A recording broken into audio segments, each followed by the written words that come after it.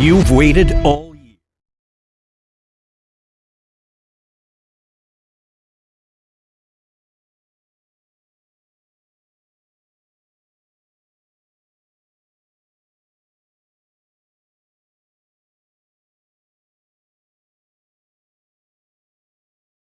And we're not going?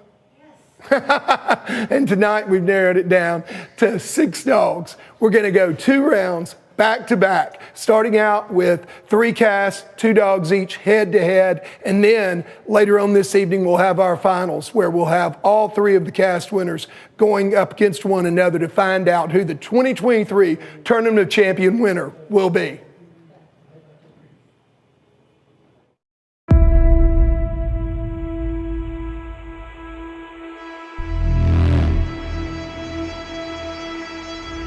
You've waited all year, and now it's time.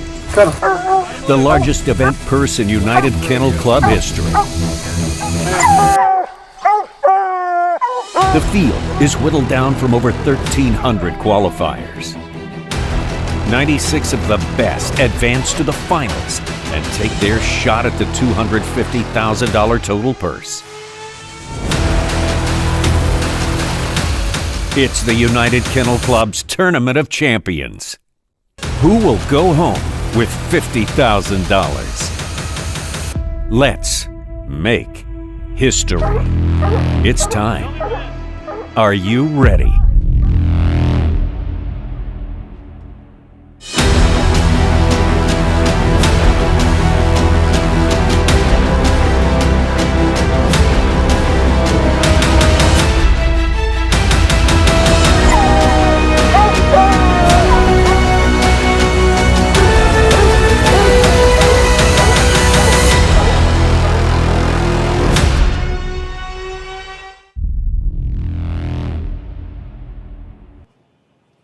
Welcome here in Greencastle, Indiana. We're back again this year at beautiful 3 Fat Labs, and tonight we've got a whole evening full of action for you guys. 2 night hunts back to back. We're starting out with the top 6 dogs, and we're going to, after we whittle those down to 3, come back sometime probably after midnight tonight and have our final 3 winners of those first casts going head to head to find out who our 2023 Tournament of Champions winner will be. I'm going to be joined here in just a few minutes by our expert analyst co-host, Steve Burkholder and Rick Stretch. And we're also going to have Director of Hunting Operations from the UKC, Alan Gingerich, with us. But first, we're going to hear from Lynn Carradine from Eukanuba. I had the chance to catch up with her earlier today, so let's tune into that. So folks, it's our privilege today to have Miss Lynn Carradine from Eukanuba with us. Lynn, always a pleasure to have you on the set. Great being here, J. Paul. Yes, now for the folks out there that don't know you, tell us what your role is at Eukanuba. Well, with the Royal Canin Company, I work on the Eukanuba brand as a business development specialist with a specialty in sporting dogs. Gotcha. So you work with a lot of different performance animals, and obviously in the coonhound world, this is the biggest performance event that there is, the Tournament of Champions. You know, Thursday night during Midnight Mayhem, Steve and I were talking a little bit with the handlers about the varying ways that they prepare. I would like to talk to you a little bit about, get your expert opinion on how we meet those dogs' nutritional needs. Let's start with the guy that is coming in here and his dog's in good shape, but it's not a dog that he's taking to the field every single night to prepare. Now he comes into this event with the dog in shape, and if he makes it through, he's going to go through 4 different casts and 2 in one night. What does he need to be doing nutritionally to prepare and then to keep his dog running good while it's here? So there's a lot of factors actually that we need to consider. One of them is that there needs to be good hydration in the dog. Hydration is necessary for every single system. You know, their olfactory system, we're asking them to use their nose in order to find these coons. In addition to that, you know, they're going to need hydration for digestion, and then they're going to need hydration for every other system to work, including their heart and muscle system. So making sure you float your food, actually using kind of tips and tricks to get a dog to be well hydrated. But then you need a high quality diet that's going to have a good balance of carbohydrates for bursts of energy and fats for long-term energy. Great. So you're getting ready to go out. You've got a cast. You want your dog to have energy, obviously, while it's running. How far in advance should you feed and how much? So to be 100% honest, the earlier that you can get ahead of that system, the better. So of course, in general, these dogs that are going to go out here and work tonight or tomorrow and the next day, plain and simple, you want to make sure that you're making sure that they are completely digested before they're out there working. So we generally recommend you feed at least 2 hours before activity. And then in addition to that, being able to spread out their diets, their meals, situations where it's much easier to digest. Gotcha. So basically, feed a little bit early, break it up, not one big meal all at one time. And of course, always float your food. Plain and simple, the more hydration we can get into these dogs, the better their systems will be able to function. So adding some water to their diet will, one, help with the hydration, but then in addition to that, help with digestion. Great. So another thing that Steve and I were talking about was, the genetics in these dogs. Obviously, the United Kennel Club with a purple ribbon breeding program has done a lot to help us look at the dogs, know their genetic potential, their various titles. Now you can get multiple Grand Night titles. When, we're looking at these dogs and we're picking out a dog, a new pup, looking at the genetics, you tell me there are also ways that we can maximize their genetics through nutrition. Can you expand on that? Because that was really something cool to me. I sure can. So plain and simple, the reason that we have a line of performance diets is because we recognize that, these breeds are all different. These dogs are all different. Having a solid foundation, getting your puppy on a quality puppy diet, such as Performance Puppy Pro, that diet is actually made for puppies that do more. That's your building block. It's going to make sure that your foundation is solid. But then in addition to that, making sure that, for example, a treeing walker, their muscle systems are a little bit different. They're built differently, and they kind of even, scent just a tiny bit differently if you actually pay attention to their functions. So it's making sure that you recognize that each individual dog's nutritional need is different, and little tweaks in the systems, which is why we have our sprint formula, our exercise formula, our sport formula, and then for the really hard keepers, we have a professional level formula called the work formula. Those are all utilized in order to make sure that we give the dog the best possibly nutritional balance in order to maximize those genetic potentials. Yeah, and that's something really important that people need to be cognizant of, because different breeds are going to have different metabolisms, and it can even vary from dog to dog. We've got a couple in our kennel that are, as you say, hard keepers, dogs with very high metabolism, and the work works great for those dogs. Yes. So, the last thing that I'd like to hit on while we've got you here, a lot of people want to feed their dog like they're feeding a human. And the nutritional needs of a canine are very, very different. I've heard people say, well, my dog just doesn't like eating the same old food every single day, which as a person, that kind of makes sense. But does it really in the dog world? So it doesn't. And even in people, it doesn't really make sense. I am guilty. I like food. I'm a foodie, so I go for food that's probably not the healthiest, but it tastes great. Is that the best for my longevity and performance? No. So when it comes down to it, us putting human attributes on dogs is actually pretty detrimental to the dog. We really need to recognize that dogs really just need good nutrition. It's one of the reasons why obesity is a large problem in canines and felines, especially when it comes to pets. So we just need to stop spoiling our dogs just a little bit, or spoil them in a way that's healthy.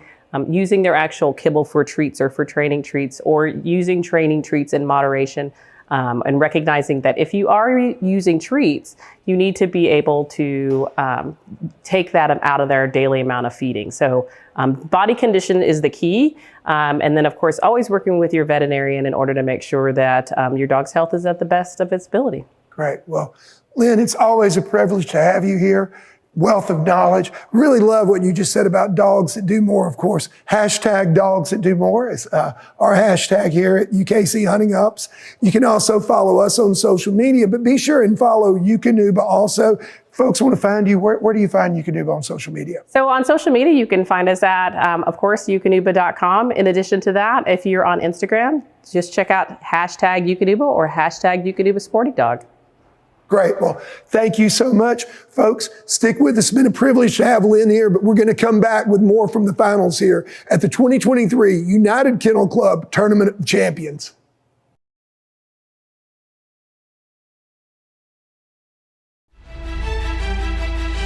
The United Kennel Club's Tournament of Champions is brought to you by our official performance dog nutrition partner, Eukanuba. Fuel up, train hard, get after it. And by our official GPS collar partner, Dogtra. Make every dog exceptional.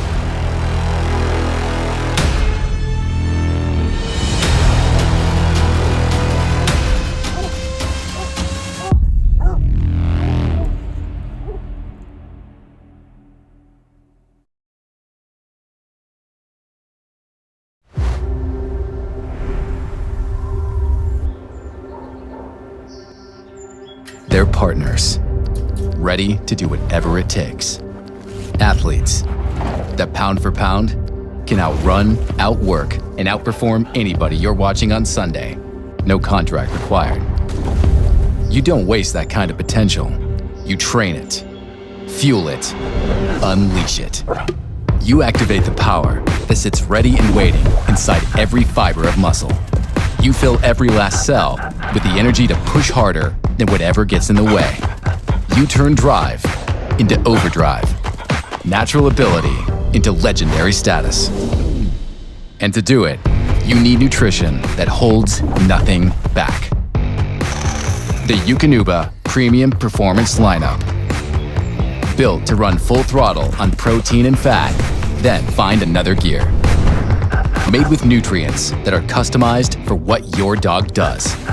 GI technology that supports optimal nutrient delivery. And an antioxidant cocktail that helps day 3 feel like day 1. Where your dog peaks depends on how far their fuel can take them. The Eukanuba Premium Performance Lineup. 4 formulas to hold nothing back.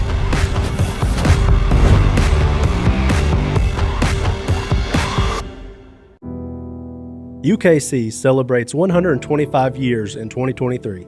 For a limited time, honor the history and legacy of your dog's line with the all-new 3-generation Heritage Display Pedigree. The Heritage Display Pedigree pays homage to UKC pedigrees of old with elegant modern touches. These pedigrees are meant to be framed, cherished, and passed down from generation to generation. Whether you have a highly recognized dog or simply want to pay tribute to that special dog from years ago, the Heritage Display Pedigree helps celebrate and recognize those who left their mark. My hope is that my kids and future grandkids have this pedigree tucked away somewhere long after I'm gone. Get your Heritage Display Pedigree at shop.ukcdogs.com.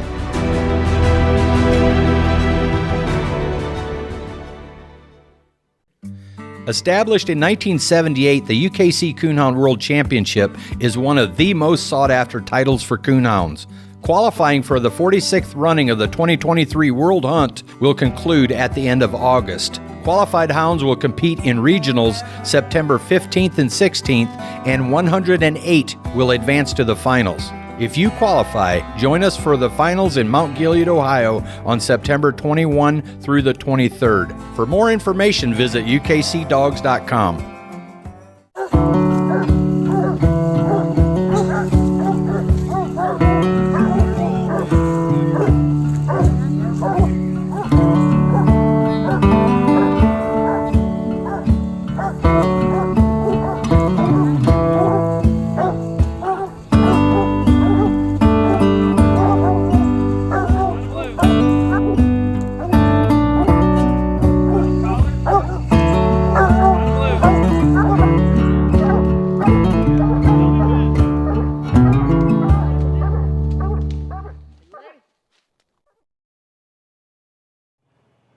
Welcome back to the 2023 United Kennel Club Tournament of Champions. I'm your host, J. Paul Jackson, and I've been joined here by my good friends, Steve Burkholder and Rick Stretch. They'll be giving us the play-by-play tonight, and we also have with us Alan Gingerich, Director of Hunting Operations for United Kennel Club. Before we go to the play-by-play, let's go over to Alan and find out how we got here. Yeah, well, thanks everyone for tuning in tonight. It's an exciting day here at the Tournament of Champions here. But yeah, let's talk about how, first of all, how to get qualified for this. So dogs get qualified for the Tournament of Champions by earning 5 cast wins. They did that in the previous calendar year. So in 2022 at any UKC licensed event. So 5 cast wins. After the dog has that, he can enter any one of 6 different zones. We have zones set up in Missouri, Indiana, Ohio, Kentucky, Arkansas, and Georgia. So a qualified dog can enter any one of those regions of their choice. From those, this last year, let's talk about some numbers. We had 1,300 plus dogs that qualified. Of those 1,300, we had a little over 800 that actually entered the zones for it. Out of those zones, it's a 2-night event. They hunt on Friday and Saturday night. Double cast winners are considered first, followed by single cast winners, and it's prorated to take 96 dogs out of those regions to advance to the finals. And that number is based on the number of the total number of entries and also the number that is entered in a zone. So it really doesn't matter if a zone has more dogs than another zone. There is still, it's all prorated and balances out evenly. So from those 96 dogs advancing to the finals in Greencastle, Indiana, and that's where the purse of $250,000 comes into play. Those dogs, those 96 dogs are all get a part of that purse. So let's break down the numbers for the purse. So in round 1, we have 96 dogs. That means we had 24 total casts. $1,000 of that purse goes to 72 non-winners. So after round 1, that leaves us 24 dogs, and that's 6 casts. And $3,500 goes to those round 2 non-cast winners. Round 3, which is where we're at tonight, we're going to talk about that and the dogs that are still in it. We're down to the last 6 dogs in the hunt, and those 2-dog casts. Those 3 non-winners will each receive $5,000 of that purse. So that leaves us with a $100,000 purse that's left for the final 3 dogs to go into the final cast.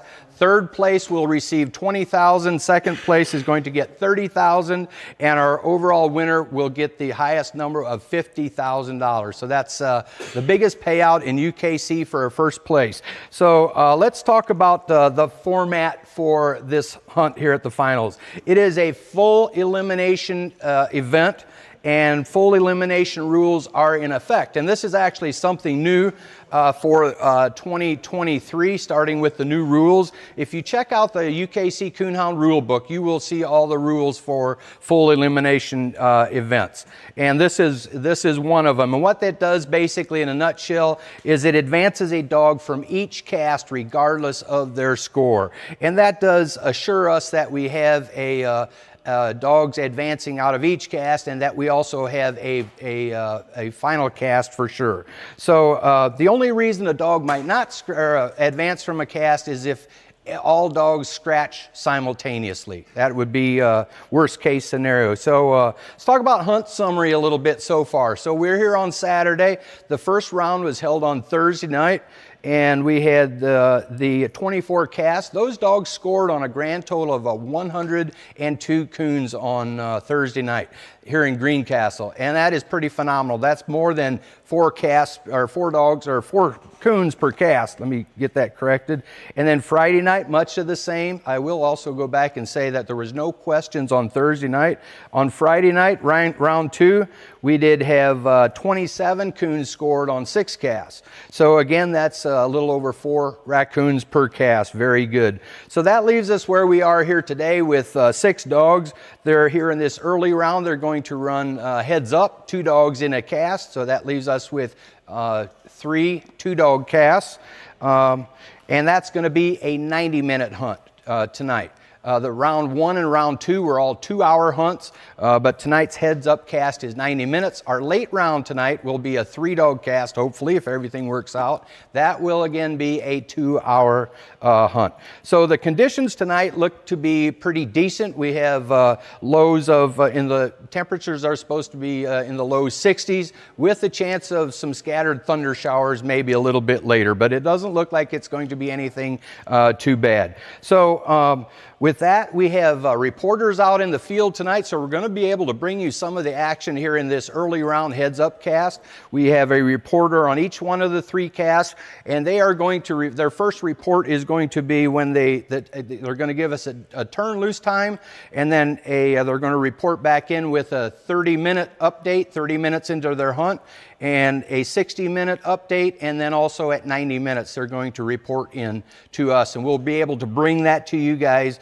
for each one of those segments there. So 30, 60, and 90 minutes. So with that, I will turn it back to the guys at the table and enjoy the hunt tonight. Thank you very much, Alan, for that explanation. Also want to remind you guys, as Alan said, he's going to be bringing us reports when they're turned out at the 30, at the 60, and the 90-minute mark.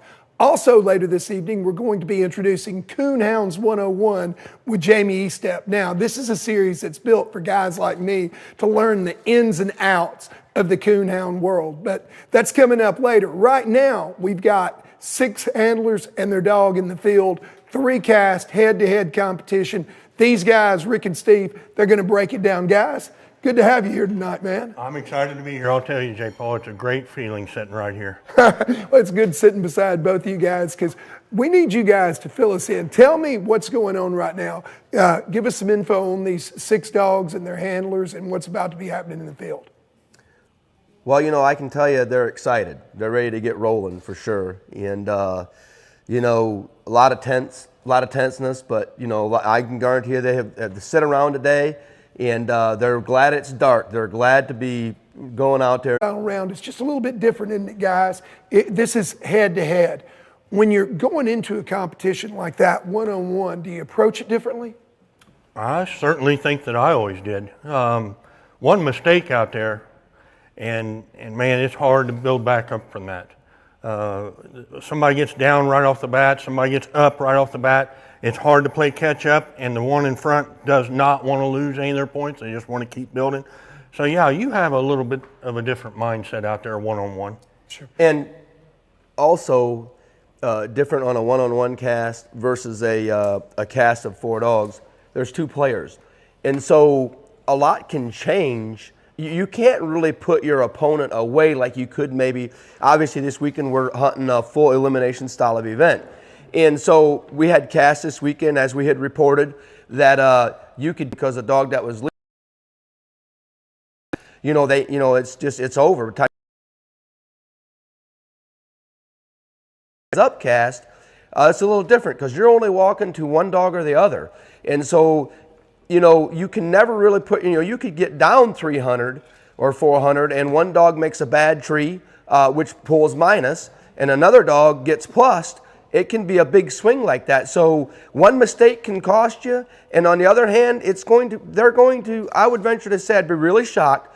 Yeah, these casts are all going to hunt the full 90 minutes, and it's probably going to take the full 90 minutes to actually declare the winner. Yeah. You know. All right, guys, I've got 2 questions. I'm going to go to you first, Rick. Would you rather be in a cast of 2, 3, or 4? 2 is so much more nerve-wracking to me. I would prefer a 4 and then bounce to a 3 down to a 2. How about you? Sorry to cut you off. No, that's fine. I mean, you didn't offer me a 1-dog cast, but that's what I would really that's what I would really prefer. Dad, that's not an option. How about you, Steve? You know, heads up cast was always tough for me. Like Rick said, it's nerve-wracking. I think you get the same response from most hunters. They'll tell you it's not until they unsnap them. But, you know, a 3-dog or a 4-dog cast is certainly, you know, I think it varies on if you're hunting a higher-end strike dog, then obviously you'd like to have a 4-dog cast. If you're hunting a lower-end strike dog, you know, maybe a 3-dog cast. But, you know, in the heads-up round, the strike does matter, don't get me wrong. But most of the time, it's the one that scores on the most raccoons and keeps his nose clean that's going to win that heads-up cast. And the strike doesn't play as much of a role in it as it does in a 3-dog or 4-dog cast. All right, I want to come back to that in just a second, the scoring with 2 dogs in there. But my second question for you guys, 90 minutes or 120 minutes? You first, Steve. Well, it's my belief, and I've done a lot of, over the years, hunted in a lot of 90-minute casts and 120-minute casts. Not always, but it always seemed to me that the dog that was leading at the end of 90 minutes ultimately on the biggest percentage of time was also the one that was leading at the end of 120 minutes. That's been my experience, and I've monitored that a lot. We hear a lot of, we discuss that a lot. And, obviously if I'm leading at 90 minutes and then I'm glad that we hunted 90 minutes. And if I'm losing, I wish we'd have hunted 120. But if you was to come to me today and say, hey, what is it for me? I personally, I don't think it's a huge difference between 90. So I agree with that. I don't see a big difference.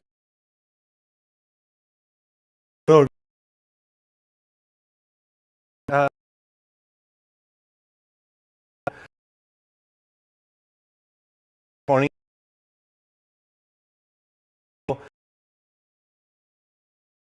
minutes, certainly not a big deal.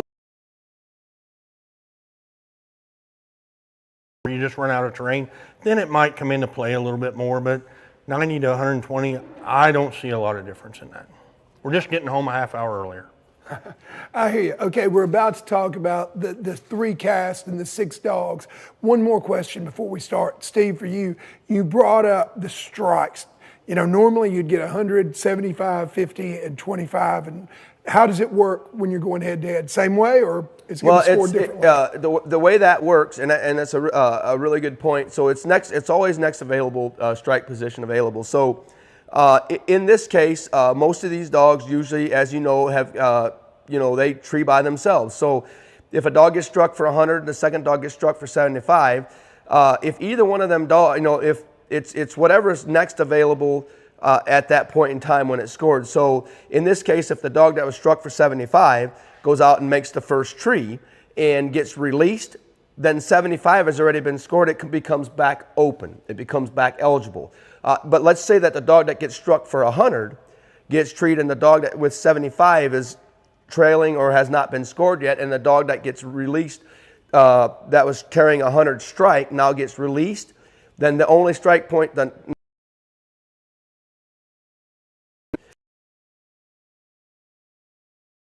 help me understand this a little bit better then. Let's say first dog strikes for 100, second dog strikes for 75. The points. Now let's get to these 3 casts. We've got 6 dogs. In cast 1, we have Grand Night Champion, Stricks, Hardtimes Hobo, and he's going up against Big Time Overdrive. So we've got Hobo and BTO. Rick, Steve, why don't you guys break those dogs down a little bit for us?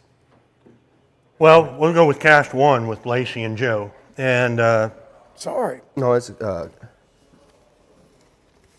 Hobo here. Right there. Cast 1 is Hobo. No, it's definitely Hobo and BTO in cast 1 Hobo. tonight. Yep. Here. There you go. Bear with us. They've got There we go. Hobo with Jeff Ricklefs. And BTO handled by Jacob Bingham, who's also the owner there. So which one of you guys would like to tell us a little bit about Hobo? Go ahead. Well, I've actually got quite a bit of history with Hobo.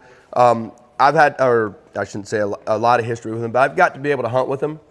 He's owned by a good friend of mine, Jeff Ricklefs. And, the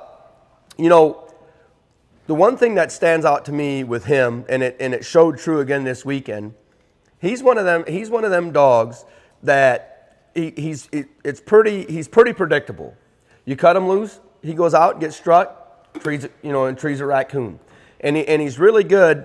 He's really good about having a raccoon, and he's pretty consistent about doing it over and over. He's not a type of a dog that may necessarily wow you, but he will wow you at the end of the cast because he just seems to be able to tree enough coons to be able to advance. And that's what this whole weekend, looking at his scorecards, from both rounds, he's just, he's been multiple coons. Cool. And that's what's got him here. And, he comes from, Mike Gilbert. He comes from Mike Gilbert, who's trained a lot of many good dogs.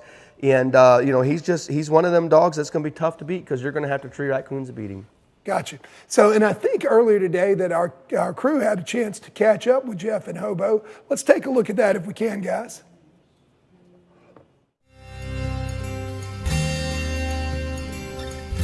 Last year, actually, I had back surgery March 21st. I had to wait about 6 or 8 weeks before I could hunt. So when I healed up from that somewhat, I started going to some hour UKC hunts to try to get his 5 cast wins. Just, you know, it's a little easier on the back just to hunt an hour. And we did that fairly quick. And we went ahead and I needed 3 or 4 more wins to make him Grand Night. And me and John had talked about go ahead and qualify him for making Grand Night to hunt an autumn oak. So we went ahead and finished that up. So that was all last summer. Then I went to the new zones in LaGrange, Indiana, which is only about an hour and 10 minutes from my house a couple weeks ago. And we had a good hunt Friday night. I was lucky enough to guide at a friend's spot in Michigan right across the line, and I got beat by a quarter on Friday night. Dog looked good, just got beat. Saturday night, I knew I had to have a big score, and just luckily I did. He treed 4 coons before anything else made a tree. I ended up with 8 1/4, and it was enough to get through to this. Last night we had a real good hunt too. I treed 2 coons and was treed again. There was 14 minutes left in the hunt and they couldn't beat me, so they withdrew. Ended up at 375 last night. Tonight, a little different story. We had a shootout. It came down, right down, the hunt was over and I had to have a coon to win. And I had the coon to win, so yeah. Got a lucky break early in the cast too. My first tree's a den tree. We beat on the tree and Mama Coon comes up. We hear the baby squalling, can't see him, Mama Coon comes up. We see her, so that was a lucky break. But as anybody knows that's hunted in this game very long, to get to the end results, you have to have some lucky breaks, and that was one of them there. So, I mean, this dog is as good as I've ever turned loose. We've had some, we've won a lot with him, don't get me wrong, but we've lost a lot lately. So we just, you know, things come in ebb and flow with everything, but it's been a bad flow for a while. So we're tickled. He's a coon treer. I mean, he's got a great attitude. He listens well. He's by himself all the time. You know, if anything trees with him, they're going to have to come to him. And what wins coon hunts, and I've said this for years, I'm 60 years old. Me and John have won, you know, we've done our fair share of winning, but dogs have to have a raccoon to win these hunts. I mean, that's one of the biggest things. I mean, that's what we're hunting for. And he's deadly accurate. I mean, he just has coons when he trees, so usually that wins. All right, so there we got a good look at Jeff and Hobo. Also, as he said, he's owned by John Strickland as well. And, you know, that's a name that you hear a lot here. We'll hopefully may get to talk with John a little bit later. Now let's go to big time Overdrive. Rick, what can you tell us about him? Well, he's a 6-year-old male, and he's owned by Nick Snodgrass, Jacob Bingham, and Jack Bingham. And he won his early round. I'm looking at his scorecard from Thursday night. And the cast actually scored on 6 single coons Thursday night. And Overdrive won the cast by treeing 2 coons. He had a second strike in the first tree and a... Last year got his 5 wins through this hunt and then the world hunt. And then I took him down to the La Plata, Missouri zone and won Friday, and he didn't look good Saturday. And then I come out here and he's looked all right so far. It started out raining. I thought I was going to Indiana flat ground, and it was not flat. Pretty hilly where we were at, and we did a lot of walking. Treed, I think 3 coon. Spent a lot of time just walking, that's about it. I've had him at a lot of big hunts and he just never could catch a break, and he's caught some this weekend for sure.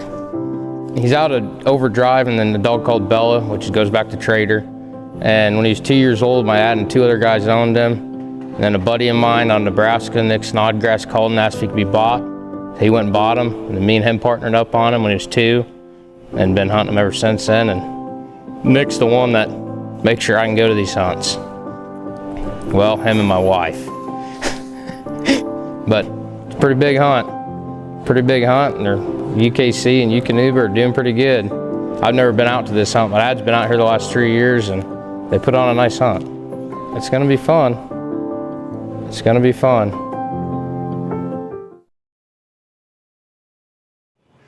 Okay, so we got a really good look at both Hobo and BTO then. And before we move on to Cast 2, my apologies to Doug Galbraith as well. Jeff is actually his handler, and Hobo is co-owned along with John Strickland by Doug Galbraith. So my apologies there. Now let's move on to our second cast of the evening. We've got Crowder going up head-to-head against Preacher Man. Why don't you tell us a little bit about Crowder, Steve? Well, absolutely. And, you know, before this weekend, I know some people locally had heard, you know, from where Crowder was from. And, you know, Crowder is actually a blue tick, the only blue tick that's in this top 6. And it doesn't surprise me that he's in this top 6. He's actually a 3-year-old male, and he is owned by Kevin Rash from Texas. And Kevin's owned a bunch of good ones over the past several years. And he's off of a Homebrew's Blue Bo Diddley, and he's also a grandson of Bo Cephas. And anybody that in the breed that knows any of them dogs in that lineage, they have been, you know, they've been producing some winners from them lines of dogs. And you know, talking to them guys, you know, and the guys that he's competed against, I hear the same thing over and over. He's got a set of wheels underneath him that that's out of this world, and he's a hustle. He hustles around and trees coons, and, you know, looking on his Friday night scorecard, they ended up scoring on 6 coons, and he had 2 of them. He had the biggest part of the, he had 2 of them off to himself, and they had 100 and 100 and a quarter on his first one, got cut back loose, took 25 and 100 and a quarter on his second one. And, you know, there was another dog in that scenario that, you know, also had treed 2, pulled a little bit of minus, but, you know, that 100 and 125 strike is obviously what propelled him to put him in a position to win that cast. So he scored on 2 on that. And then on last night's cast, again, they had they scored on 4 coon, and this cast right here, he won a really, really competitive cast. Each dog on in that cast scored on their own coon. So there was 4 coons scored, every one of them did, but there was one significant difference that helped Crowder. He pulled a little bit of minus, but not as much minus as any of the rest of them did. And that ultimately is what won it for him. He had looks like he had pulled 50 minus, ended up winning the cast with 150 plus, but he was able to score on a coon and keep his nose clean. And we know in this game, we've talked about it before, that's always usually a recipe for success. So, you know, I think with him having with him having that hustle, that's going to play a big role in what he does here. Good deal. And so, of course, he is Crowder Blue Tick, the only Blue Tick to make it here to the semifinals, owned by Kevin Rash, handled by Travis Dill. And just a little bit ago, we got a chance to catch up with him and Travis. Let's see what he had to say.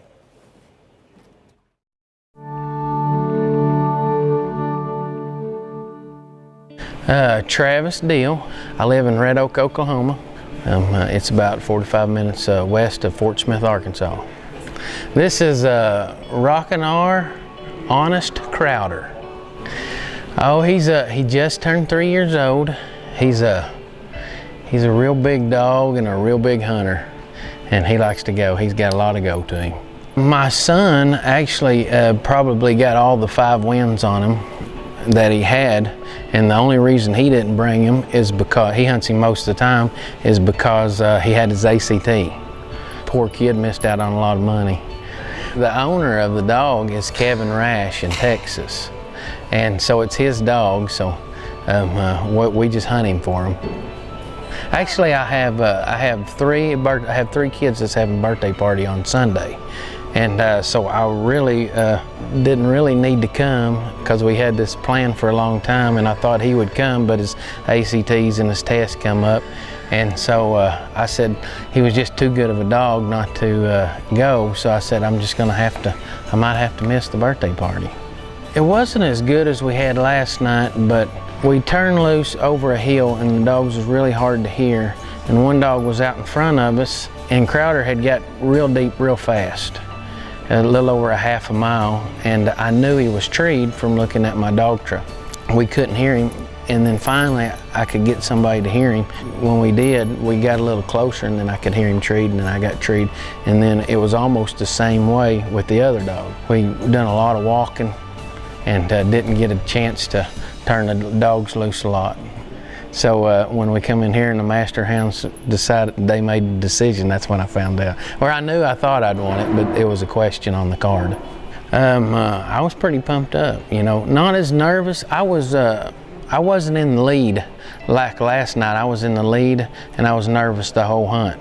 And this one I was in the lead for about an hour and then I got behind. So I actually won in the last maybe just a few minutes, so it wasn't near as hard on me.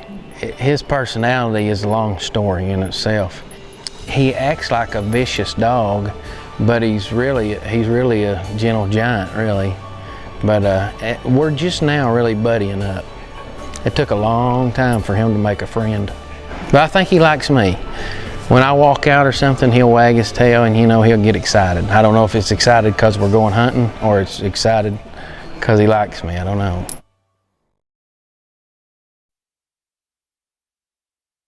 Talked to Travis a little bit this evening when I first arrived, and that young man, he is super excited about being here. He's also extremely proud that he is representing the blue tick breed and that he's advanced this far. And I gotta tell you, I've got to be pulling for him just a little bit because, you know, with the Treeing Walker domination that we've seen in the entries, gotta wish a little bit of good luck toward that young man. But also, he's going up against another dog that is not a treeing walker. He's going up against our only crossbreed here in the semifinals, Preacher Man. And why don't you tell us a little bit about him, Rick? Yeah, Preacher Man, he's a 5-year-old crossbred hound. He's out of Bad Habit Sam, and his mother was out of Tree Slamming Stylish Frankie. And I believe we talked about that earlier today, that Tim Waters may have been the handler on that dog a few times. But yeah, Preacher Man, he's got a lot of chrome on him. He's got the look that none of the other dogs here this weekend has, and it's that Ozark Preacher style of collaring that goes clear down to the tip of his toes. And we haven't seen hounds like that in a little while, so it's kind of neat to see him here this weekend. He doesn't quite have the conformation that those hounds had, but the color is definitely there, so I'd have to think that he's got a little bit of that somewhere back in him. But I talked to Caleb when he won his first round on Thursday night, and he's a nice young man as well, and he's proud of that dog. I'll tell you, he's done well with that dog. He got that dog when he was a young dog, and the first night to the woods, that dog treated a raccoon, and you just never hear of that. I think the dog was 5 months old. I listened to him as Trevor was interviewing him this afternoon, and I believe that dog was 5 months old. And during the interview, I know Caleb said that dog would run anything that run from him or flew from him. And I kind of got a laugh out of that. But let's look at his scorecards here to see what's got him to where he's at tonight. And on Thursday night, he treed 2 coons for first tree, probably off to himself. And he had 100 strike on one and 25 on another. And they were both seen. And that's what won his cast. I think they scored on 3 coons that round. The second round, or the round from last night, he scored on 2 coons as well, had a third strike and a last strike, and had 225 trees. So he's right there. He's accurate, and he's got, you know, he'll have them coons, and he's off by himself to do it. Cool. Well, we're going to take a good look at him right now. I'm anxious to see what a lot of chrome on him looks like. So let's take a look at Preacher Man. And I'm from Westminster, South Carolina. This is Bad Habits Preacher Man. He is a crossbreed. We went through the zones out of Comer, Georgia, and we doubled up. I think I got 300 the first night, 175 the second night, so double cast wins takes precedence. And we ended up coming up through here. We actually went up through the first round. We're back here again, and this is a phenomenal hunt. It's an amazing way they have it set up. Awesome judges, awesome guides, awesome places. The venue's amazing. It's a lot of fun to be able to do something like this for this amount of money off of a $150 initial entry fee. You can't compete. Where else can you compete for $50,000 for $150, you know? Just getting out here, I mean, he's my best friend, so he loves what he does, and I love him for loving what he does because he makes my life a lot easier. I got him in January 29th of 2017, I think it was, and he was 5 months old at the time. And I got him from a good friend of mine, lived up on the mountain above before the house, and he was all natural. He had the genetics. I knew his dad because I'd hunted his dad. His dad was Bad Habit Sambo, and I just been in the woods. to follow in his footsteps, and he and I went to grinding. Next year I bumped it down to 360 nights, and then we age. You know, he's 5 now, so we take it easy on him these days. If you don't have a bond with these dogs, you're not going to get anything out of them. You get in them what you put out. You can't help but not have a bond. And you spend that much time with these dogs, neighing, and I can tell you what he's thinking just about by the way he's acting. But at the end of the day, they're dogs. They're not machines. So you just got to roll with them through their highs and lows. You can tell when they're not feeling good. You know, you can't cut corners with their feed or their exercise programs. You got to keep them fit. Take care of them, and they'll take care of you. When did I know? About the last 5 minutes of the hunt. You know, I treed coon right off, pretty quick. I got struck in for 50 and then treed 1, and then I recut him, and I got struck, and he was treed for a long time, but we were scoring trees 2 miles this way, a mile this way, and the judge put the stationary on me with about 30 minutes or 25 minutes left to go on the hunt, and I really wasn't wanting to tree him in because I didn't really have to, but by the rules, he put the stationary on, so I treed him in again, and we got in there with like 3 minutes left to go in the hunt, and he had another coon, so that just kind of sealed up and won our hunt. The other guy that had a coon, I had him beat on strike, so it was either I was going to take a minus and he was going to win, or I was going to have another coon and seal the deal. Worked out in my favor, so to speak. This is my hobby, everybody's got basketball, baseball, and I love sports too, but these dogs, that's my world, that's my passion, and it always has been, whether it's these running coon dogs or bear dogs in the past. When you come up to a prestige event like this, where you can excel and get your dog out there where he's known and just have fun competing with him, what he loves doing.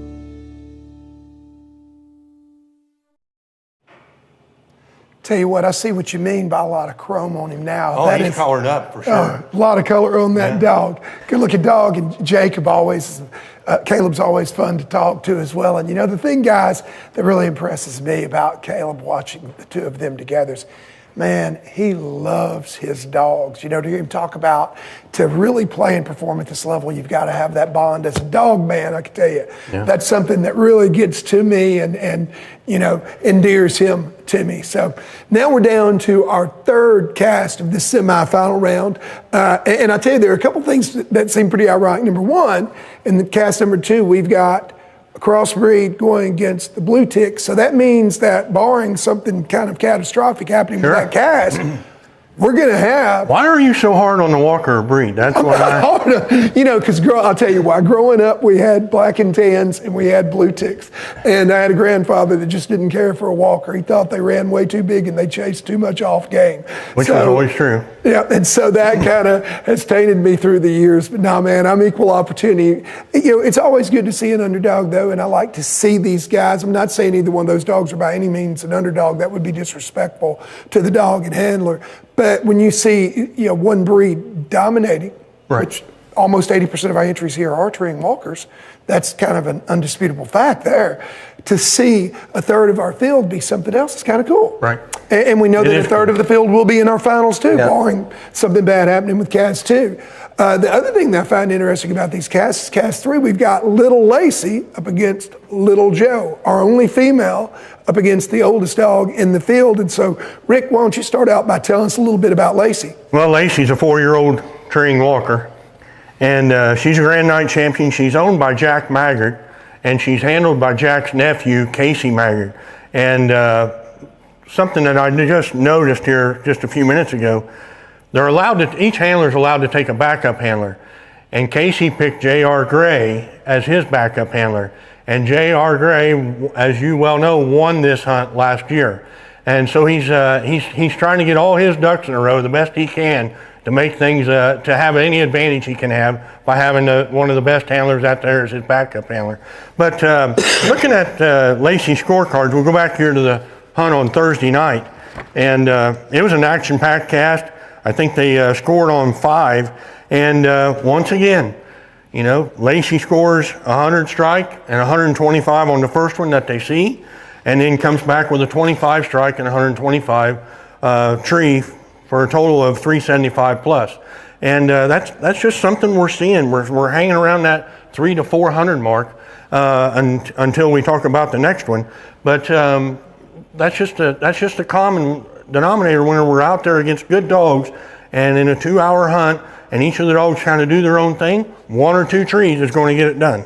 Last night, Lacy scored on 2 trees, and she had a 100 strike on one and 125 tree, and both of those were plussed. She had a 75 strike on one and 125 tree, and that was plussed as well. So, you know, here we are. These dogs are treeing coons off by themselves, and they're having those coons. And that's what it's taken to win, and that's why they're at where they're at now. Yeah, well, let's take a quick look at Lacy and get a little bit of insight there.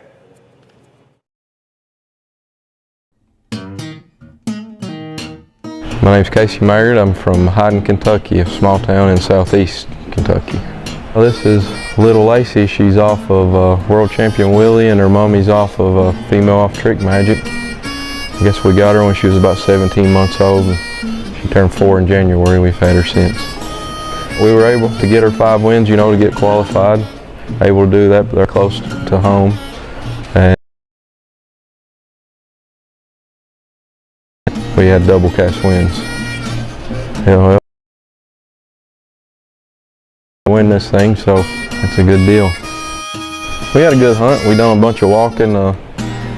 We actually had to call a timeout and move spots, but the first spot, you know, Lacy got her mouth open. She struck for 100, and she got through there and treated a coon, and she done what she had to. Actually, it was in a den. I didn't think we would see it, but I guess you get those breaks every once in a while. And then next spot, dog trees a coon, and then she goes the wrong way. She's over a mile. She gets treed at like 1.2, and I'm thinking, I'm never going to hear, never going to hear. And we get up in this field and stop, and we hear her. So I get her treed in, and we take off and get down there. She's got another coon inside a den, so it worked out. Whoever thought you could go to a coon hunt and win $50,000? So we've made it this far, and the rest is just a bonus. She's a Miss Priss, as my wife calls her. You know, she, I think she likes her better than she does me, but yeah, she's got a great personality. You know, she's good around people and likes to play with other dogs. And as far as a coon dog, you know, she main ingredient is she has her coons. You know, when she gets treated, I'm expecting to see a coon, and she goes as far as she has to do it, and she likes to do it by herself, so really can't ask for any more.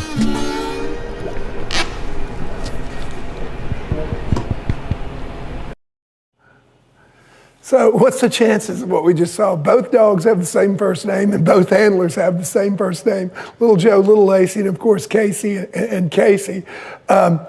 Got another team, of course, here, and Steve, we're going to let you talk about Joe. I think you've got some things to say about him after looking at those scorecards. So tell us a little bit about Little Joe. Absolutely. Well, Little Joe is owned by Jeff Stallard and Rick Marshall, and is being handled by his boy, Casey Stallard. And Casey is obviously no stranger to the competition world. I believe in talking to him, I think he's 22 or 23. And but I remember Casey when he was just knee-high to a grasshopper, coming to these hunts with his dad, and then ultimately started hunting in them at a very young age. And although he is in his early 20s, a person would have to almost think that he's somewhat a veteran of all the hunts that he's hunted in. And he's hunted this Joe dog off and on throughout the years. He's an 8-year-old. Joe's an 8-year-old tree and walker male. And he's hunted him off and on pretty much primarily for over 7 years now. And I've actually got to compete against Joe numerous times. And I can tell you there's 2 things that's going to happen. You're going to walk, and then you're going to walk, and then you're going to walk. And then you're usually going to get to where he's at, and you're going to usually be on the, more times than not, you're going to be on the side of the plus column because, as Casey likes to say, he's got the evidence when you get there.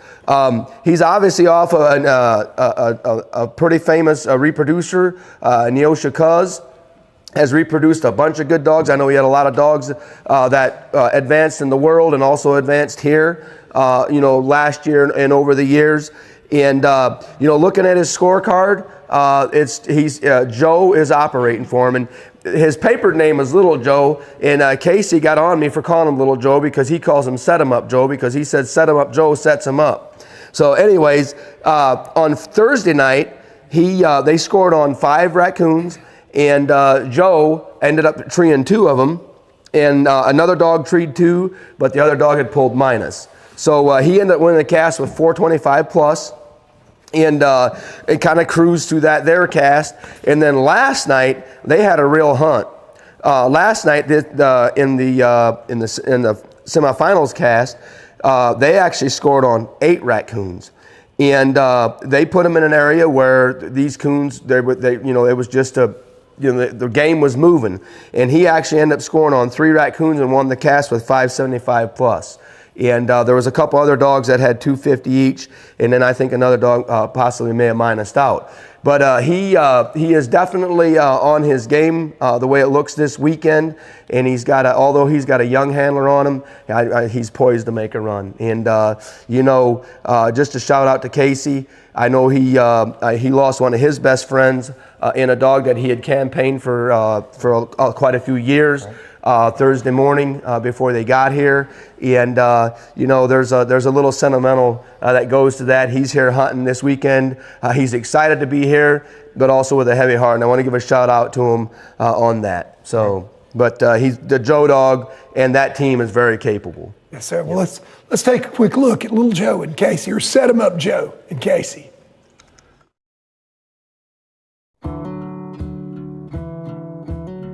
Casey Stallard from Ohio, Tiffin, Ohio. My dog, little Joe, his name's actually been with us for a while.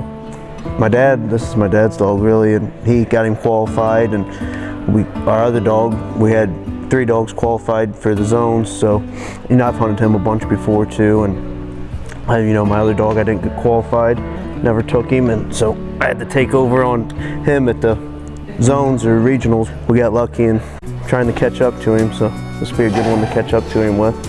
He'll probably take most of the credit though, which is deserved. Got a lot of great guys behind me.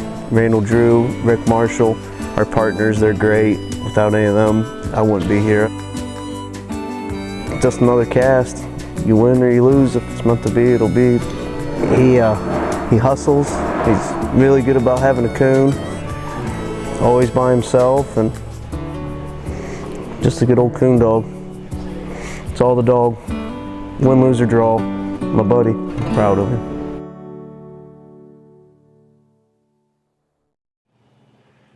Okay, so now we've had a look at all 6 of our dogs and handlers, and we're about to take a break.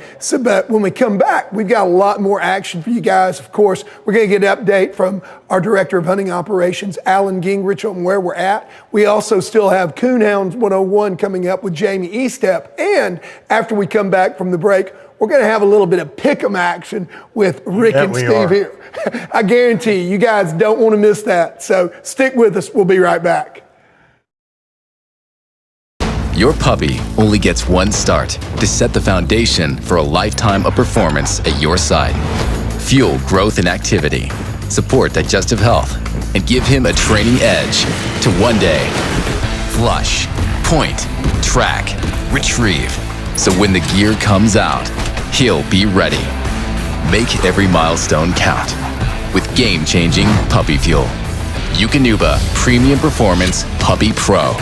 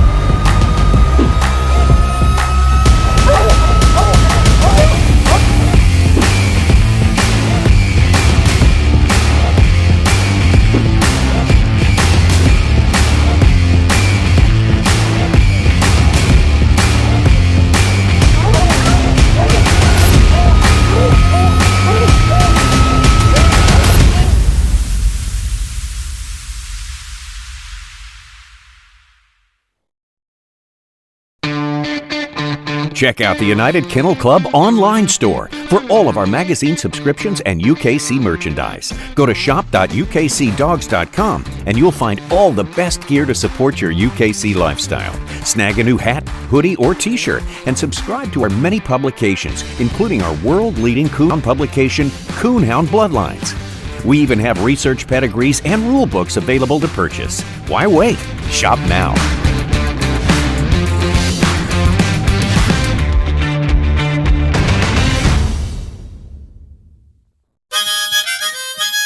Did you know that your monthly subscription to Coonhound Bloodlines comes packed with upcoming UKC event information, official UKC event results, and articles of interest about coon hunting? It sure does. Read about the top competition hunters and hounds, as well as stories about pleasure hunting and bench show hounds. Subscribe today or renew online at shop.ukcdogs.com.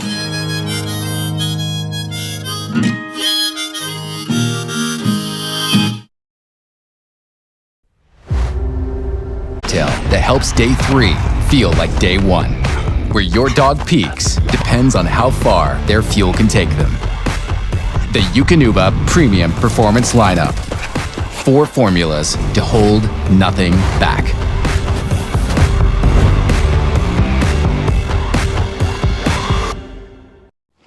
Right here first. Subscribe on YouTube so you don't miss out.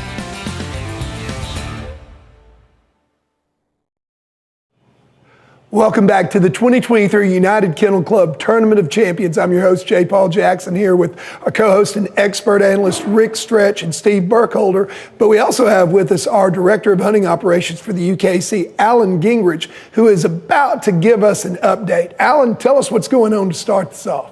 Yeah, we do have our first update of the night, and that's ironically, we have all 3 casts did turn loose all within 1 minute of each other. So the first cast to report in was cast number 3 that did turn loose at 9:31. On that cast, Tyler Pettit is judging that, and he's backed up by Brian Smith, and Tyler is also the guide on that judge. But 9:31 turn loose time for that, and that's with little Lacy and Casey Maggard and little Joe and Casey Stallard. So that's the Casey and Casey show there on cast number 3. 9:32 post time for cast number 1. Cody Sipe is the judge on that cast, and he's backed up by Jeremy Cox. And Jeremy Cox is also the infield reporter for us tonight on that cast, which is obviously with Hobo Jeff Ricklefs and BTO Jacob Bingham. And then cast number 2, same start time of 9:32. That cast is being judged and guided by Mr. Cody. Back Blue Dog Crowder.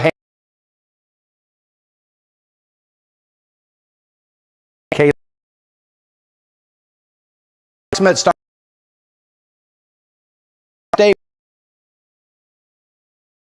tuned for that. Back to you guys. Okay, thank you so much, Alan. We appreciate that. So, guys, you just heard it. About 10 o'clock Eastern time tonight, we should be bringing you update number 2. Of course, if we have something big happen, Alan's liable to break in at any time. In the meantime, as has kind of become our tradition here at these major events with Steve and Rick, what the heck is that, Rick Stretch? Well, last time around, it was obvious to me that Steve had some sort of an advantage. Yes, sir. And he had that 17-gallon cowboy hat, whatever it was. And I thought, well, I'm going to even the odds up here just a little bit this year. And I did not know that they had asked Steve to leave his cowboy hat in Florida. And nobody told me anything about it. So I went ahead and purchased this high-dollar hat, safari hat, because I do a lot of safaring. And so I'm ready to pick, and I'm ready to win. And so if anybody's betting on anything out there, bet on me this weekend. All right, well, let's hear your picks. Don't just give us that lead in and leave us hanging. Who you got in cast 1? I think I'll let Steve go first, and then. No, we're not going to play that game because the last time, Rick, in this pick'em thing, the only reason I have won is because I see your hat. I see your hat. And hey, by the way, I wasn't instructed to keep my hat in Florida, but I felt so bad for you. I thought, you know what, I'm going to just try to, so at least you could blend in with a winner maybe. You're wearing the same hat and you switched it up. Well, go ahead and make your picks, make the wrong ones, and I'll make the right ones. Well, I'll tell you what, I'll start out with cast 1. I'm going to pick Hobo to win that That's cast. the one I was going to pick. Well, So you do can pick. I'm picking Hobo. I'm picking Hobo for cast 1. And we can both pick the same dog. Is that right, Jay We Paul? can actually, I've made some picks. Of course, I don't have, the expert knowledge that you guys Maybe have. you need to get a hat. Well, maybe I do need to get a hat. Actually, I'm a visor kind of guy. I think I've got one in the truck if one of you guys could go get it. But I picked Hobo too. So yes, y'all can pick the same one. So there's 3 of us on Hobo. 3 of us on Hobo. Yes, to my amazement. All right, so who are you picking in 2? It's your turn. On cast 2. Well, my choice is Preacher. Preacher man. Yeah, I like the way he looks. I like that boy that's handling. I think that they're going to win this round, and they're going to be the, what'd you say, oddball? I did not say oddball. I said oddball. Oddball is not what I said. Yeah. I said different breed.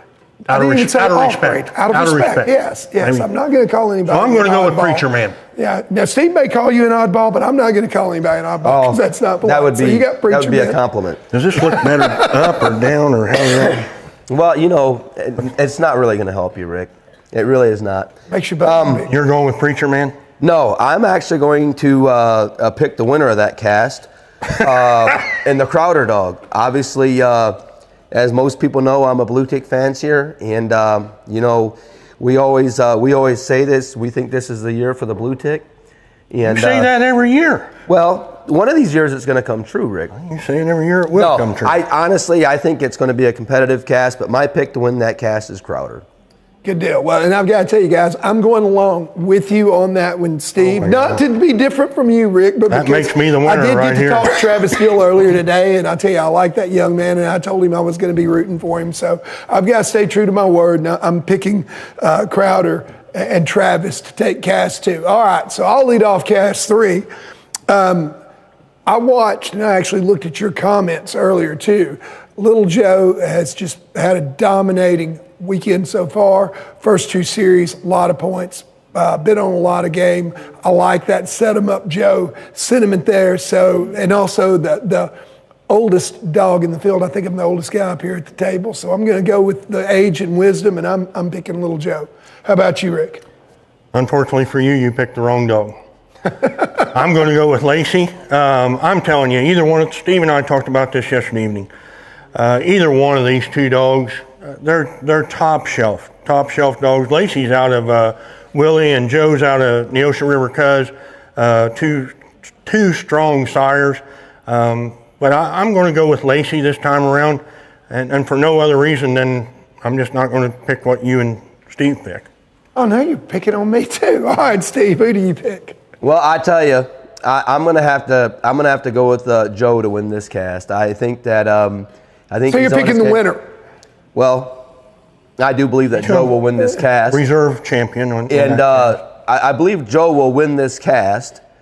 And I believe I'll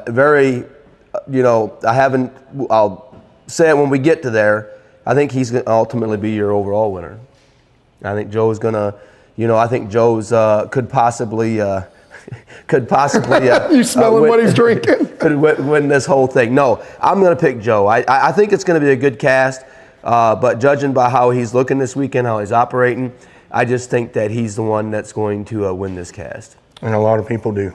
Yeah. A lot of people have the same sentiment that you do about that. Yeah, and would it shock me if Lacy won it? No, it wouldn't shock if all my picks was wrong. But I think that with him putting up the numbers that he is this weekend, he's on his game.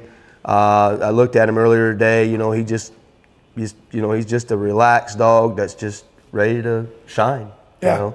And I got to say, this is all in fun. We've got 6 great dogs here in these 3 casts. We don't, it's anybody's game.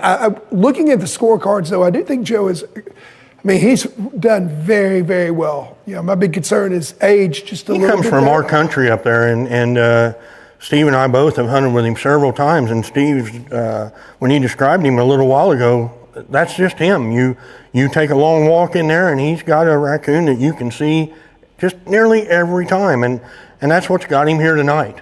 So I can tell you that a couple of these other guys that are out there hunting are probably glad to see that these 2 dogs are bumping heads this round. Oh yeah, I think this is probably. Well, both these dogs have won in an incredible amount Of course, Joe's had 8 years to do it. Lacy's relatively a little bit younger, but she wasn't. Lacy was. She's 4. She was a Super Stakes champion. She was a Super Stakes champion. Joe obviously has won the state of Ohio different times. I'm thinking his lifetime earnings is up around $100,000 lifetime earnings on him. So he's used to these hunts. Obviously, both seasoned handlers. Either one of these dogs, you could hunt them tonight, turn around and hunt them again tomorrow night, and probably have a different result. Yeah. That's just what they are. And I have to give you credit on one thing, Rick.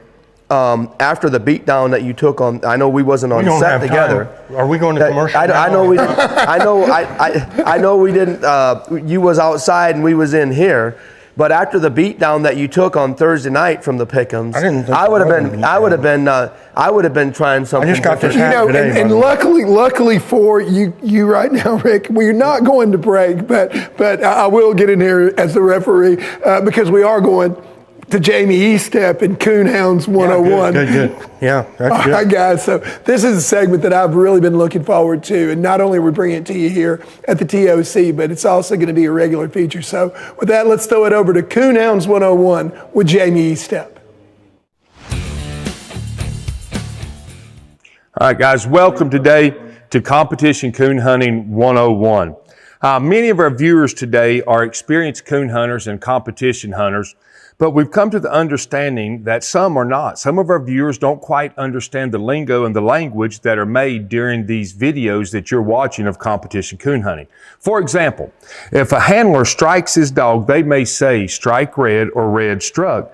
Both are acceptable calls. Both are perfectly understandable, but it's kind of just a preference to what the handler may want. At that time when that call is made, you'll hear the judge repeat back 100, 75, 50, or 25. All of this will happen rather quickly.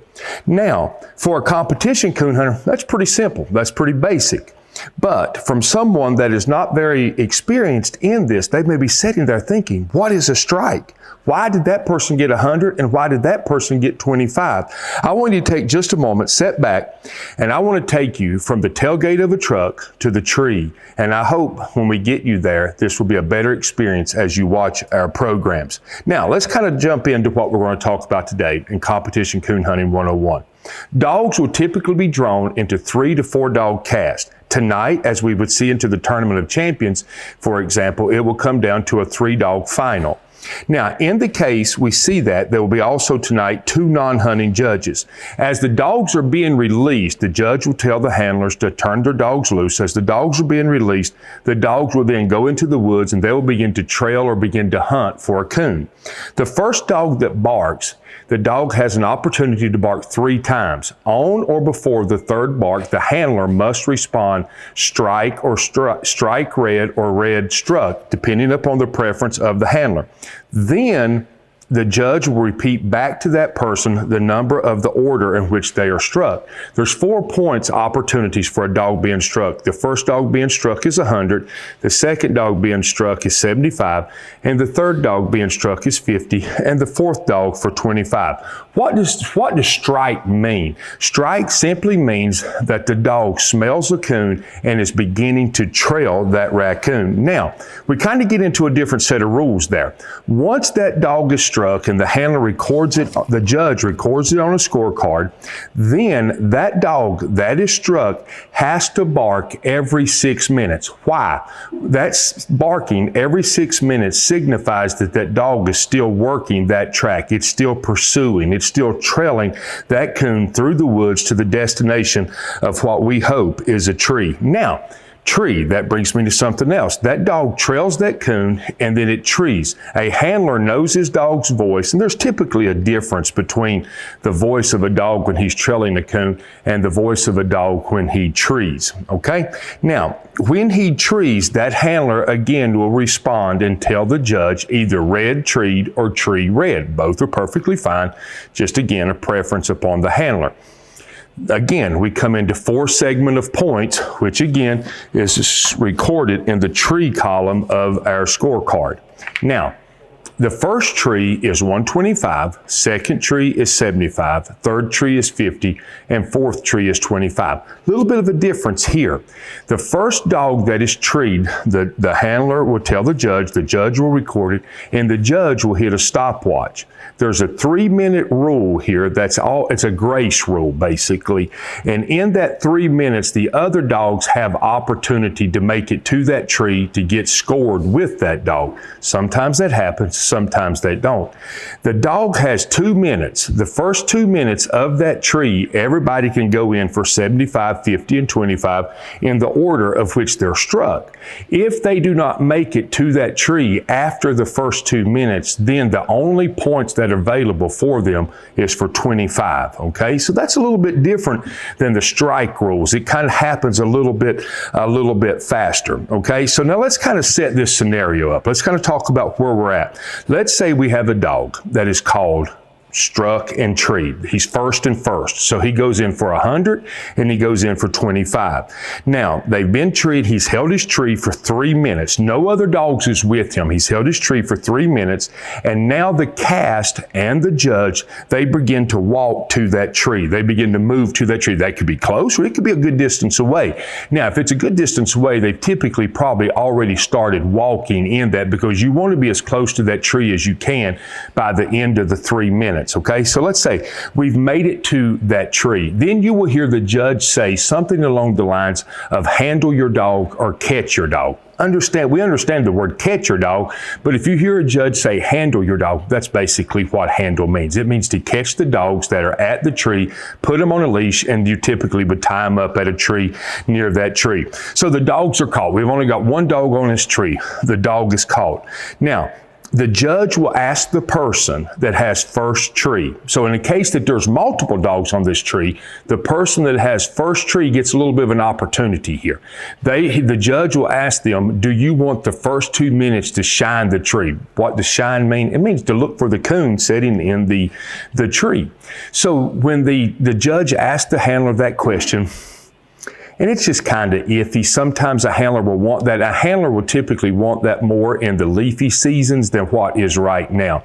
So anyhow, the judge will ask the person with the first tree, do they want the first 2 minutes of shine time? Say we say no, they don't. Well, then everybody in the cast can begin to shine. The judge will get himself in position to shine the tree as well, and he will say, start shining. You have 8 minutes to find that coon in that tree. It's typically not that long to find a coon right now. It's kind of clear cut, but probably on the average 8 minutes that coon setting in.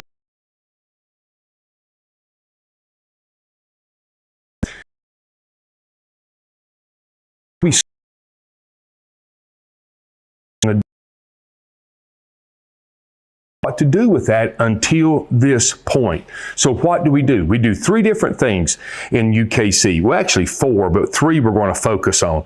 We have plus points, we have minus points, we have circle points, and we also have deleted points. We'll talk about those in a little bit of a different segment, but we're going to talk about the 3 right now. If a coon is seen, then the tree is plussed. That's pretty simple to understand. Plus is good, right? So plus, they gets 100 plus points and 125 plus tree points. So basically, you've already recorded the 100 and 125. You just got a plus symbol out front. What happens there is the points are minus. Minus is not good, okay? And so you would just simply out from the 100, write a minus, and out from the 125, write a minus. Now, there's also a thing called circle points. Maybe it's a den tree. What is a den tree? It's a place of refuge. If that tree's, a lot of times you'll see circle points in the summertime when there's a lot of leaves on the tree where you can't really see the trees real good. But what are circle points? Circle points, it's kind of like, oh, well, could there be a coon there? Couldn't there be a coon? Maybe it's a place of refuge. It's a very hard situation to score. So sometimes judges will make that decision to circle those points of strike and tree.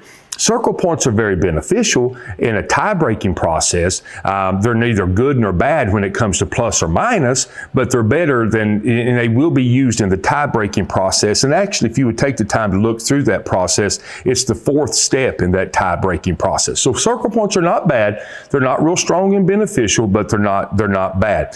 So now what happens is this process that I just told you about takes place over 3 time segments. It can take place over a 2-hour hunt, over a 90-minute hunt, which is an hour and a half, or a 60-minute hunt. This process just continues to play out over that time frame. Now, within those time frames, I need to add this. Within those time frames, there's also, you maybe hear a judge call timeout. Timeouts are not as relevant today as what they were once, but anyhow,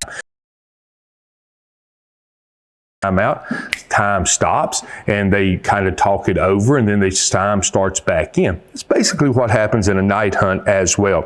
Why do we call timeouts? Timeouts are called mainly for two reasons, because you have to find new places to hunt to finish out the time. Maybe you turned the dog loose, you had a 90-minute hunt and you used 40 minutes. Well, you still got some remaining time to go, but you don't have enough woods or property to finish the hunt there. So you would call timeout, move your cast to another property. Also, you would see timeouts called at times for dogs getting into danger, getting onto posted property, a handler getting into a situation where it's not safe. You would see dogs called timeout. So now let's go back to our tree. We've got our tree. We've scored this tree as a plus. So we got a dog with 100 plus on strike and 125 plus on the tree.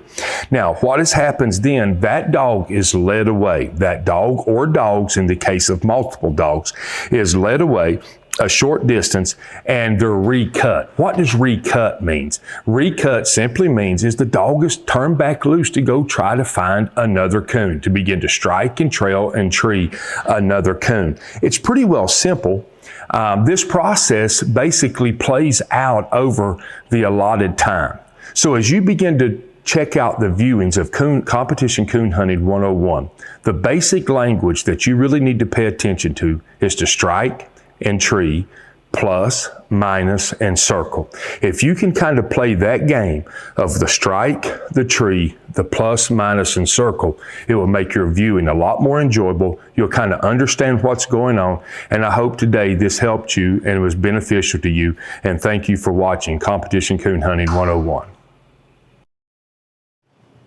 All right, so that was Jamie Strickland with Coonhound 101. Got a lot out of that. And now we've had, during that, a special guest join us here at the desk. We got always entertaining and good to see Mr. John Strickland with us. John, hey, welcome to the set. How you doing, buddy? Before we get started, I want to ask you one question. J. Paul, is that like Pauly Shore's dad, or I mean, is there's some kind of Jersey Shore connection There's nothing here? Jersey about it. Okay. As a matter of All right, fact, it's James Paul. I just because where I come from in Tennessee, yeah. We don't live way up north in Kentucky. We're in the South, where we've all got two names. And if you're a real Tennessee redneck, you can call me Jimmy Paul if you'd like to, All right, John. I just seen you out on the Jersey Shore, eating a coney dog or something. Never met Snooky. Okay. Don't know anything about the Jersey Shore. The closest thing I've ever been was petting a Snooky here in the parking lot at an earlier event. Yeah. There we go. Brandon Cosell. Amen. So we just did our little pick 'em. I'm going to put you on the spot now. Okay. Not on Cast One. I'm pretty sure I know who you're picking in Cast One. Well, yeah, I'm not picking anybody but Hobo all the way. Yeah. So you've hunted with just about all these dogs. Sure. What about Crowder and Preacher Man? You kind of so Preacher Man goes back to Bad Habit. Bad Habit was a dog that we ran for years that really put John Strickland's name on the map, I guess you'd say. So I'm definitely going with Preacher Man for the simple reason he was bred basically through Sambone, through us. The Crowder dog, Kevin Rash, is a friend of mine. He normally hunts a good blue dog. I'm not going to underestimate him, but I'm going with Preacher Man simply because it's kind of Strickland blood back down through the Bad Habit line. Gotcha. Cast number 3, I've hunted with both of these dogs a lot. The year that we got country in the top 6 or 8 of the PKC world, Joe was beating the tar out of us, and he got out of pocket. That's a really good dog. The Stallard guys that's coon dog royalty. They when they're born, they're hauled around on the back of a truck chasing a coon dog. So you can't never keep them out. But I've hunted with a Lacy female. She only lives about an hour and a half from me, and she is the real deal. She's going to get struck quicker than Joe. She's got coons. You can hear her. So I've never seen her out of pocket. I've beat Joe several times. I've never beat Lacy, I don't believe. So for that, I'm going with Lacy. And I love you, Stallards, but I got to go with Lacy. I hear you. So you're agreeing with Rick's stretch is what you're saying. I'm just saying that Rick's very seldom right, but I've got to go. I've got to go with him on this one. I got to go with Lacy. Yep. Gotcha. So this is our third year with this event. You've had a dog here, I believe, all 3 years, haven't you? We have. We've been lucky. How many have you had qualified over the last 3 years? We had 3 coming into this year. Lady, Hobo, and Apollo, which was Sundown. Yep. That's the little dog we won Autumn Oaks, the UKC Autumn Oaks with 3 years ago. Last year we had 2, I believe, and the first year Apollo or Sundown. I think he was the only one we had here. So, sure. How did you come up with the call name Apollo out of that registered name? His registered name on UKC is Sundown, and that was Dan Canarian's kennel name, and he liked his pup, so I bought him at like 13, 14 months old. His name was Sundown. I hated the name Sundown just because, I don't know, what is sundown? That doesn't make any sense. In my brain, it doesn't think like that. I'm more straight lines, It's sundown. I'm like, I'm going to wait for sundown to get here. So Ashley Guthrie, Guthrie had come up and said project. I'm like, yeah, he is a project. He said Apollo, and I'm like, man, I hate that. I did. I hated it. But he come up with a really cool emblem, or you've probably seen it. It's an American flag. It's in the circle of a moon. It looks like a moon laying over the American flag, and the dog's treat on the flag. And then it says project on top, Apollo on the bottom. So I was sold into the logo he built versus the name, to be honest with you. And it's kind of stuck. So we're happy it come up. So a little gimmick trickery there got you. Yeah. Got you bought into it. Bought into it. Yeah. Yep. So. And you guys, y'all competed head to head a bunch too, haven't you? Yeah, we have. We've actually we've hunted, pleasure hunted some. I actually got to hunt with John down on the infamous marshes in South Carolina.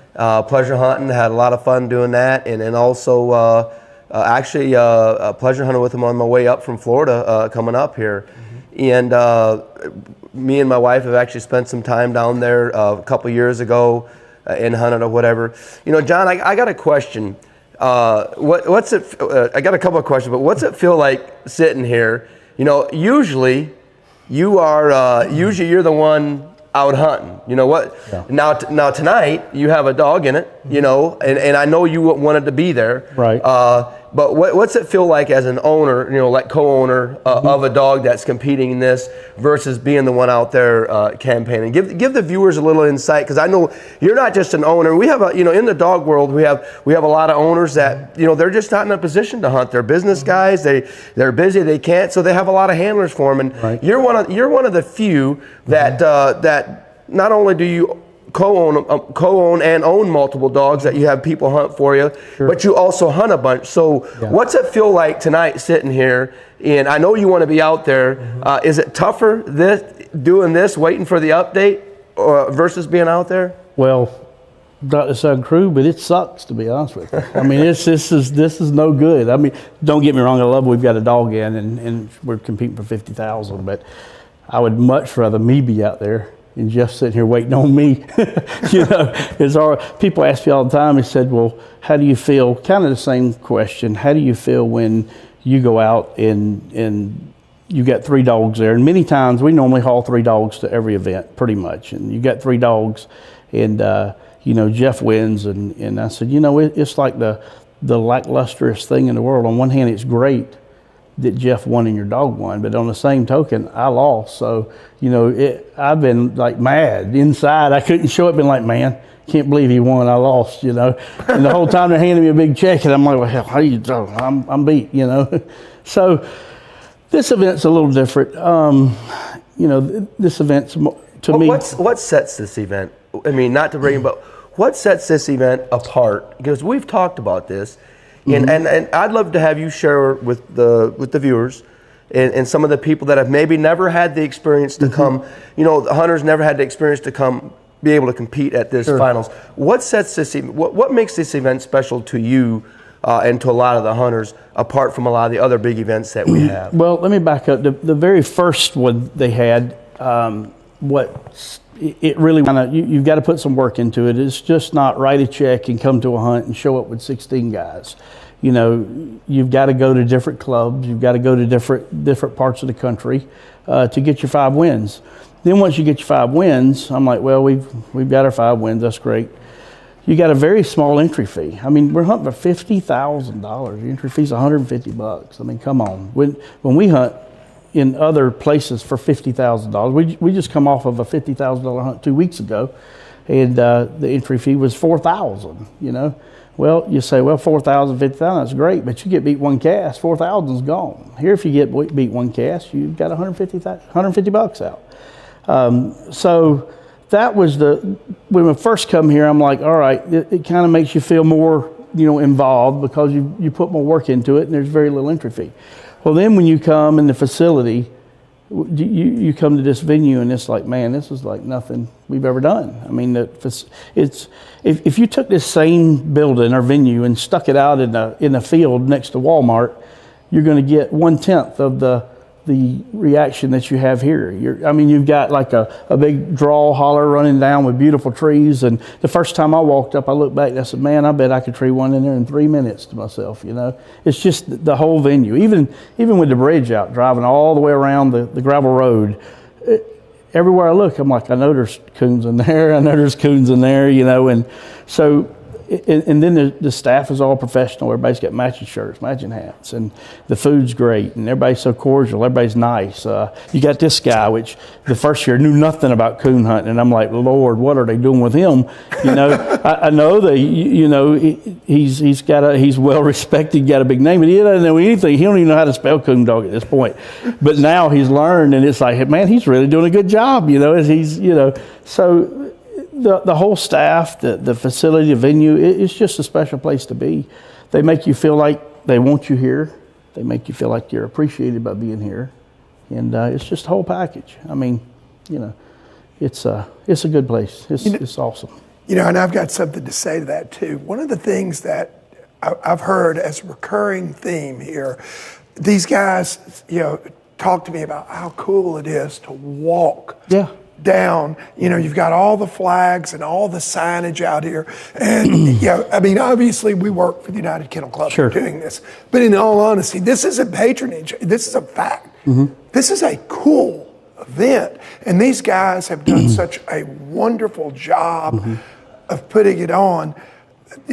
Obviously it seems to me like that plays a whole lot in making this special to you guys. Am I right? Well, I'm gonna give you one analogy to this place, what you feel like. Being from Kentucky, I've been to Kentucky Derby many, many times. And they bring those horses down the same walkway and they come in the same place. When you come down that walkway, you're at the Kentucky Derby. Yeah. Kentucky Derby coon hunting. That's what you got. So. I have to say, the first year before I started doing the live stream, I actually got to hunt here as a competitor and got in the top 16. That's when you hunted, right? That's when and you did golf and do Chef Boyardee stuff. You actually could exactly. Okay. You're doing a good job holding down Rick's chair for it. I will make sure that, But I do, to echo them sentiments, there's, when you win and you come down the entry here, walking down that sidewalk, dog in hand, knowing that you're in the top 16. The first year was top 16, now it's the top 24. Right. There's a feeling that goes through you that will stick with you the rest of your life. Yep. And I don't know, it's just that aura about it. We've been fortunate over the years, John, and we're going to talk about this in a minute, but we've been fortunate over the years that there's been a lot of great events, that a person's been able to experience. But I believe for me personally, I only made the top 16 that year. It ranks in the top 5, if not the top 3 events that having that feeling. I made the final 4 of a world hunt one time, and even had a couple dogs that won a world hunt. Right. And it didn't have that feeling. So, John, I know you've been very fortunate, or you've worked hard at it. Put it that way. Yeah. Created a lot of fortune too, as far as being, owning, and campaigning a lot of good dogs over the years, and winning a lot of major events. I know this is on your list, as one of your lists, Where would you rank a title of like being a Tournament of a Champion title in a lot of the hunts that you've been able to compete with over the years? If you win this hunt's equal to any national championship, any world hunt. This is it. I mean, this is up there. You know, if this hunt had a title of world championship put beside it, it'd be by far. It's the best hunt I've ever been to. I mean, you know, I was one of the founding starters of the Russ Meyer Invitational, $100,000 hunt. That's 20 years ago. But this hunt, it out trumps them all. This is anyone that comes to this hunt one time will not get qualified for as long as they coon hunt. No. I've heard that a lot this weekend on hunters coming for their first time. You know, they've sat back and watched. Let me ask you this: what would you say to a hunter that maybe tune into this or whatever? Mm-hmm. You know, what would your thing be to them as far as saying, hey, you know, you may not have gotten your 5 cast wins before, or you may have got your 5 cast wins. You know, we had 1,300 and some dogs that qualified this year, mm-hmm. and had 800 and some dogs that come. Mm-hmm. So there's obviously 500 of them that didn't come. What would be your response to them is, you know, why not come? You know, or you know, maybe the person that's on the fence about coming, because we hear a lot of the saying as far as, you know, well, when you're hunting for that kind of money, you know, I don't stand a chance. I really feel this weekend, my sentiments, they proved this weekend that anybody has a chance. Sure. You know, with the way the hunt ran and the way the judging and stuff, with the way they do their judging and stuff. It's 3 words: you're missing out. I mean, you're missing out. This hunt, if you're not at this hunt, then you're missing out. I mean, it's the entry fee. Anyone can pay the entry fee. I mean, you've got a year to come up with $150 if you need to. I mean, come on. You'd probably loan it to him. I promise you, if there's anyone with a good dog that needs an entry fee next year, if he's got a good one, I'll be partners with you for the $150. I'll help you get in for the $150. You getting qualified, I'll help you get in. Pretty sure there are 3 guys at this table that would all do that. Yeah. So, I mean, once you get here one time, it's just over. It's unbelievable how much over the top it is when you go to a coon hunt. You know, a lot of these hunts are in pole barns or gazebos. Yeah. You know, you have a gazebo sitting out there in the middle of the field, and everybody gathers under it and draws a card. This isn't anything like that. This is like nothing that we have all year. You know, in talking to that, who would have thought 30 years ago, you know, we've hunted these hunts, John. Yeah, I know you've been at it longer than I have. In your wildest dreams and 35 years ago, I mean, I guess, how old was you when you started hunting? 9. 9 years old? Yeah. In your wildest dreams for any time through there, would have you thought that, you know, with being able to do the live stream, of course, you know, social media is took over now, would have you ever thought that something like this would have transpired? I remember thinking, you know, one day there's going to be enough money in coon hunting to where you can win $50,000 a year, and that's all you'd have to do is coon hunt and live off $50,000 a year. Now that's when I was younger, of course. And that was like a big dream. I'd like to get where I could coon hunt and make $50,000 a year. And now we're making $50,000 a weekend, you know. I've won over $220,000 in the last 13 months. So, and I still have a job, and I still work on a business. I don't know how much of a job I have. My people would laugh at me if you said I had a job, but I still own a business and have to be there on Mondays pretty much and look. But there's guys out there making incredible money, and I think UKC is just starting to get in the money hunts where, you know, I think they're at the bottom, headed up very fast. And if you get here, you're going to be in, you know, in it at the beginning. So that's kind of my take on it. What was it that drew you to this sport? I mean, you know, for the young listeners out there and stuff that maybe went once or twice, or maybe have a neighbor that goes, what drew you as a young man at 9 years old, and then what created that passion to, you know, because we won't announce your age, but you've been at this for 50 years. 50. I'm 54. So you've been at it for close to, you know, 45, 50 years. 45 years. What got you started on it, and what kept you doing? I mean, what was that drive? If they take away the competition hunts tomorrow, as much as I love to coon hunt, I quit. It's the competition. It's go out there. You're taking an animal that can't talk to you, can't speak, can't tell you it feels bad, and you're building a bond with that animal to come out and compete on a world-class level. I guess it's much like racehorse, and what do people get out of that? They train this animal to do unimaginable things, and these dogs are the same way. You train this dog, you spend so much time with this dog. You know what he's going to do before he actually does it. Be here at 6:30 again. I'm like, you can leave me? No, I wouldn't do it again. Just be here at 6:30. So I got there at 5, and at 5:30 he's coming out of the house from eating his dinner, and he's smiling. Oh, you're here. So I'm thinking I'm going to get in the front of the truck and go coon hunting, and he says, get in the back of the truck. I'm like, okay. So I get in the back of the truck. You're 9.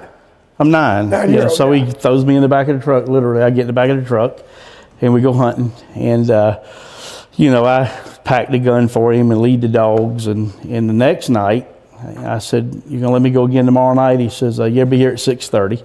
So I'm there at 5, and I'm in the back of the truck. This time I'm waiting.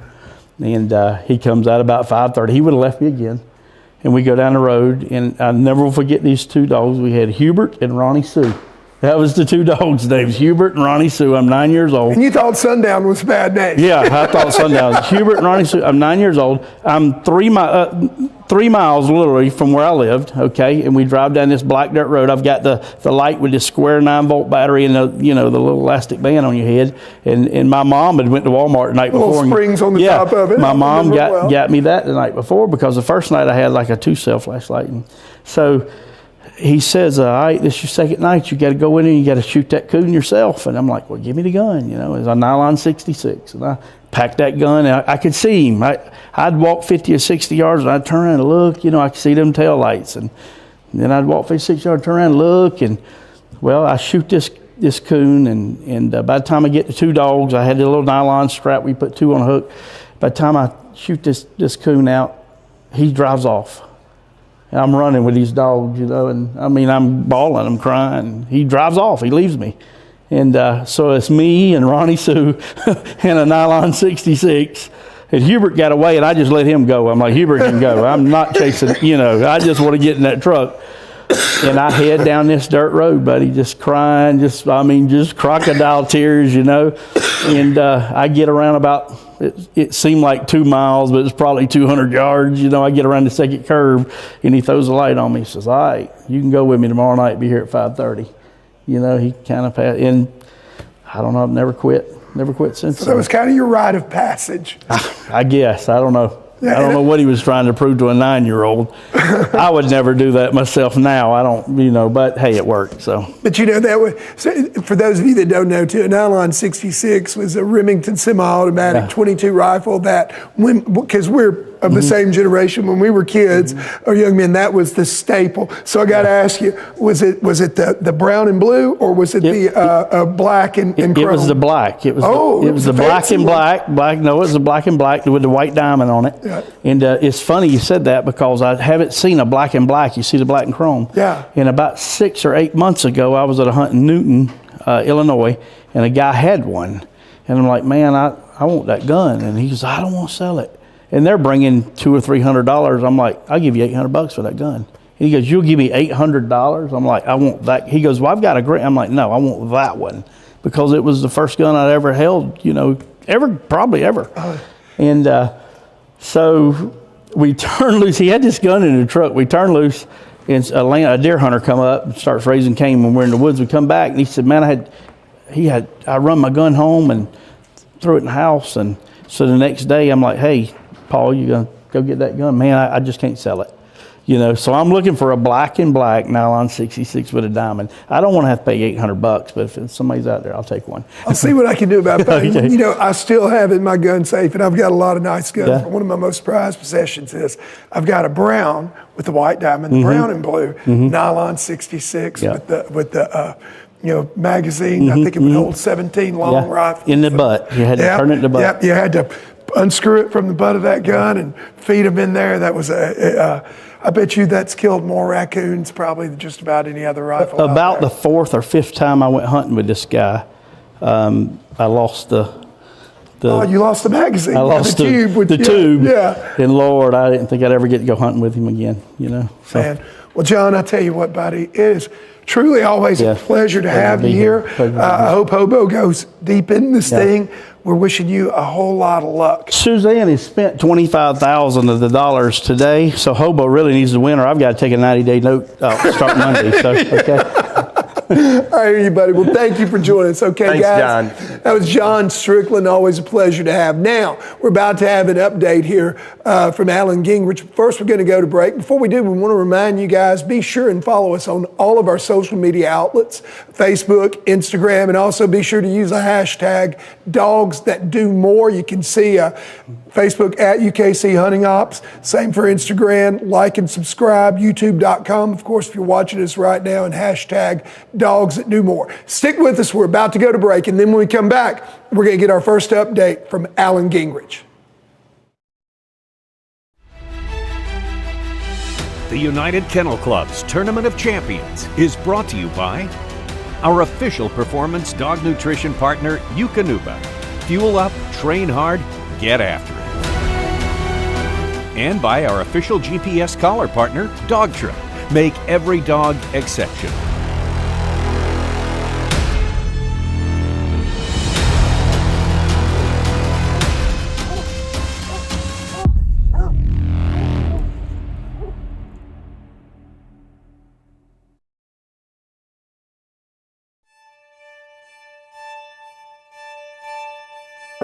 This is no ordinary puppy. And this is no ordinary story. This is the tale of a hero in the making.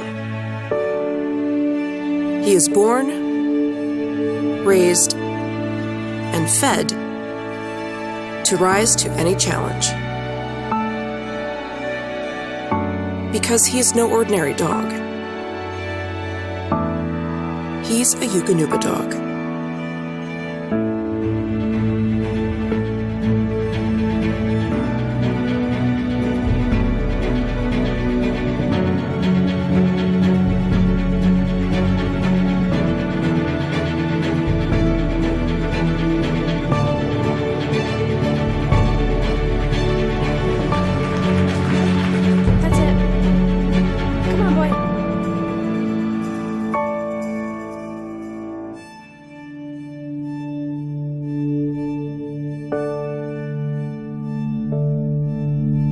Eukanuba provides animal proteins and high levels of DHA for a strong body and mind.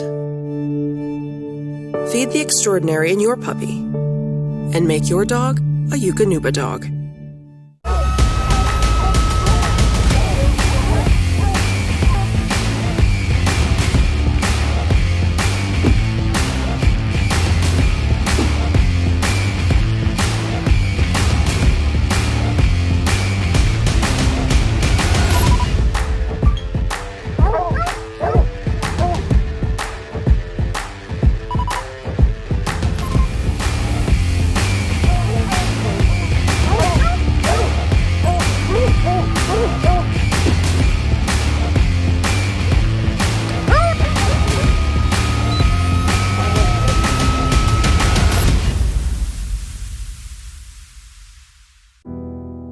UKC celebrates 125 years in 2023.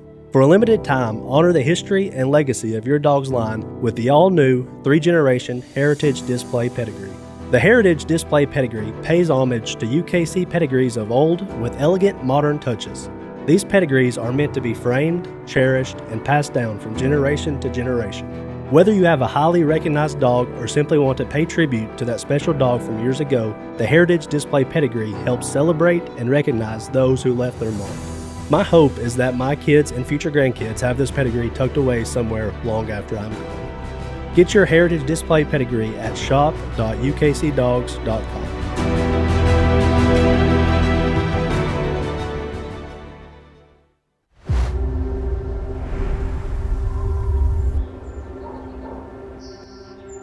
They're partners, ready to do whatever it takes. Athletes that pound for pound can outrun, outwork, and outperform anybody you're watching on Sunday. No contract required. You don't waste that kind of potential. You train it, fuel it, unleash it. You activate the power that sits ready and waiting inside every fiber of muscle. You fill every last cell with the energy to push harder than whatever gets in the way. You turn drive into overdrive, natural ability into legendary status. And to do it, you need nutrition that holds nothing back. The Eukanuba Premium Performance Lineup. Built to run full throttle on protein and fat, then find another gear. Made with nutrients that are customized for what your dog does. GI technology that supports optimal nutrient delivery. And an antioxidant cocktail that helps day 3 feel like day 1. Where your dog peaks depends on how far their fuel can take them. The Eukanuba Premium Performance Lineup. 4 formulas to hold nothing back.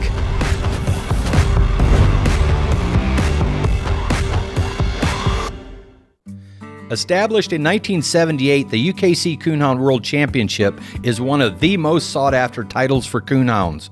Qualifying for the 46th running of the 2023 World Hunt will conclude at the end of August. Qualified hounds will compete in regionals September 15th and 16th, and 108 will advance to the finals. If you qualify, join us for the finals in Mount Gilead, Ohio on September 21 through the 23rd. For more information, visit ukcdogs.com. Welcome back to the 2023 United Kennel Club Tournament of Champions here in Greencastle, Indiana. And while we were away at break, I believe that our Director of Hunting Operations, Mr. Alan Gingerich, has an update for us on all 3 casts. I know everybody's anxious to hear about it, so Alan, tell us what's going on out there. Yeah, so I've got a report back from all 3 casts, and have had it for a little while, but I didn't want to interrupt your conversation there at the table. But anyways, so let's start with cast number 1. This report comes in from Jeremy Cox. As a matter of fact, I've got 2 reports in, but this cast has started off with a bang. BTO struck first for 100, followed by Hobo for 75. Hobo gets treed first for 125, and then BTO also gets split treed. So they score Hobo first. He's got a raccoon, so plus him up there. That gives him 200 plus. They go score, and they flip him back loose. They go score BTO, and he takes a hit. One of those minuses that Jamie Estep was talking about, unfortunately for BTO. So he takes 225 minus total there. Meanwhile, they both, Hobo is restruck back in for 75, and BTO gets struck in for 50. And then the next thing that happened is Hobo gets treed again. They go in and score his tree, and he's got another raccoon. That puts Hobo at 400 plus, and by this time there's about 45 to 50 minutes gone in the hunt. And Jacob Bingham says he's had enough. He's down 6 1/4, and he's throwing in the towel here, and he withdraws. And that, by full elimination rules, that does make Hobo the cast winner in cast number 1. So it did not go well for BTO here, unfortunately, but that's the way this works. So that's your report from Jeremy Cox on cast number 2. So moving on to cast number 1. So moving on to cast number 2, this report comes in from Clayton Stark, our reporter out in the field. On the first dump, Crowder, the blue tick, he took a first strike, followed by Preacher Man for 75. Crowder did get treed for 125, and Preacher Man for 75. Preacher Man did leave that tree. He ended up coming into the cast, and he took a 75 minus for leaving the tree, and then he also took a 75 minus for coming into the cast, unfortunately for him. The tree, they went in and scored the tree, had a raccoon in it, so plus up Crowder on that. So that gives him a score of 225 plus. He was recast and restruck again for 100. This is Crowder that was restruck for 100, and then he comes into the cast. So I'm not sure what's going on out there. So kind of, it is what it is, but nevertheless, he takes 100 minus there. So now Preacher Man did strike back in while Crowder was still holding that 100 strike. So Preacher Man strikes in for 75 again, and that is pending. And Crowder also struck back in again after he took the 100 minus, and so he's struck in for 50 at the moment. So what that does here is gives Crowder a total score of 125 plus, and Preacher Man is sitting at 150 minus for a score. And again, that's cast number 2. Cast number 3, we have another good one. A couple more raccoons scored here. I can tell you Lacy struck first, followed by Little Joe for second. Lacy got treed first, had a raccoon, and Little Joe also got treed split, and he also had a raccoon. So that gives Little Lacy a score of 225 plus. She is, and Little Joe 200 plus. They recast both dogs, and Lacy is struck in again. She sits at 100 pending at the moment. And Little Joe is struck back in for 75 pending. So that's where we sit with that. That gives Little Lacy a score of 225 plus and Little Joe 200 plus. So that's our first report from our first round, and we're here in the next 15 to 20 minutes. We should have another update for the hour. Well, thank you a lot, Alan. We appreciate that update. We're pretty anxious to hear from you, hopefully within just a few minutes here. But guys, that also gives us a heck of a lot to talk about. Big surprise, John, who was just on there. I'm sure he's very happy right now. So Hobo's already done and in the finals. John was up here? Yes, John's done. I stepped outside and Suzanne locked the door on me and I couldn't get back in time. So John wound up here. Yep, I guess that's what happened. Fishy there. Yeah, that is something to see that we've got a cast winner already this early in. One has the evidence. That's a 425 point swing. And then you turn back loose and you say, hey, you know what? I'm going to have a little luck roll my way. And then obviously he scores on another coon. And at that point in time, with 45 minutes left to go in the hunt, some guys that say, you know, I paid my money, I'm going to hunt the whole 90 minutes. I can tell you from a competitor's side point, when I know I've had enough, and it's enough out of respect, I'm going to do the same thing. I'm going to do the same thing. You know, what are the odds of something good happening there? You know, it's just right. the odds are so low, and every time we cut them dogs loose, we're taking a chance. Yeah. And Jacob has decided, hey, I'm not taking any more chances. I can see the daylight here. It's not going to work for me. And so we've got a cast winner already early in the event. Yep. And let's take a look. Looks like Crowder's out to a pretty commanding lead there also. Yeah, you got some crazy stuff going on there a little bit. Yeah, he struck first and treed first and had the coon, and apparently Preacher struck second and backed him and then left and come into the cast. And so, you know, who knows what's happening there, what might be going on. But and tell us what come in, if for those that may not know, what does come into the cast mean? So he lost his tree point when he left the tree. Whether or not we heard him open off the tree or if we saw him off the tree, we don't know that from sitting here. But then he walked on in, he come on into the cast and said... Back to the handler and the rest of the group. Yeah, right. And the judge determined that, hey, he is no longer trailing. Right. We're going to minus his strike points. Gotcha. So that's where that comes from. Cool. So right now... And then on that cast, they turn back loose, and Crowder gets struck for 100. Right. And then... Gives up the trail? Yeah, he gives up the trail, and he comes back into where they're at. So he pulls 100 minus. So he had a pretty commanding lead. He gave a little bit of it back. They're both struck back in, you know, but I can tell you it's anybody's game. Yeah. Sure, at the halfway mark. And then in cast 3, this is where looks like we've got a real horse race, guys. We do have, and we predicted it. Yep. You know, Lacy was the first one to strike. She in normal conditions, she would be a better strike dog from what we all know about her than Joe is. She strikes for 100. She gets in there and trees a coon by herself. They score it, and I'm assuming when they pulled off of there, Joe's treed, and he gets called, let's see, that wouldn't be with the 100 strike up here. They scored Joe at about the same time maybe they scored Lacy. And then they recast both dogs and one Lacy struck for 100 again, and Joe struck for 75. Yeah, and we don't know that, Rick. I know both them handlers, and I'd have a hard time believing.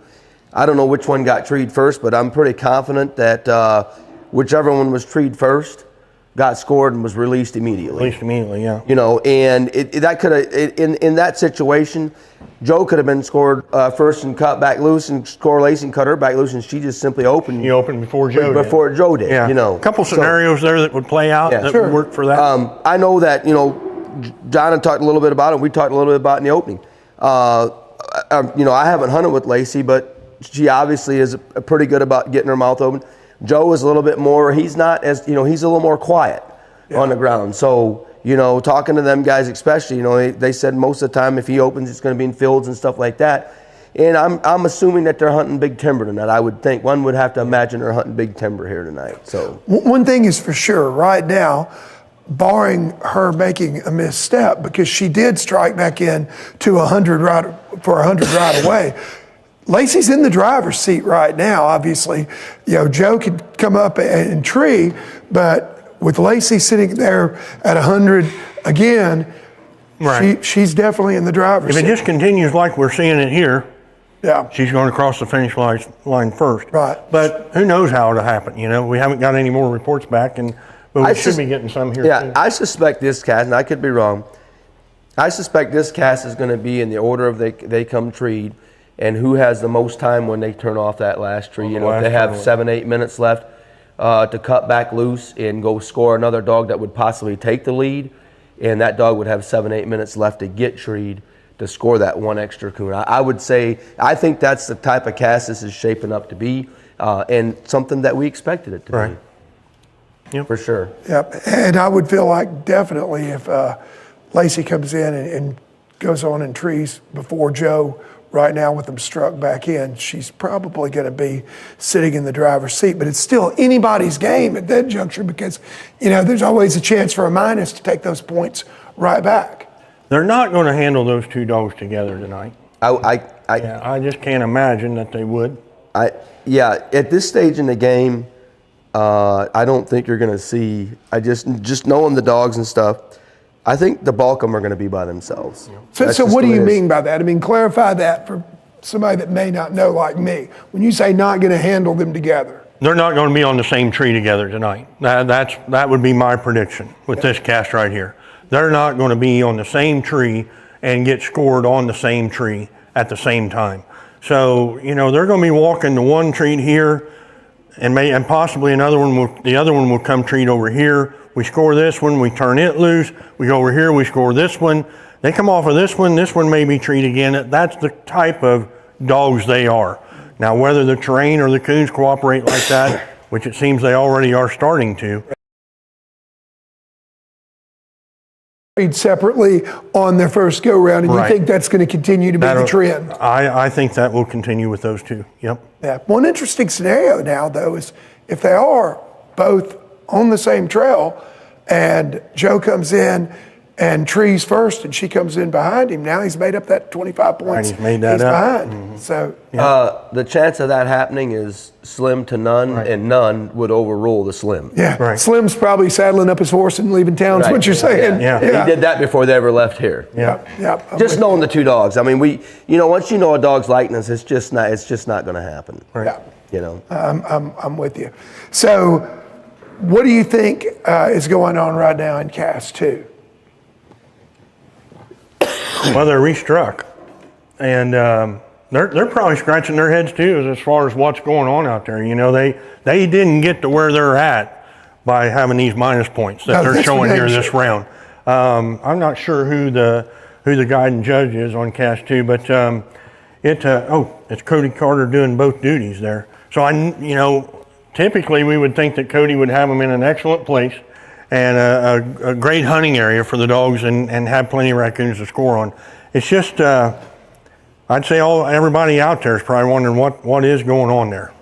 Yeah, you guys seem as shocked as anyone to be looking at that scorecard with set the way it is right now. You know, when you back up and look at last night and Thursday night's rounds with them, we didn't see this. So this is new to all of us and new to all of them, at least this weekend. Well, I think here in just a couple of minutes, we're about to see a little bit more because I believe that Alan Gingerich has got a couple of score sheets. So stick with us as we continue to discuss this. We're about to have an update pretty doggone quick. In the meantime, no, go ahead. What I noticed last night on the semi-quarterfinal rounds, I guess we would call it, is all the first tree plus that these dogs had. Just one after another, and only one dog had one circle tree out of these 6 dogs. And every other time they treed, it was plussed. And every time they treed, it was for 125. So we would think that we would continue that trend right on into this evening. Yeah, I mean, it appears that all 6 of these dogs are pretty independent operators. Sure. You know, one of the things that's really struck me in last night's round is looking at that. I don't remember seeing maybe 1 or 2 dogs treed for 100 or for 75. Pretty much across the board, it was straight up 125s for all the dogs, not just the 6 cast winners, but all 24 dogs. One of the casts, and I think it was Crowder's cast, where every dog treed a coon, and only one coon. I don't recall seeing a circle on there. There may have been. There wasn't. But there wasn't a circle. Strike points made the difference. No, the minus points. Minus points. Minus. All of them pulled a little minus. Yeah. And he pulled the least amount. Yeah. So all 4 dogs had a first tree with a coon in it last night. And I don't even think that they handled 2 dogs on 1 tree last night. So it's the same trend we see over and over and over in these major events. That's the type of dog that these guys are bringing. Yeah. You know? Well, one thing is for certain, we all 3 got our pick right in cast 1. We looked out there. I picked first and you guys followed. You guys followed, right? No, I don't believe that's the way it was. I think we pretty much all independently wrote our picks down. I know I certainly did. Is that a notary signature there? No, that's not a notary signature. And I didn't even cheat and take a look at Steve's picks, even though we did agree on all 3 of them. And, you know, I will say this. He figured he better pick him because he didn't pick him to win Thursday night. No. Oh, no, he didn't. No, we both did, as I recall. We did, but he didn't on Thursday night on his own. I got more than 1 right. He got 1 right on his own. Are you sure about that? I'm not certain if that's true. He threw that book away that I was going to prove the point. I took it outside when I went outside. Then forgot it out there conveniently. I'm going to step in and intervene before this starts to get a little bit out of hand because I'm pretty sure that we've got Alan Gingerich with an update. And I know everybody'd much rather hear his update than these 2 guys. So, Alan, what do you got for us, buddy? Anything good to tell us coming in on the second go-round? Yeah, so cast number 1, they reported they're on their way back to headquarters here. So we're going to try to get an interview with Jeff and Hobo. Trevor Wade's going to try to get that here after a little while, and we'll get to hear how some of those going ons there. But cast number 2 update again. Last we had Preacher Man with 75 strike pending, and Crowder with 50 strike pending. The 6 minutes caught Crowder at 75 plus, and it puts Preacher down a little bit further, still now at a total of 225 minus. Neither dog was number 2. Cast number 3. Also have an update. Little Lacy has went backwards, unfortunately. She was struck in for 100, and Little Joe was struck in for 75. Both of them, the 6 caught both of them, so minus them both there. Lacy for 100 and Little Joe for 75. Lacy strikes back in again for 100, and the 6 catches her again, so she takes a big 200 hit in this 30-minute segment. So that puts her at 25 plus for a total score for Little Lacy, and Little Joe is now leading the cast with 125. So that brings you up to date, and our next update should be at the 90-minute mark. All right, Alan, thank you very much for that update. A couple of surprises there.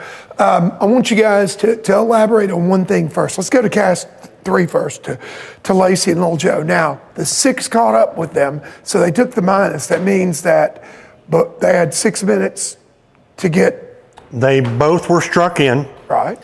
And they both went quiet. And the judge applied the 6 minutes on them. And when the 6 minutes got them when they didn't. They didn't vocalize They during didn't that- bark. that They didn't 6 minutes vocalize within. What do you think happened there? Lost the trail? Well, I think sometimes, you know, we've been very fortunate the last three nights, I think we would agree. And I know let's clearly, we're guessing here, so I'm asking, exactly. what's the most likely scenario for that? Because we don't know for sure. We've been very fortunate that game's been moving. And, you know, I would assume, and this is just a, you know, probably on a bad track, older track, like a feeding track that's maybe who knows how old. And what happens is sometimes that track breaks down, and, you know, certain dogs, they're not, if they don't loose bark a lot on the ground, you know, like on tracks, she's probably trying to figure out where this has went, and it's just broke down on her. And again, this is just us guessing, you know, that, you know, and the worst feeling is when a dog is on a track like that, and once the 6 catches them, you hope that they do one of two things. They either move out of that area, try to find maybe a new trail or whatever it may be, or at least drift out of there and get this thing kind of rocking the right way. And what happens a lot of times is they'll open 2 or 3 times. You know, if they open 3 times, you know, they may open 2 or 3 barks, and then when it goes silent that time, that's an empty feeling. Joe's characteristic, probably the next time that Casey hears him, he's going to probably be hearing that locate with that famous ring and chop, you know. And, you know, when you have a dog that, you know, when you have a dog that's fairly open on trail, that's some of the scenarios that can happen, you know. Believe me, it's a lot more beneficial to have one that's open more on trail like that than it is to have one that's a little quiet, I would think, Rick. Right. Sure. And, you know, again, this is that one-on-one stuff right here. I'm telling you, this is what makes it tough, because you have 2 less dogs out there to keep that strike open. Because understand this, the way the rules are set up, only 1 dog, if all 4 dogs are struck, only 1 dog. Or 2 dogs in this case. Yeah, but if in a 4-dog cast, when we was talking about earlier, if all 4 dogs are struck, only one of them dogs has to keep the 6 open. And only has to bark 1 time. And only has to bark 1 time every 6 minutes. Right. Cut that down by half. You know, this is what happened in Preacher and Crowder's cast too. And in this situation, it could very easily be that they're out of pocket. You know what I mean? And what out of pocket means is, you know, judging that by knowing that these dogs' characteristic is go through yonder, they may be 1.5 miles in there. You know, we had it happen last night where a female, or, you know, where a dog had just got in there far enough, and they just couldn't get in a position where they could hear the dog until way at the end of the hunt, you know. So you know, it's either the track broke down or they've simply got out of, I would say in the cast number 2, may have got out of pocket. So Steve, if you were handling Lacy and took this 100 strike minus, the first one, how many times did she bark before you struck her the second time? I've thought about that. I've thought about that because it's a double-edged sword. You know, luckily, Joe was struck for 75. Which on the first one. On the first set of strike minus. And one would have to think in his mind, you know, with him being quiet like he is, for me, in Casey's mindset, I'd be thinking, man, I kind of caught a break there because he pulled 75 alongside of me. Right. But, man, when you're sitting there, you would have to think that when she opens, the next bark that she opens, I'm going to have to pull that 100. You know, in your mind, that's how. I mean, because of his capabilities. Because of his capabilities, Yep. and I would have to think in my mind that because now knowing that, you know, that we're tied and I'm getting beat on the tiebreaker, mine squeaks, I'm striking. Yep. But this goes back to that heads up. That's you have to make them.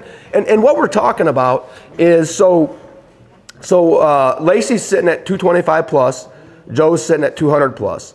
They both get struck back in, Lacy for 100, Joe for 75. We obviously know that the 6 catches him. And to Rick's point, what he brought up is so now that ties both dogs. By because Lacy was leading by a quarter, she takes a quarter more strike. So they're both tied. So now, what is the tiebreaker procedure in UKC set of rules is least amount of minus. So what that does is they're tied, but he's getting beat on the tiebreaker. Right. Am I correct on Joe's that? leading. Joe's leading by virtue of the tiebreaker. So now, when she gets struck back in, knowing that, knowing your competitor, you would almost have to, in my mind, take on the first bark, I'm striking. Yeah. Because here's the deal. If you both get treed again, you're probably not going to be together. Well, you're not going to be together. That is going to put you back up a quarter. Unfortunately, pulls another 100 minus. But I can tell you, she is talented enough, and this thing is not over. Right. You know what I mean? She can get struck again and get treed, and maybe not here, Joe. I mean, who knows? There's still roughly, I would think there's still roughly 30 minutes left to hunt when they did this update. So it's still anybody's game. But I can tell you that second 100 minus. All right, so here's my question to you guys. There's a lot more gamesmanship, obviously, it appears to me, as an outsider looking in, when it's head-to-head, going back to your earlier comments. Yeah. So now, from what we know at the update, neither Joe nor Lacy has struck back in for any points whatsoever. So you're sitting there with a 100-point lead. She's just taken that second 100 minus. She has not struck back in. If you're handling Joe and you're not hearing her and you hear Joe, are you gonna declare a strike, or are you gonna wait it out? Because a misstep could hurt you there. They're going to handle just the way they handled to get here. And I think that you asked me if I was handling Joe, and I've hunted with him a handful of times, I'm striking him whenever he barks. Really? Yeah, I'm striking him. If I can get a first in there, it just gives a little more pressure on Casey and Lacy, and I build a little bit more of a lead. And I'm going to strike him. These two casts here with the, cast one's already determined. But these two casts right here, these dogs have accumulated more minus tonight in an hour than they had all weekend. So you're going to trust your dog, is what you're saying. Yeah, absolutely. And probably going through the quarter, they probably accumulated more minus tonight than they have at the quarterfinals and tonight combined. Yeah, we'll have to go back to the old scorecards to know that for sure. And to Rick's point, he brought up a good point on with Joe. And understand this, these dogs aren't going to be together. And, I was like, I'm going to just have to disagree with you. I would sit there and I would have them make me have to strike him. But here's the deal. Even if he just gets him struck, they can always, even if Lacy gets treed, if he's struck, they can at least go back where the last place they hurt him. So they don't, because if you take that chance and don't strike him on a bark or two, and then Lacy gets way through here and gets treed, now you walk to her and he's went a little farther. Now you have no incentive there. You can't walk back to the last place you hurt him because he's not struck. Gotcha. So here's the other thing that came to mind, because I was kind of in agreement with you until I listened to his argument about it. I think we both kind of changed our mind on that. Another thing to consider here is, so with neither one of them struck, if whoever strikes next strikes in for 100. She's at 200 minus now. The tiebreaker is who has the least minus points. He's only got 75. He strikes in at 100 right now. The worst he could do is minus 100. They're both now sitting at 25 points, but he's still going to win the tiebreaker, barring her getting some positive points too. So all those things I guess you have to take into consideration. Oh, and I'm telling you right now, with those two guys, their minds are just churning right now. Well, and the other thing is too, and I mean, obviously you'd be out of the game at that point in time, but once you get above that 200 minus threshold, or at that 200 minus threshold, with the way our rules is set up, 400 minus, you're done. It don't matter if here's where I'm really nervous now is, let's say you go in and you score on 2 coon, Lacy trees another one, Joe trees another one, and we're just sharing hypothetically, because we've had this happen. And you cut back loose, and at the end of the hunt, you're forced to tree again because because Joe's treed again, or even in the situation with Crowder Preacher, and you walk in there and it happens to be a bad tree, you could technically be leading the cast, and that dog have a den or something like that, but that accumulates you 400 minus, and it don't matter what you had for plus, you're out. Yeah, you're out. And 400 minus, you're out. Right. So you take like the Preacher dog with sitting at 225 minus now. There's no room for error now. For either one of them, really. Right. So these guys are really, they are probably out there really thinking hard. How are we going to handle? How are we going to handle? Yeah. But one thing's for sure, we've only got, it looks to me like there's only 3 or 4 minutes left. Yeah. If they didn't call Barnett, they called timeout. Sure. Our next update's obviously going to be when it goes final. And it may not even be the final update because dogs could be treed through the country or whatever it may be, and you have to score them, that kind of thing. But, according to both these casts, was cut loose at 9:30, 9:31, or 9:32, and, it's 10:58 now. So one would have to think that they're within a couple minutes of that beeper going off. And so I would say we're not there, but I can tell you, if one of them is not treed or is treed, whatever, I can guarantee these last 2-3 minutes could be nerve-wracking for a few guys. This is why you prepare and hunt, and because it's moments like this that is pretty special. Sure. It can be nerve-wracking, but it's pretty special too. Yeah. Right now, I'll tell you what, I would definitely want to be on top of my game. I mean, these guys. I hope they got a good night's sleep last night, because it's a thinking game to be sure right now. In the head-to-head. And for me, that's one of the things that makes this really interesting too. What do you guys think about this format? Because I believe this is a little bit different than the way we did it last year, isn't it? No, we did that. We have a head-to-head? We had the head-to-head, yeah. We had it, yeah. So I'm looking at these scorecards here, and we're seeing things that we hadn't seen. But last year, if we remember right, with Piper and Bonnie. Oh, yeah. Bonnie had 3 coons to Piper's none. Yeah. And we just wrote Piper off. We just wrote her off. And what had happened there, if I remember right, is that Bonnie got out of pocket. Yep. And they got into a woods. Part of that section where all the coons had gathered, and Piper scored on 3 or 4. Right. 4 of them, I believe. To win that cast. And, I do remember so, I mean, we're not predicting a winner out of any of these because of that, but it's long from over. It's long from over, and we're just seeing some things that are different than what we've been seeing this weekend. When I drove in Thursday afternoon, that dust was flying on them gravel roads, and I thought, wow, this place is dry, really dry. And Thursday, we hunted in dry conditions, with the creeks and everything else had water in them. Last night, they got a little shower. And I'm thinking driving in today, there's no dust anywhere. And I'm thinking this shower is going to help us tonight, but I'm not so sure that it has. Well, but I'll tell you, I went back to town after we all got here. I had to run an errand for part of the crew, and it was that wind and that sun today. Dried it out? Oh, it was totally dusty on my last trip in. I'll tell you something else, too. On the way back in, while it was still daylight, and that big wheat field that's to the left, there was a raccoon going across it. Yeah, when we traveled in and out of here last night, I think my total count was 4 or 5 on a couple trips I made. Yeah, it was. And you told me the same thing when you got in this morning, that raccoons were really moving great the last 2 nights. Thursday night, it was already dark when I drove in, or getting dark, and there were saw both raccoons and possums just on the 3-mile gravel stretch. A possum. You mentioned possum. I did mention it. Well, I saw him. He was on the side of the road. Hey, I mean, he was there. I wasn't wanting a dog to chase him. That's for dog. Anytime we see any kind of game out there moving around, it's typically a good sign. Yeah. That's very true. To see game moving, and I saw both deer and raccoons right before. Did Alan sneak by us? Pardon? Did Alan sneak by us? He did sneak by us, but he snuck by us with nothing in his hand.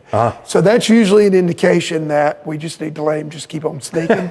I like it when I see him sneaking by us when he's got papers in his hand, because that usually means that he's got an update. I know we're going to get one pretty quick. I'll tell you this, I wouldn't advise anybody out there watching, don't take a bathroom break right now. If the popcorn is finished, just dump it in the bowl and come back really, really quick, because I think we're going to have an update. We're going to have something. Yeah, we're going to have an update for you guys pretty soon. Yeah. Here as well. Let me ask you something, Rick. You're hunting the expert opinion. Expert opinion. I know it pains you to say that, but it pains me to say that. But do we have that clip of the 2012 winter UKC World Hunt? He'll hang his hat on that the rest of his life. It was only 11 years ago, right? I mean, that's been 13 years ago, and he still has to. I can hang my hat. You can. When you get through an early round knowing you got to go out late for me, I always wanted to get back, you know, figure out who I was going to hunt against late or whatever, turn around and go back out and cut back loose. Some guys are different. They feel like they, you know, with their competition, you know, the longer they let them lay in that dog box. What's your thoughts on? Was you one that it didn't really matter to you, or the quicker you turn around and go back up? I had a routine. And most of the hounds that I hunted adopted that routine. I either give them a bite to eat as we got to the trucks, offer them water and offer them a bite to eat, either just outside of where we hunted, or when we got back to the club, I would give it to them then. Give them a little bit of energy for that next round. I hear you. So we've got an update, it looks like, folks. I see that Alan Gingerich has stepped back up to the podium. So Alan, tell us what's going on out there, please. Yeah, so I got another report back in from cast number 2.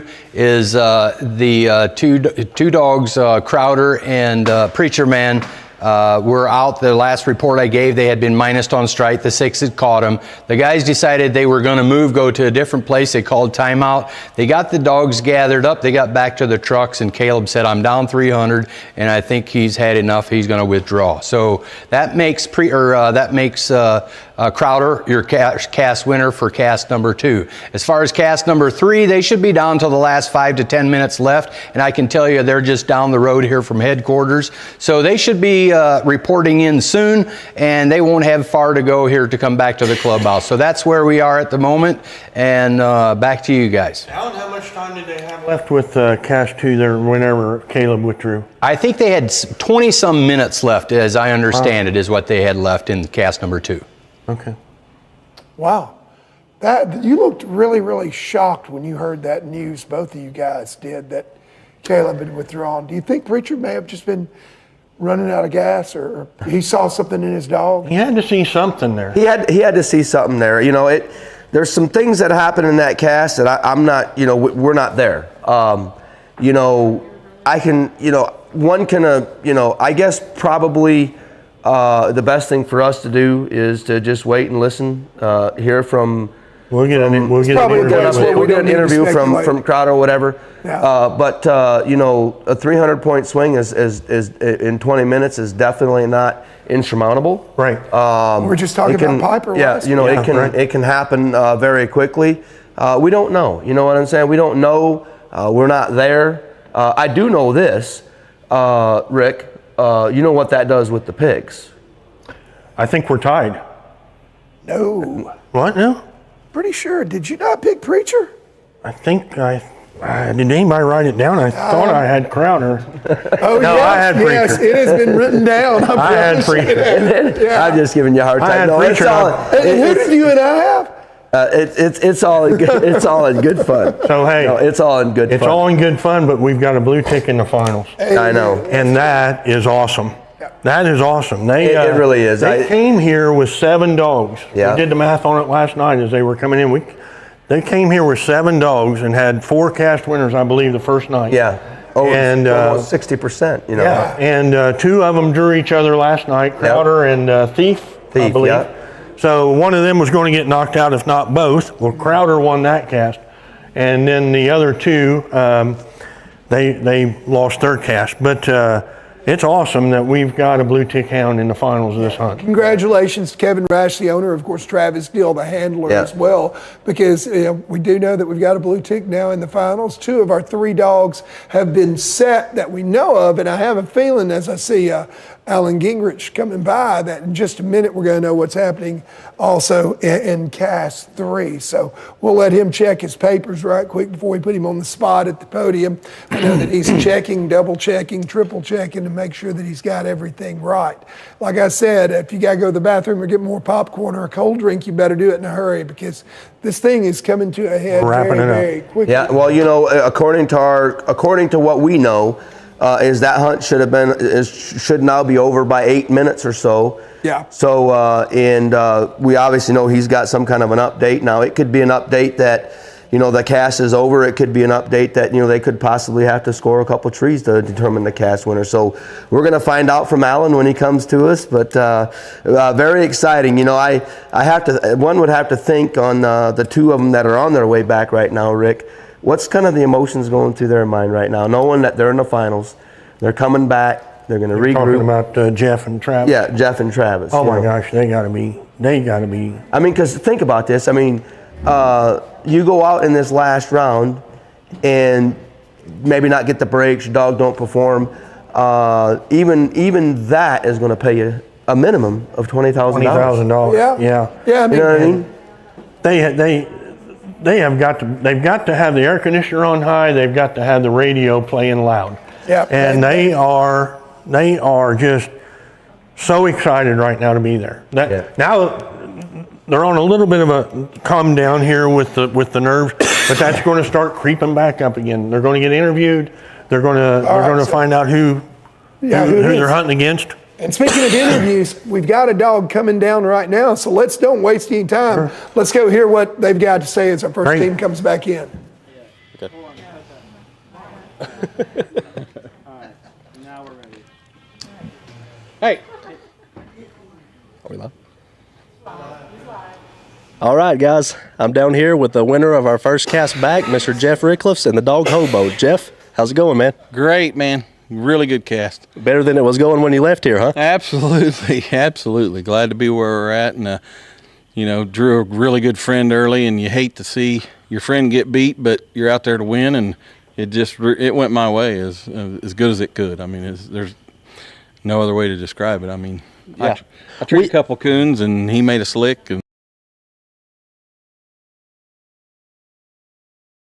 tree off from a den, so he just missed it, and I had a coon treat already and cut him back loose. He treated another coon, and he said, "You got a coon, I'm done," and that's what happened. Yeah, you were sitting 6 1/4 up with probably right around an hour left. Is that what it was? 47 minutes, they said, when he withdrew. So yeah, he said, "I'll let you have a fresh dog. It's going to be hard to beat you." Well, that's nice. I was going to say that's one of the perks of a little bit early withdrawal. Might have saved a mile or two on your dog tonight. And me. Absolutely. Yeah. So now we kind of get to play the waiting game a little bit. We got one other cast coming in, and the other one is still heading to score tree. So we'll find out here who your competitors are. You are going to get the blue dog Crowder. He's here tonight. Honestly, it's the same always. This dog is pretty much the same dog all the time. He has coons when he trees. You can't put him somewhere he's not. You just call him for what he does, and basically that's it. There's really hardly any game plan with him. He's usually always by himself, and just call him for what he does. Yeah. There's been kind of the narrative, just joking around in the building about how you guys have had some tough breaks over the past couple of years and a lot of the major events you've been to. Oh, a couple, yeah. Yeah, now it's going to be fun. It really is. Absolutely. Well, Jeff, hey, I'm looking forward to us hunting here in a little bit. Congratulations to you. All right. And I look forward to hunting with you late. Thanks, Trevor. Back to you guys upstairs. Okay, guys, we got a little bit of an insight there from Jeff, and we're about to get a little bit more insight on what's going on out there, because while we were watching that interview with Jeff, Alan Gingerich came back up to the podium. So, Alan, what can you tell us? We know the results in cast 1 and 2. What's going on in cast number 3? Yeah, well, in cast number 3, things heated up really quickly again. They went back uphill just as fast as they had went down there at our last report. But little Lacy, she had struck back in for 100 and treed first, and she had another raccoon, so that puts her score back up to 250 plus. In the meantime, little Joe was struck for 75, and he was also declared treed. They turned Lacy back loose again, and in the meantime, they're going to little Joe's tree. Hunt time ran out, so all they have left to do is score little Joe, and if he has a raccoon, he's obviously going to win the cast. If he doesn't, Lacy will be your winner. So they have that tree pending to score, so exciting news right down to the end. Thank you so much for that update. So while we're waiting to find out whether little Joe gets scored, well, obviously little Joe is going to get scored. While we wait to find out the result, I want to remind everybody that this is just the first half of the program. Be sure and stick with us tonight, because after we get the results and we know who our third cast winner is, the group's going to come back in. They're going to go back out again. Of course, in the final cast, it will be the 3 finalists going head-to-head against one another. Now, it's going to be a 2-hour hunt in the finals rather than a 90-minute hunt with 3 dogs. We will probably take a little bit of a break to reset in between also as they get ready to go back out to the field. I'm sure we're going to go to break at some point in there. But we also still have dogs coming back in. We're not going to go to break, though, as long as we've got those dogs coming in until we've got a chance to talk to them, and we'll definitely notify everybody and give you plenty of time. So that's kind of what's happening out there. We're waiting for that final tree to be scored. Guys, man, it's up and down, roller coaster ride for these guys, isn't it? That's how it should be happening with them two. The last one. Yeah, we thought it would come expired. Whatever dog was treated expired. Yeah, as hunt time expired. And judging by both of the characteristics of both of these dogs are, one would have to think that going into, I could imagine that Casey Stallard walking into Joe right now. Is confident. I'd say his short legs are probably higher than a broke-off cornstalk walking in there, because we all know that he's walked to many trees after the hunt was over with that dog, having to have plus points to advance, and it's advanced him. But hey, you never know. Never know. I mean, you think he's high-stepping right now, though? He's leading the way. He's leading the way. He's leading the way for sure. And yeah, more times than not, he's going to have it on the outside, but who knows what's going to transpire there. You don't know. I bet he's a long ways. I'll bet you he's a long ways. Bet you. Yeah. What was it? One of you guys said about Joe, get ready to walk some and then walk some more and then walk a little bit more. And that's where we're at. Yeah, that's where we're at. Wasn't it a good feeling to see our friend Jeff win? Oh, yeah. I just, I'm rooting for everybody and cheering for everybody and hoping they all have a good hunt and hoping they all have a good experience. But, daggum, 60-year-old Jeff Ricklefs. Yeah. He's been around with us ever since I can remember him hunting. I believe he was hunting Henry the first time I hunted with him. I think he hunted a dog or two before Henry, but he was hunting Hardwood Henry the first time I drew him. And the dog that he's hunting, Hobo, he's had a little bit of a run of dry luck, I guess you could say. He sure has. And here's the thing. It's not that the dog has been looking bad. It's just, he's been scoring on raccoons every cast he's going, but either he's getting beat, by a quarter strike or just gets out of pocket. And I know in talking to him, he's been a little frustrated. He's been a little frustrated on that side of it. And this weekend the stars just started lining up for him. The star, sometimes we've talked about it. You can have, sometimes it's just things don't match up, things don't line up. And I think he told me going into last fall, and they hunt a lot of major events and stuff with him, and because the dog is that good. And I think he told me that he was, had lost 16 or 17 casts with him. They had won a little bit there with him, and then he just, he told me that they had a week-long event this past week, and he'd scored on, it was multiple raccoons and a couple dens and a couple field tiles, and that one den got him beat one night, and a strike point gets him beat one night. And some dogs are they're great hounds, and it's just like I don't know if you'd call them bad luck dogs, Rick, or if they just, but that can change that quick, all of a sudden. I remember a year that I competed, and I don't remember the year, but I clearly remember the dog that I competed in, and I went to several of these elimination style events, just like this one here this weekend, and I won the first round 9 times that year out of 11.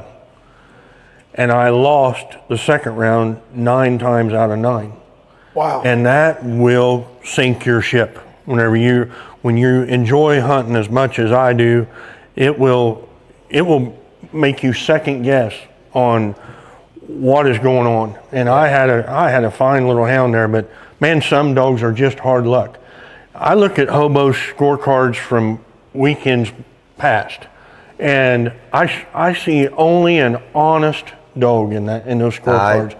And sometimes being so honest will cause you to draw a 50 or a 25 strike here and there, and that you mentioned that he gets beat by a quarter or 50 once in a while, and most of the time it's there. Yeah. He wants to be sure of himself, and he's an excellent dog. I mean, all of them involved in this kennel with John and Judas and all of them, they all agree he's an excellent hound. Yeah. And they can't.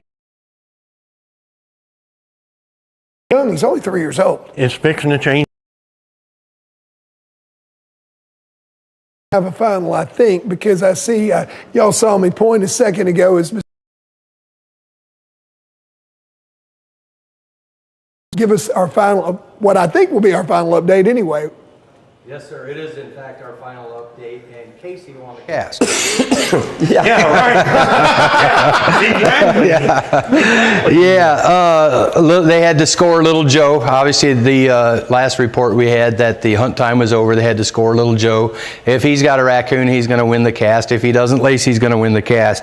As he's been doing on his previous tree, he did in fact have a raccoon. So Little Joe is going to be your winner here with a score of 325 plus. So there you go. The guys are they're rounding the dogs up right now, and they should be in before long. So that's where we're at, and we've got some of the hunters back here at headquarters right now. The UKC staff got some pizza down here. Some of the hunters are down here getting a little snack here and getting ready to make arrangements to go back out again. So that's where we are. We've got our final 3 set up. So there you go, and hope you enjoyed the hunt tonight. And we've got the final coming up. So this next one is going to be for the 20, 30, and 50,000. So don't go anywhere. Back to you guys. Awesome. Thank you so much, Alan. So it's decided. We've got our final. Do you want to do it, or do you want me to do it? Why would you do it at all? Why would you even talk about it? You talk about a barn burner final. I was going to say, do y'all want me to announce who the 3 are, or do one of y'all want to do it? What did you think I was loading Try to? not to interrupt us at this time. Congratulations on your win again. But I'm telling you, that final, waiting on that, what was that all about? Waiting on that final report right there. That's just typical of what we thought might happen. There were some minus points in there that we didn't expect, but what a barn burner of a final cast that I've ever seen. Yeah, and it come down to the hunt was over. They had to score what was just true. like you called it earlier. Yeah, the last dog we score is going to win. And like we talked about earlier, I really believe that you could hunt them 2 dogs heads up tomorrow night and probably have a different result. Have a different winner. We don't know. We wasn't out there on the minus thing. I can tell you, for them 2 dogs, that's uncharacteristic. Oh my gosh, yeah. Especially Joe. Joe. I mean, that's just not going to happen unless he gets struck and is out of pocket and can't get back to where you hear him, and that kind of thing. But one would have to think what's going through little Casey's mind. Yeah. Well, he had a disastrous day before. Yeah. Right. Buried one of his best buddies. Buried one of the best hounds he's ever hunted. He even told us after he won the cast on the first round that he wasn't sure if he was going to turn the dog over to his dad to run. Yeah, I'd ask some him, doubt about whether he was going to keep handling. I asked him because they can pass that dog around. That dog, that's another sign of a great hound. Yeah. Is one that there's a lot of one man, one dog teams out there, but when you can have 2 or 3 different handlers on the same dog and get the same results, that's the mark of a great hound. Lacy's another one. They've passed her around back and forth a little bit with a friend of mine up there at home, Eric Pyatt, and they each win and lose occasionally. I like that style of hound. Upwards of 80% of hounds can't handle that. You know what I mean? I mean, they may, but aren't going to perform to the peak of their ability. Last night, I mean, there's his dad's here, his brother's here. Yeah. If Casey come in limping or something for this next round, 2 or 3 people could jump in there and handle that dog just the same way that they would do. And you don't think it would really diminish the dog's chances? No, that appreciably. Not one bit. Yeah. Not one bit. That dog is close to a machine that I've ever seen. Right. That I've seen in a long time. He is so. I mean, he is what he is, And I mean, he's the closest thing to a machine that you will ever unsnap. So my next question, looking at Joe on paper, he is 8 years old, by far the oldest dog going into the finals. I believe that. Looking at my notes here, we've got 2 3-year-olds and an 8-year-old. Does that age and experience favor him, or do you get concerned about a dog that age starting to run out of gas? I can tell you, Set 'em Up Joe is not remotely close to being out of gas. No, he's not. Them guys, you have to understand, the Stallards they live, eat, and breathe hunting, and have their entire lives. I mean, Rick had mentioned earlier, them boys was born, and it's hard telling the first time they went to their first tree. It may have been when they was a year old. Who knows? It was long before they understood what hunting was. I can tell you that. And so they are hunters, and what I mean by that, them guys. It's obviously Jeff and Cody and Casey, the 2 boys.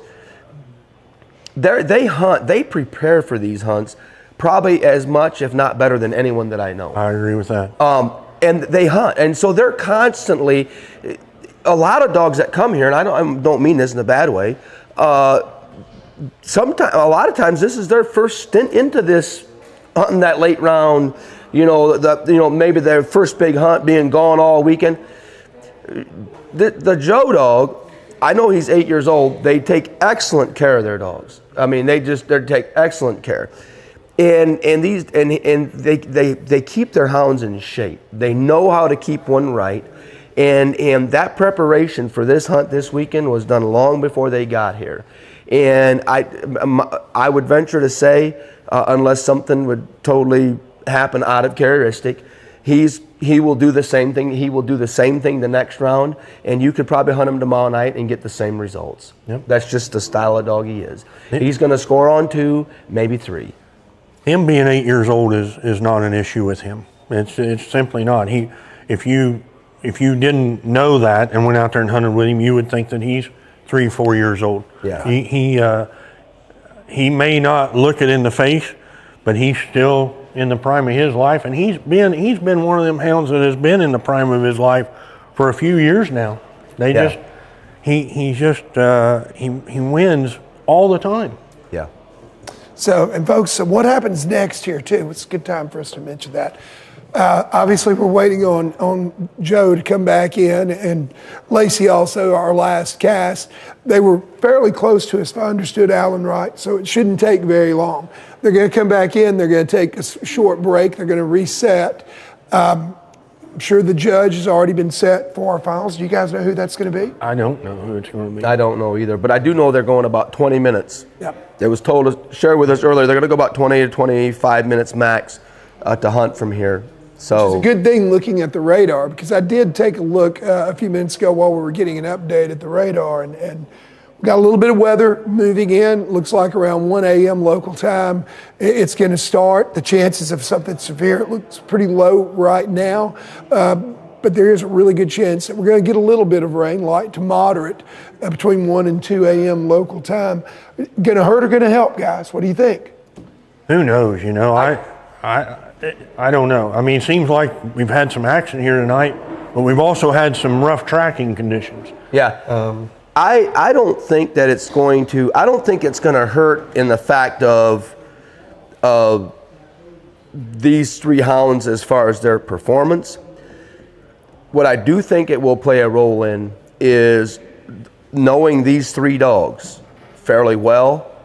It could really make a difference on what dog is herd at the right spot, and that's where the luck. I do believe that it could play a big role in the luck of that, because when it's raining and the air kind of gets heavy and that kind of thing, and these dogs, all 3 of these dogs, they're not going to be together. Number 1 and number 2, they all go.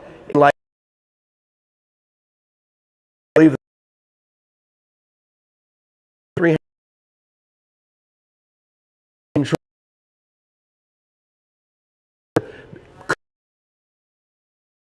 one, because at least he's in the direction. He may never even get his dog on the card. That's what the weather could do. And a big running dog like Joe too, with it harder to hear, that could potentially work Well, you just don't know. But he's squeaked through 3 rounds by beating him like a drum. Yeah, we thought that's in our mindset with Joe every time we see him in a hunt. Well, are they going to keep him in the pocket this time, or not? And this weekend, it's all a person can hope for in that scenario. And I can guarantee you the Greencastle club here, that Doug and Tyler and Cody and them guys, they've done an incredible job this weekend. Yep. And they just keep getting better. I didn't think they could. There's no doubt that they've got a hunting spot picked out that's loaded with game. And, if they're walking, if they're moving around a little bit, that's most certainly going to help them out. And I would think that, they've been around these guys that are going to be guiding this final cast and judging this final cast. They are actively hunting these hunts. And I can guarantee you they're going to do what they can to put these 3 dogs in the best position to let them all 3 show what they have, to have an equal opportunity to win this thing. Maybe that's going to a little bit of flatter country or whatever, because you can get into some hills around here and try to get in a situation, maybe if the wind's blowing a little bit, maybe to try to kind of cut them into the wind a little. It's their desire to crown the best dogs. So do both of you guys judge, or have you both judged? Many. Not this weekend, but many times. Both of you judge. Many. Is that something that you think about? All right, we're going to go to this spot, cut them loose where they're running into the wind, and It is a lot easier to judge a cast where there's some action going on, in my opinion, where we're scoring on a handful of. It's my goal every time I guide a cast, or judge and guide a cast. I want to have a top score whenever we come in. Now, if the dogs don't cooperate or the raccoons don't cooperate, then you're not going to get it. But I like to have a good score. And when you have a good score and dogs are treating a coon here and treating a coon there, it's easier to judge. You take a cast that's dead, or you take a cast where things aren't going right, it's a much harder job to judge. The handlers have a much harder job of handling their dogs. I prefer, if I'm judging and I'm guiding, I want an action-packed cast to where we score on 3 to 6, 7 coons. Wow. That's me. Rick, to your point, I have to agree with you. I can tell you as a judge, a non-hunting judge or whatever it may be, there always seems to be more problems when you only score on 1 or 2, way over when you're in offensive mode, I guess you could say. When things get in defensive mode, every strike is so important, every tree is so important, and hey, every second is so important. Sure. And hey, everybody wants to win. Here's the thing. Think about this, guys. We come here, 1,333 dogs got qualified. 800 went to the regionals. Right. Knowing that they had dog enough to win this. But not everybody's a winner. I mean, that's the game that we play. We started here with 96. There was only going to be 24 that advanced. That means, 3/4 of the field is going home. Yep. It's 75% losers the first round everywhere you hunt. Everywhere you hunt. Everywhere you hunt, 75% of us lose. are eliminated. Are eliminated. So you have to. So when you get in that particular cast, and all of a sudden it becomes, like he said, becomes a hunt. Believe it or not, there's more. I mean, there's a lot of hunts that are won in the last couple minutes of a hunt, and there's a lot of them lost in the last couple minutes of the hunt, where there's no positive points even scored. Yeah. Right. You know what I mean? I was looking at the card. I was going to ask Travis if I got an opportunity, but it looks to me like at the end of the hunt, of the way the card looks and listening to him on the interview, I would venture to say he was in 3rd place all night in that cast. A dog gets treed through there that can now win the cast, and another guy in the cast, what it appears on the card, gets there, and if this dog that gets treed has a coon, it's going to beat him. So he gambles at the end and trees and pulls 125 tree minus. The other dog's on a slick and he ends up winning.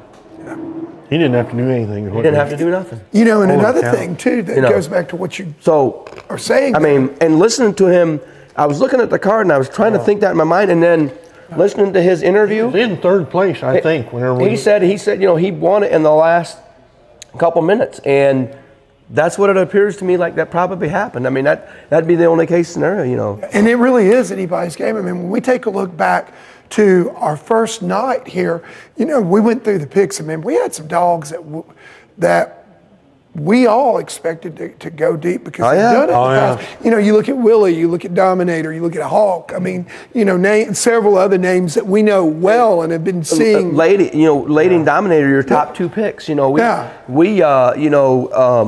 and hey, here's what I know. I know Joe had him looking good. You know, I know John. I mean, John's been on an absolute tear with Lady, and you know, that's why, you know what? And it'd be foolish not to pick them. Hey, that's why you enter and you play the game. Roll the dice. Can't win if you don't show up to play, can you? It's the only way you don't win. You know? Yeah. That's one way. That's the only way they'll keep you out. You know, and as per to say, so you know that's why we have these hunts. And you know, 25 years ago, here's what's really awesome about these hunts, I think, anyways. 25 years ago, there would be dogs that, you know, you'd have 3 or 4 dogs that could dominate a lot of these hunts, and they was household names. In today's world, with the hunts that we have, the way that they're structured, and you know, it's you don't hear of and I don't believe it's going to happen anytime soon. There's just not one dog going to come in and dominate this, you know, for a year or two. I mean, here's the thing, they can win a lot of money, win $60,000, $70,000, $80,000, but guess what? So can others. You can have 5 or 6 of them or 7 of them that are winning 50 or 60, you know. So I just think that a true testament to training techniques, you know, technology's gotten a lot better, and you know, it's just the competition is stronger. You know, of the fact of the technology has helped us with that. You know? I've got a question for you too. This is strictly, y'all know, I mean, it may be a stupid question, but I know that in the past, thermals have not come into play, but I did hear John say, I believe on the first night, that you know, the first coon they scored, he saw it with his thermal and called it. So has there been a change there? Well, the rule change allows That's it. what I'm asking. Are we allowing? I wasn't sure where you were going. we are. No one has touched upon that, and I know that, you know, we've discussed that in the past. You know, the fact that the thermals were not allowed. Right. So I think with UKC, the rule changes happen rule updates, rule changes happen every 3 years now, and as other registries were using thermals, many of us were kind of prodding UKC, hey, it's time to give credit where credit is due. And when a dog's got a raccoon that the normal light won't just shine, let's be like the rest of them and let's bring these thermals out. And this last rule change, it was allowed. And so you can't score a coon with just the thermal, but you can find it with the thermal and then attempt to shine it with your light. This time of year and back up through to the end of October, you're able to... And you know where to look too, thanks to the thermal. You zoom in on one area.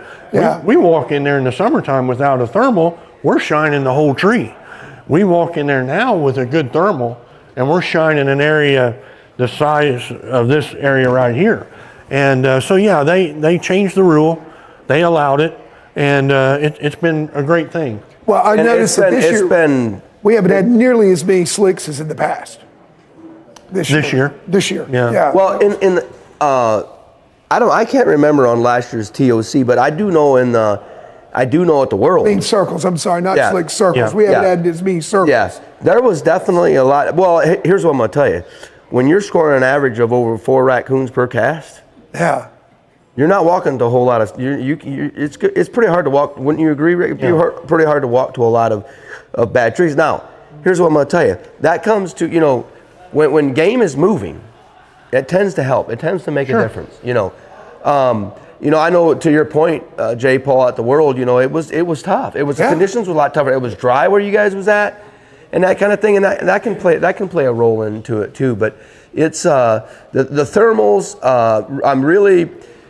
It was a huge breakthrough in my opinion, for the rules committee. Kudos to them to bring that in, because all it does is it helps reward the right dog, and that's what we want. We want the right dog to win. You know, if he does his job, it's our job to reward him for that. And it's not playing as much of a role in here this weekend, I wouldn't think, because a lot of the trees are still bare.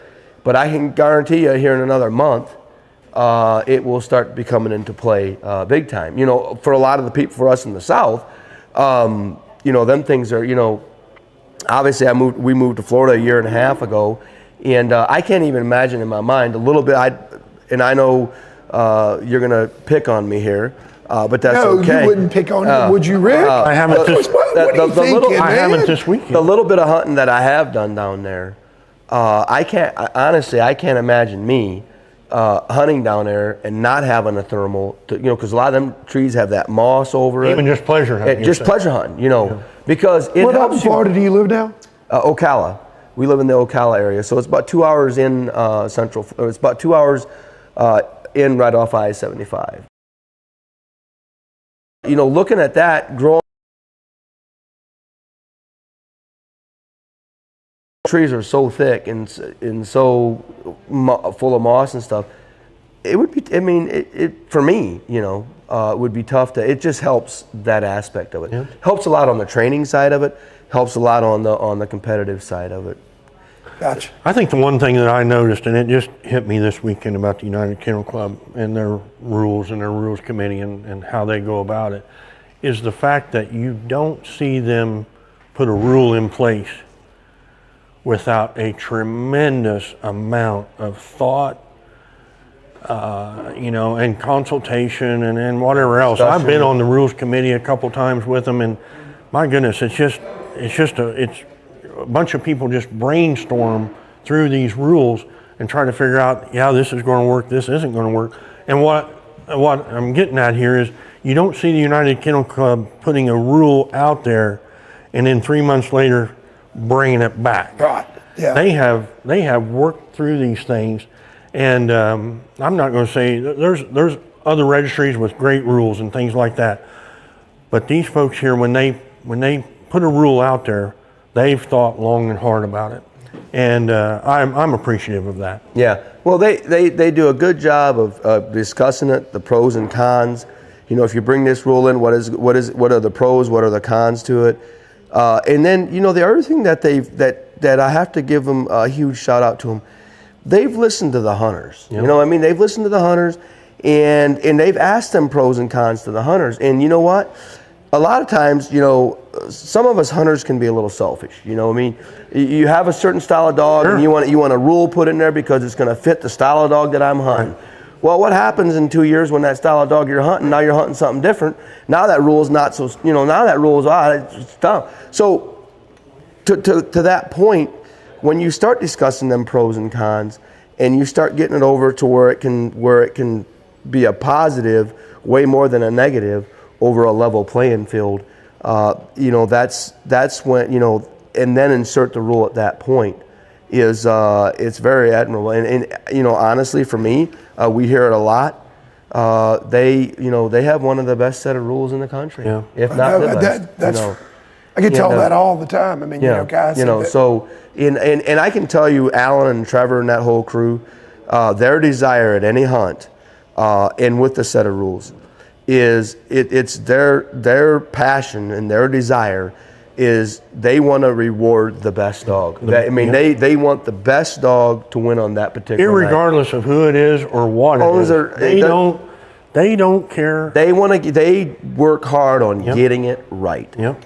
Yeah. And hey, you know what? And we've seen that over and over again at these major events too. We have so little controversy. So I've been very, very impressed with how smoothly that, as director of hunting operations, obviously we got to give Alan Gingerich a tremendous amount of credit for that. But I think that's one of the things, John was saying what a great event this was. And that's another thing that makes this event so great, that we see that UKC is continually trying to improve.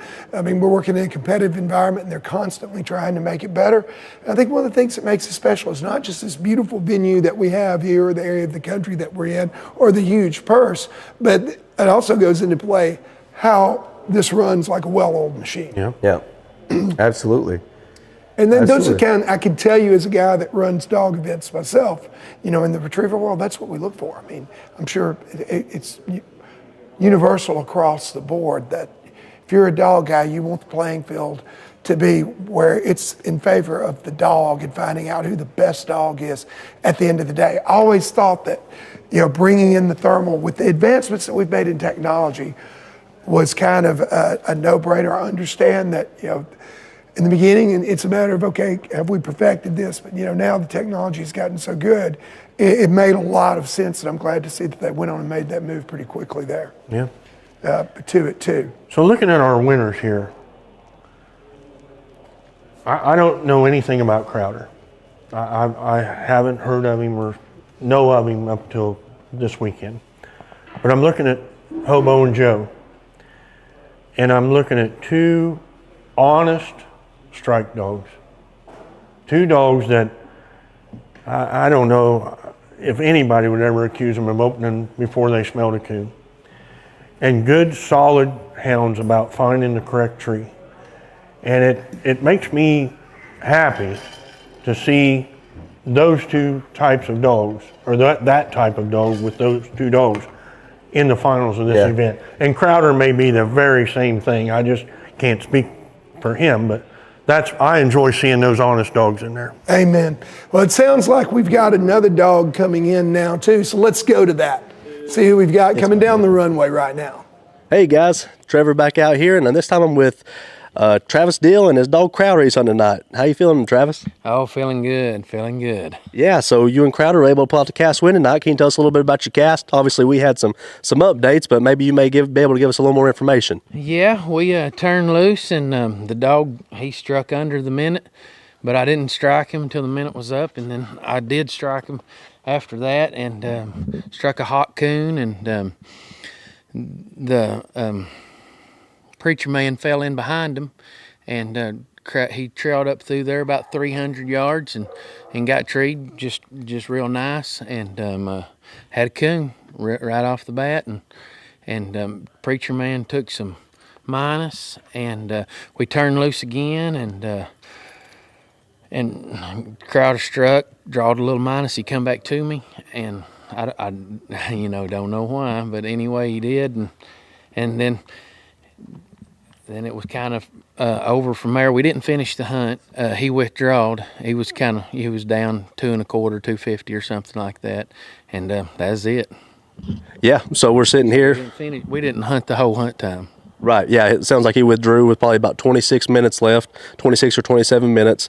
So, hey, that's 26 or 27 minutes you guys didn't have to hunt early. May have a little bit of advantage late round. May that help you out late, you think? I think a little rest is what he needed, because it's been a long 10-hour drive up, and a lot of hunting, and he's pretty tired, and it's pretty hot, and it's hard to relax at the motel, so.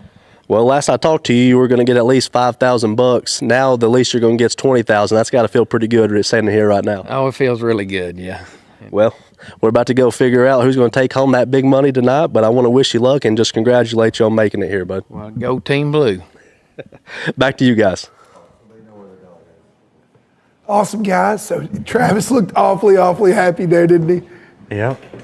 Yeah, and I didn't hear, it was hard for us to hear, to kind of tune in on what he had shared as far as how the cast had went.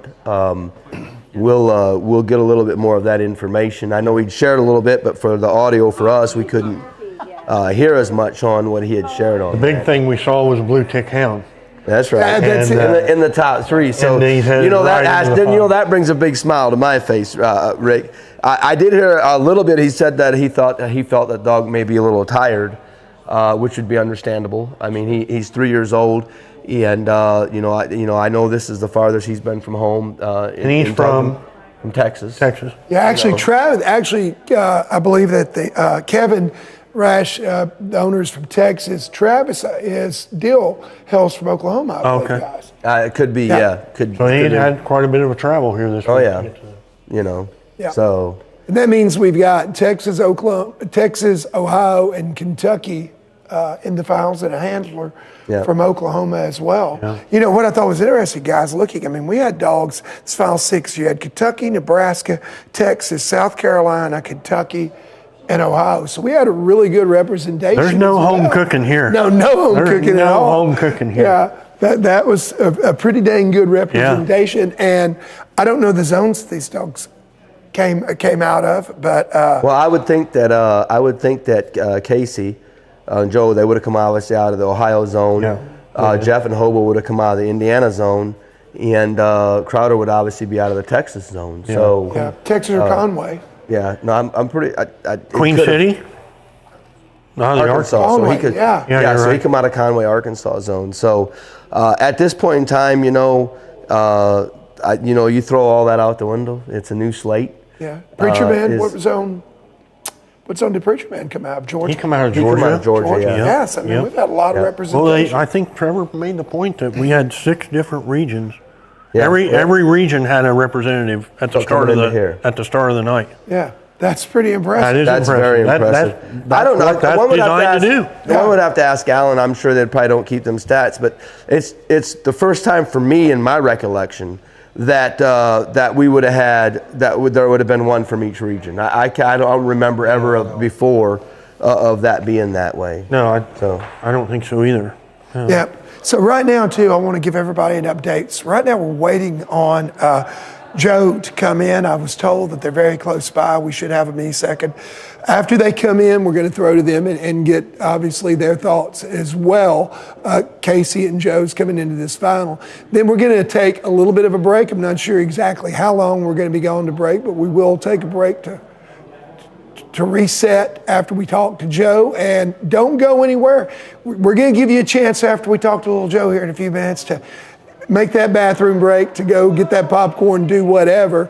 We're going to get a little break ourselves, hopefully get some of that pizza, but then we'll be coming back. But first, let's hear from little Joe, because I hear they're walking down the runway right now. Casey, let's hear from you and little Joe. All right, guys, I'm back here with our last finalist of the night. We got Mr. Casey Stallard with his hound, Little Joe. Casey, how's it going? Not bad, I guess. Yeah, so you guys just got back from your cast. Can you walk us through a little bit of what happened on your cast? Lacy struck for 100 and barked a few times in their round, and Joe was left-handed over there and struck and treed, and I treed him. And I'd say I think we got about to Joe, and Lacy treed there across the road, and I had a coon. Recut Joe. Lacy had a coon. Walked back up there and cut loose. He gets struck. I strike mine way in there and walk up there and stop, and 6 catches us both, so we take a minus. So we're tied at that point. And then she restrikes in again. 6 catches her. We walk up there a little ways and stop, and you can hear them both treed way through there, and he strikes and trees, and I strike and tree, and she had a coon, and I had a coon, and won. Yeah, both of the other casts ended up having some withdrawals with 30 and 45 minutes left, so you were the one nail biter, but I heard the panel up there talking about it. We had just got the update that Lacy had scored the coon, had taken the lead, and you guys were en route to Joe. Yeah. What was in your mind at that time? You knew he had him. I was confident, but he's a dog. Yeah. So, I mean, he'd been treed for probably close to an hour, just couldn't hear, rolling hills. I've been there. Absolutely. Well, you guys have the reputation of being hard. I think it's going to take to win tonight. Hopefully whatever he can do, he does the best. That's it. Tree a couple coons, stay out of trouble. Just look like himself. I think we'll be all right.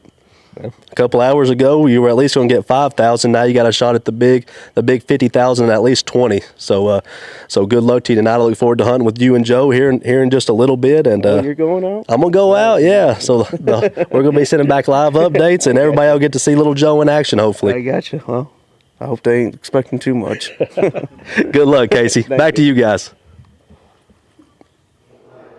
Okay, guys, so there you have it. We have our 3 finalists. We've got Little Joe, we've got Crowder, and of course we've got Hobo moving into the finals. We're 3 dogs away and 2 hours, give or take, from knowing who the winner of the 2023 UKC Tournament of Champions will be. Now, here on the set, we're going to take a break for just a little while. Not sure exactly how long. We want to get these dogs back in the field as quickly as we possibly can, especially with a little weather moving in here. We're going to grab us a bite to eat also. In the meantime, be sure and check us out on all of our social media outlets, Facebook, YouTube, also hashtag Dogs That Do More.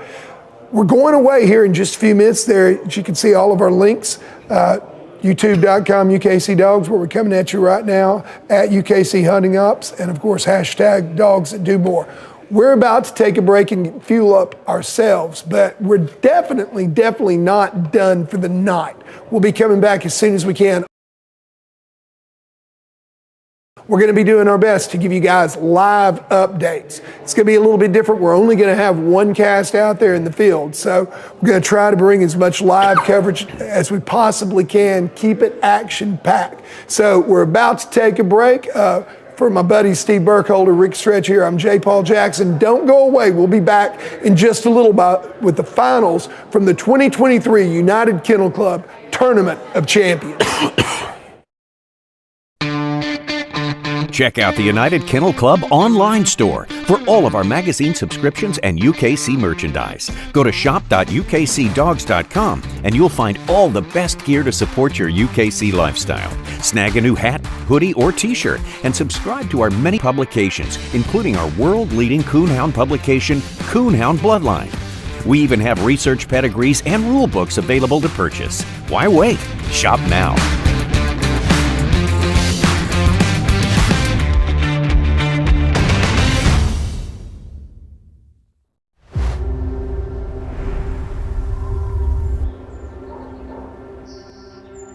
They're partners, ready to do whatever it takes.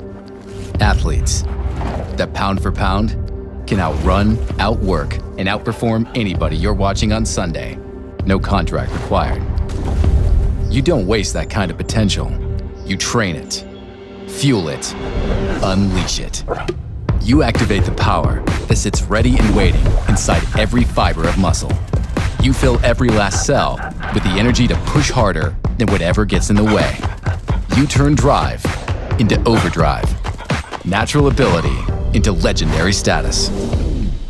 And to do it, you need nutrition that holds nothing back. The Eukanuba Premium Performance Lineup. Built to run full throttle on protein and fat, then find another gear. Made with nutrients that are customized for what your dog does. GI technology that supports optimal nutrient delivery. And an antioxidant cocktail that helps day 3 feel like day 1. Where your dog peaks depends on how far their fuel can take them. The Eukanuba Premium Performance Lineup. 4 formulas to hold nothing back.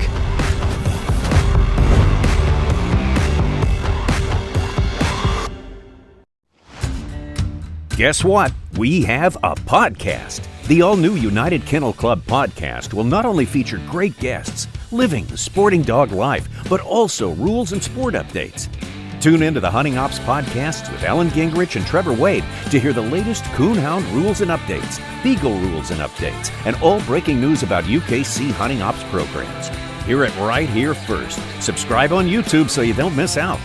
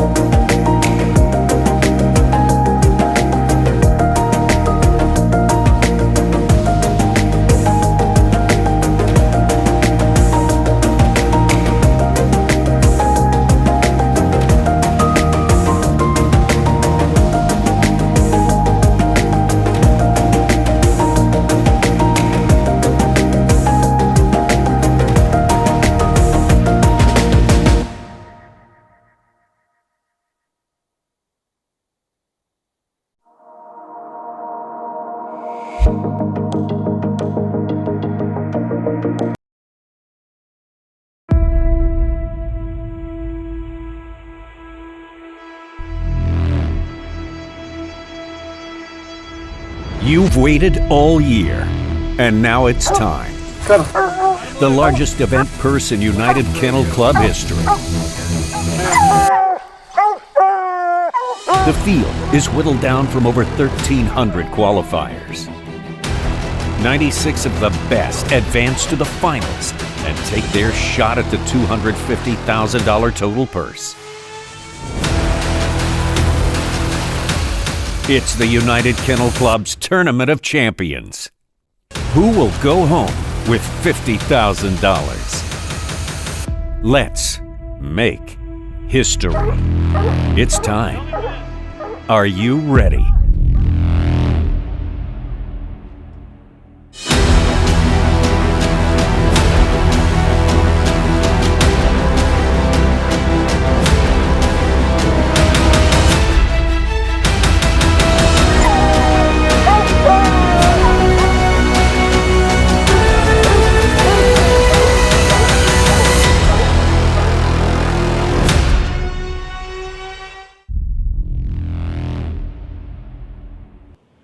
Welcome back to the 2023 United Kennel Club Tournament of Champions.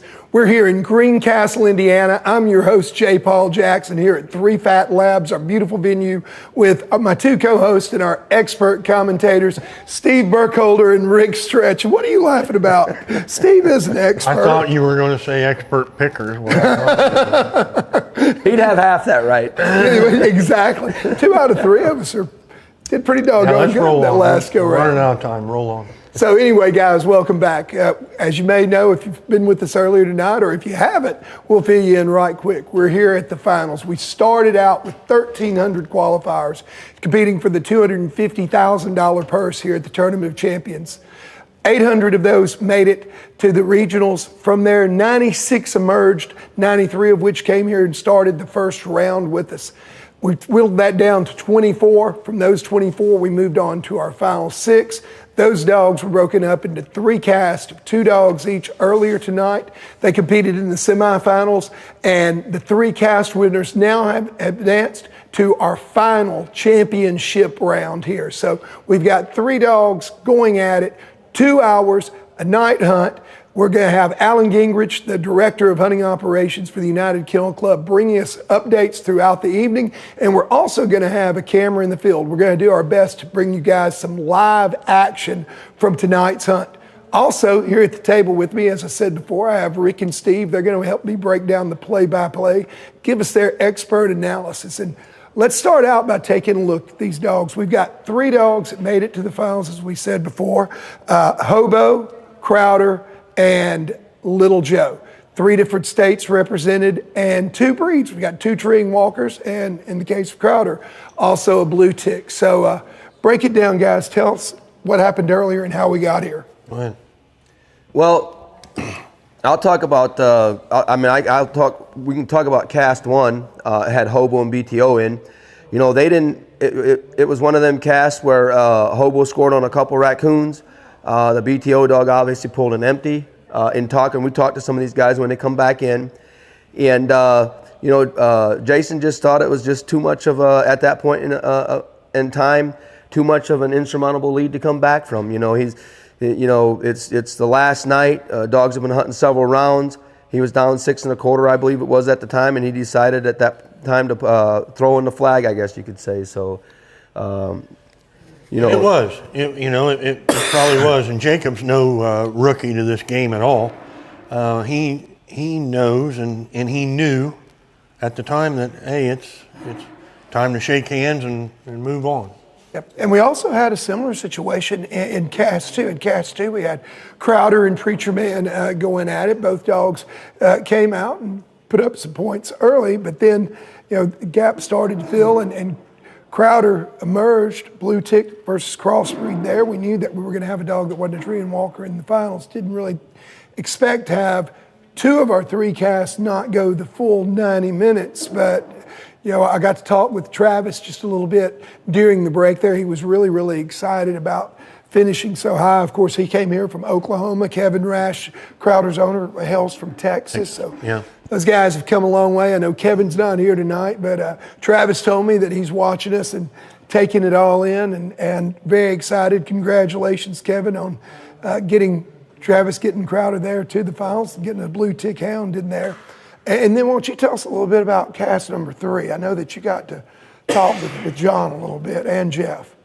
Yeah, I talked to Casey and Jeff a little bit out there, and just like the scorecard revealed, we had the 2 dogs split the whole time, and right there at the end of the hunt, and Steve alluded to this earlier in the day and during the first round of talks, the last guy that got to score won the cast, and that was Casey, and how true that was, but. It happened similar to what we predicted. They had a few more minus than what anybody would have thought of, but 2 great hounds there, and it come down to the last guy that got to score plus. And Casey Stallard, the handler of Joe, shared with us down there that Joe was treed for probably an hour of that hunt, and he can't hear him. And when Lacy had scored on her second coon, luckily. Again, it takes a little bit of luck in these hunts. We've talked about it. Right. It was far enough in the direction to where he was treed, and once they got over and got to where Lacy was treed at, it got him back into hearing of where Joe was at, and he was able to make a tree call on Joe. And I think after they scored that tree, I believe Lacy had about 4 minutes cut loose. Of course, the hunt runs out. And they walk into Joe, and he has a coon. If Joe's a different direction, he probably doesn't hear him. So it was kind of a, it was kind of a break his way that she ended up treeing in that direction and getting him over in a position where he could hear. And we talked about the way them dogs hunt in their style, that could be a possibility. And I look for a lot of that it's the weather out there tonight. Right now, it's maybe a little rain moving in. Air may get a little bit damp, and I would assume that's going to be. It's going to be a little bit of that's going to probably happen in this late round. The dogs are not going to change their style from round to round. They're going to keep the same style, and they're going to, if Joe gets treed and they hear Joe, they're going to be walking to him a long ways. What about Hobo and Crowder in a situation?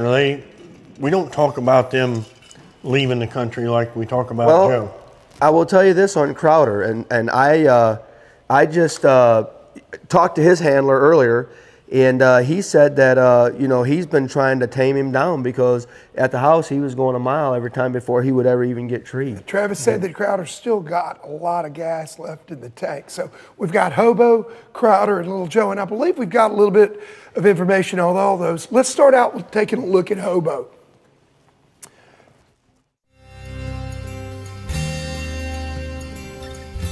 Last year, actually, I had back surgery March 21st. I had to wait about 6 or 8 weeks before I could hunt. We were privileged enough to have John up here with us at the desk earlier this evening and got a little bit of insight into that. He says that he's a little bit torn right now. Got Hobo in here, but he likes to be handling himself. I'm sure Jeff's not torn at all right now, though. He's pretty excited about going back out there. Either one of you guys get to talk to Jeff? Yeah, we both did. And I think Steve chatted with him a little bit more. Yeah, and Jeff has that, he knows what he's hunting. He prepares a dog as well as anyone. He just had he's going to kill me for saying this, but he was actually in Florida.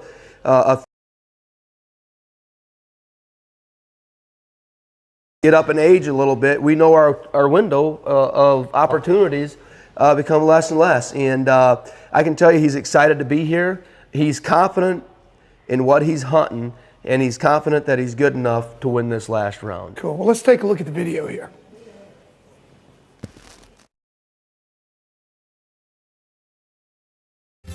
Last year, actually, I had back surgery March 21st. I had to wait about 6 or 8 weeks before I could hunt.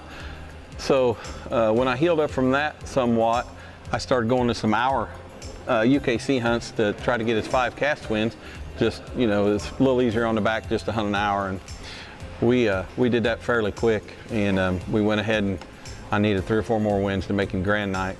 And me and John had talked about go ahead and qualify him for making grand night to hunt an autumn oak. So we went ahead and finished that up. So that was all last summer. Then I went to the new zones in LaGrange, Indiana, which is only about an hour and 10 minutes from my house a couple weeks ago. And we had a good hunt Friday night. I was lucky enough to guide at a friend's spot in Michigan right across the line, and I got beat by a quarter on Friday night. Dog looked good, just got beat.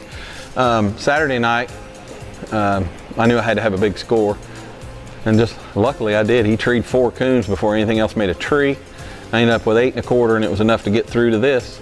Last night we had a real good hunt too. I treed 2 coons and was treed again. There was 14 minutes left in the hunt and they couldn't beat me, so they withdrew. Up to 375 last night.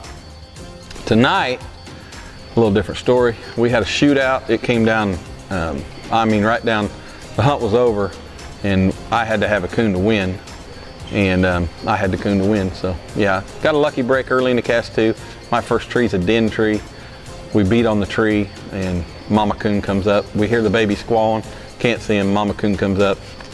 We see her. So that was a lucky break. But as anybody knows that's hunted in this game very long, to get to the end results, you have to have some lucky breaks, and that was one of them there. So this dog is as good as I've ever turned loose. We've had we've won a lot with him. Don't get me wrong, but we've lost a lot lately. So we just, things come and ebb and flow with everything, but it's been a bad flow for a while. So we're tickled. He's a coon treer. He's got a great attitude. He listens well. He's by himself all the time. If anything trees with him, they're going to have to come to him. And what wins coon hunts, and I've said this for years, I'm 60 years old. Me and John have won, we've done our fair share of winning, but dogs have to have a raccoon to win these hunts. That's one of the biggest things. That's what we're hunting for. And he's deadly accurate. I mean, he just has coons when he trees, so usually that wins.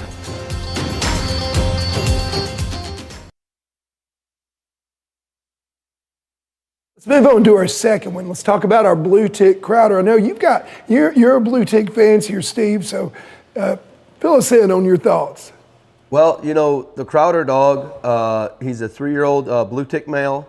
He comes out of the state of Texas. Probably the thing that stands out the most with is he comes from a great line of dogs that are good dogs. His sire is obviously the Bo Diddley dog, and then his grandsire on the bottom side is Bo Cephas. And you know, if you go in behind them dogs' pedigrees, it's not by accident that he's here. I mean, you know, I don't know much about the Crowder dog. Honestly, I didn't even really hear much about him until this weekend. But I got to talk to Travis quite a bit about him, and because obviously, you know, he piqued my interest because he was obviously a blue tick. And he was confident on Thursday before everyone went out, and he was confident tonight when he come back in. And you know, he's got enough of the wheels underneath him, which he gets that honest, to win this deal in the late round, I believe.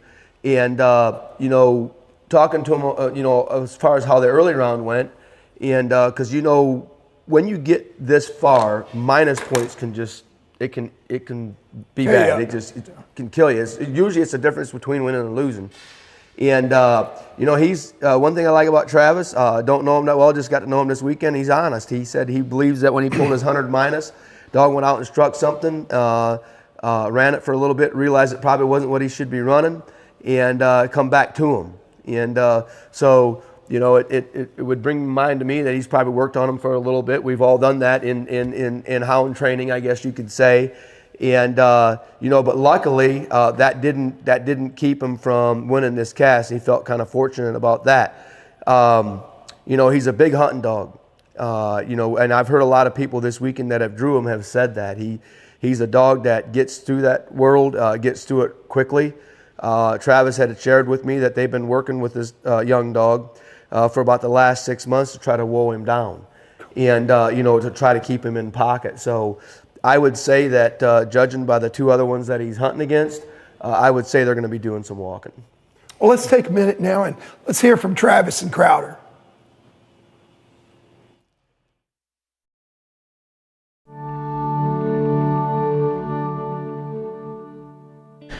Travis Dill. I live in Red Oak, Oklahoma. It's about 45 minutes west of Fort Smith, Arkansas. This is Rockin' Honest Crowder. Oh, he just turned 3 years old. He's a real big dog and a real big hunter, and he likes to go. He's got a lot of go to him. My son actually probably got all the 5 wins on him that he had, and the only reason he didn't bring him is because he hunts him most of the time, is because he had his ACT. Poor kid missed out on a lot of money. The owner of the dog is Kevin Rash in Texas, and so it's his dog, so we just hunt him for him. Actually, I have 3 kids that's having a birthday party on Sunday, and so I really didn't really need to come because we had this plan for a long time, and I thought he would come, but his ACTs and his tests come up, and so I said he was just too good of a dog not to go, so I said I might have to miss the birthday party. It wasn't as good as we had last night, but we turned loose over a hill and the dogs was really hard to hear, and one dog was out in front of us, and Crowder had got real deep real fast, a little over a half a mile, and I knew he was treed from looking at my dog truck. We couldn't hear him, and then finally I could get somebody to hear him. When we did, we got a little closer, and then I could hear him treed, and I got treed, and then it was almost the same way with the other dog. We done a lot of walking and didn't get a chance to turn the dogs loose a lot. So when we come in here and the master hounds decided they made a decision, that's when I found out. Or I thought I'd won it, but it was a question on the card. I was pretty pumped up, you know, not as nervous. I was I wasn't in the lead like last night. I was in the lead and I was nervous the whole hunt. In this one I was in the lead for about an hour and then I got behind, so I actually won in the last maybe just a few minutes, so it wasn't near as hard on me. His personality is a long story in itself. He acts like a vicious dog, but he's really a gentle giant, really. But we're just now really buddying up. It took a long time for him to make a friend. But I think he likes me. When I walk out or something, he'll wag his tail and he'll get excited. I don't know if it's excited because we're going hunting or it's excited because he likes me. I don't know. I'll tell you what, guys, I don't know how excited Crowder is, but I got to talk to Travis. Young man from Red Oak, Oklahoma is very, very excited. And I'll tell you what, he's come a long way too, because Red Oak, I believe, is about 45 minutes or an hour west of Fort Smith, Arkansas. So he had to go a few places between here and there to get here. That brings us up to our last competitor, Little Joe, who also came in from our cast number 3 tonight. Little Joe, of course, is handled by Casey Stallard, owned by his father, Jeff. And I got to talk to Casey just a little bit. You know, that you guys, we've talked about it here. You know, Casey lost his dog Orange on the Thursday that the hunt started. Thursday morning. Thursday morning. He told me that that Orange was in the garage and that he just didn't wake up that morning. Jeff found him. But I tell you, getting here, he told me he felt like, you know, it was a God thing, that he gives a lot of thanks for that. And I know you guys both are familiar somewhat with this dog. Why don't one of y'all tell us a little? We've hit about every point we can hit on him, but no surprise that we're. And then, you know, it went just about the way we thought it would outside of the minus points. We got 2 dogs here that continuously split tree and continuously have coons. And, you know, we've talked about Joe we've said about all we can say about it. Why don't we roll some film and let's take a look at Casey. And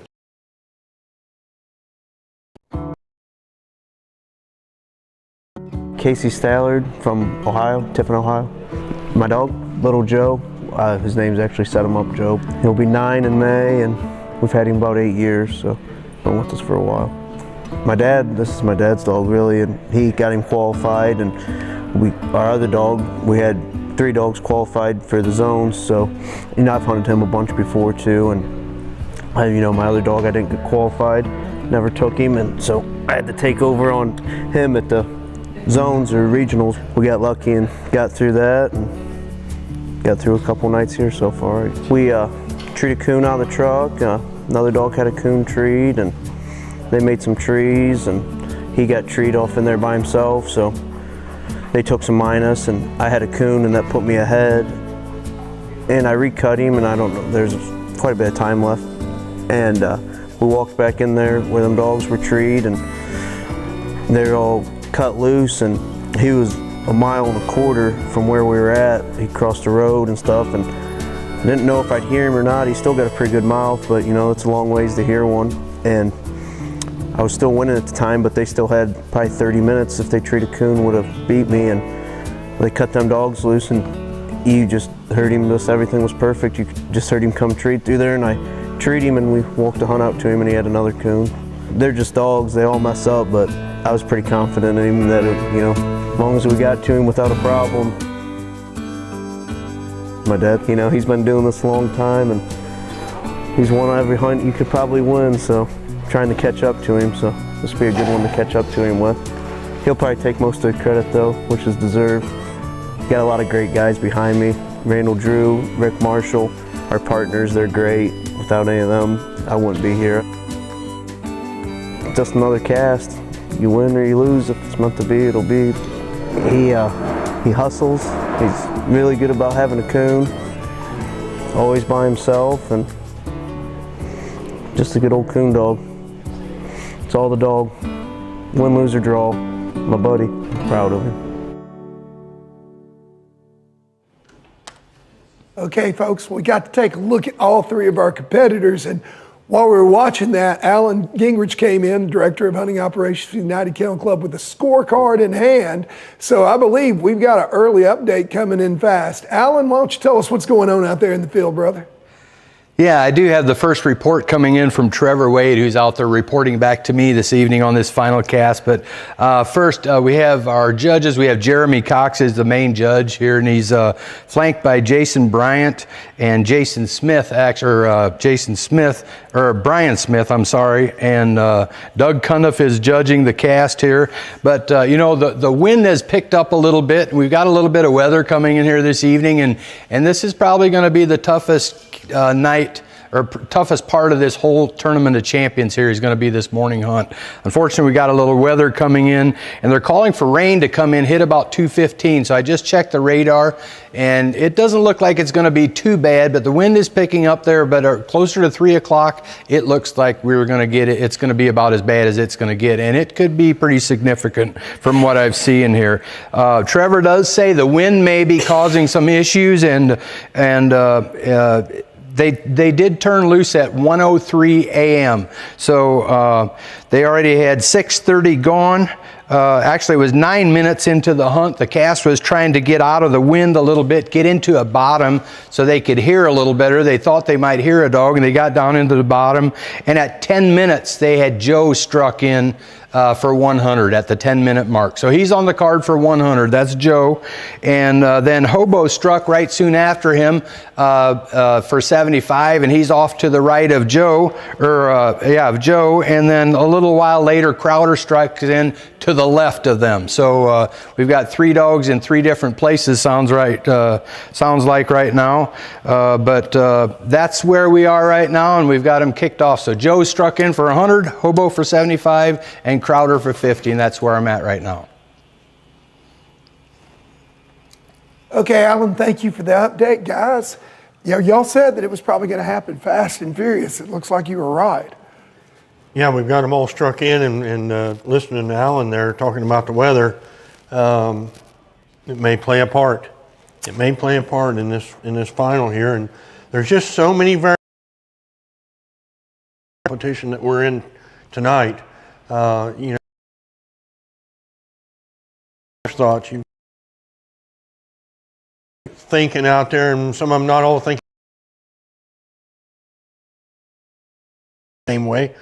And then on top of that, we've got the weather. So many variables out there right now, and hopefully we can keep it all together and keep it moving forward, and the weather doesn't play such a big part. Well, I'll tell you, while Alan was talking, I took a moment to take a look at the radar here.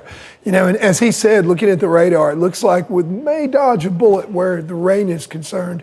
Really doesn't look like it's going to start until after 2:30, maybe not even until after 3 a.m. So if we don't have a break in the action, they may get this thing concluded before the rain comes in. But definitely the wind has changed. You know, one thing very interesting about that, and talking to the handlers, we all knew that Joe is a big running dog. We spoke with Travis, and obviously, you know, Crowder likes to run as well. Not so sure about Hobo. You guys may have some insight, you know, into that. But right now, we've got 2 dogs that like to run big, going in different directions, both on game. Yeah. What do you make of that? Well, it's typical, of course. You know, I think Hobo, from everything I know about him, just picks them as they come. He's not looking to charge out of there or get away from anything. He takes his stuff as he comes to it. With Joe, he's going to scoot out there. I've seen him tree a few times just outside your light. He can do it. It seems like that he prefers to get on in there and get things going a little bit farther in. Yeah, one thing interesting from talking to Casey in the interim between the semis and our finals here, you know, he said that when he took that negative 75 on Joe, that he felt like the dog was on tree then. They just couldn't hear him. I heard him tell you that. Maybe. Yeah, and to your point on that, Rick, on the as far as like the Hobo, the Crowder, and Joe and Crowder are they're more of a what we call an ambush style of dog. They're looking to what we call ambush one. You know, drift through that country as quick as they can or whatever, and come across one basically a hot track. Right. That's just their style. Every style of dog is different. I've hunted with Hobo. He's not that type of style of dog. He's not a style of dog that's going to blow through there a mile looking to just jam one. Kenny, he can do it in style right out of the truck. He can do it right off the lead. But his style more is take that track as it comes to him, work it through there and tree it. That's really the difference between the 3 dogs that we got. And that may play a role in tonight in keeping him in pocket and hearing, because he'll trail a little bit more than what the other 2 do versus, they may be a mile in there or whatever. The fact that they all 3 got struck is a good thing for all 3 handlers, because at some point in time, even if they do get out of pocket on them a little bit, they can maybe get the cast back to the last time that they heard the dog. So that's going to help. What stands out to me here, Joe getting struck for 100. I mean, typically you don't, he does. Well, we had talked about this earlier today, and I'm not sure who I talked to. Maybe it was Jeff, I don't remember. But when things are quiet at the start of the hunt like this was, Alan said he got struck in at the 10-minute mark. That's so much better for Joe. Yeah. You don't have any of that loose barking or something striking the coon in another direction, even closer to you.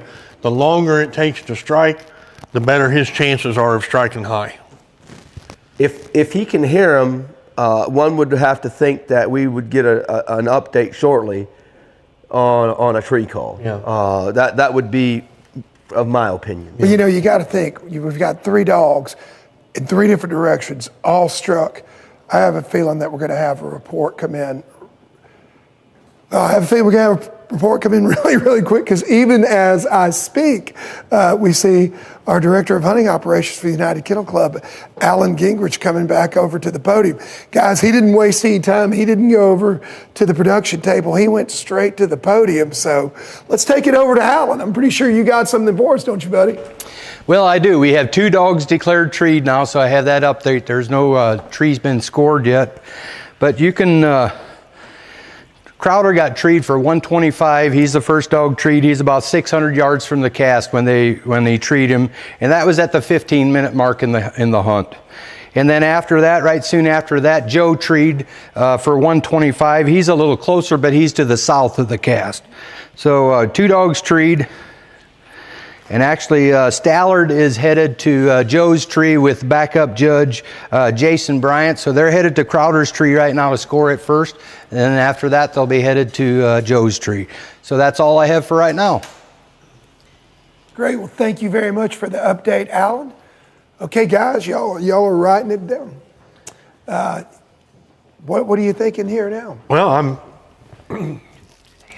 I'm not used to hearing about a blue tick being 600 yards this early in the hunt, and so Crowder is proven.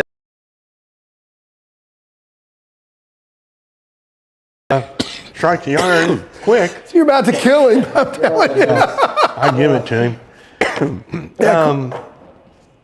I'm just happy for Travis and Crowder. They're going to be the first ones we score, and hopefully it's a good positive points, And then what do we expect from Joe when we walk in there, see what he's got going on? Well, hey, I tell you, I think all 3 of these dogs, I don't have the cards in front of me, but in my mind and going through the cards, because we did, right.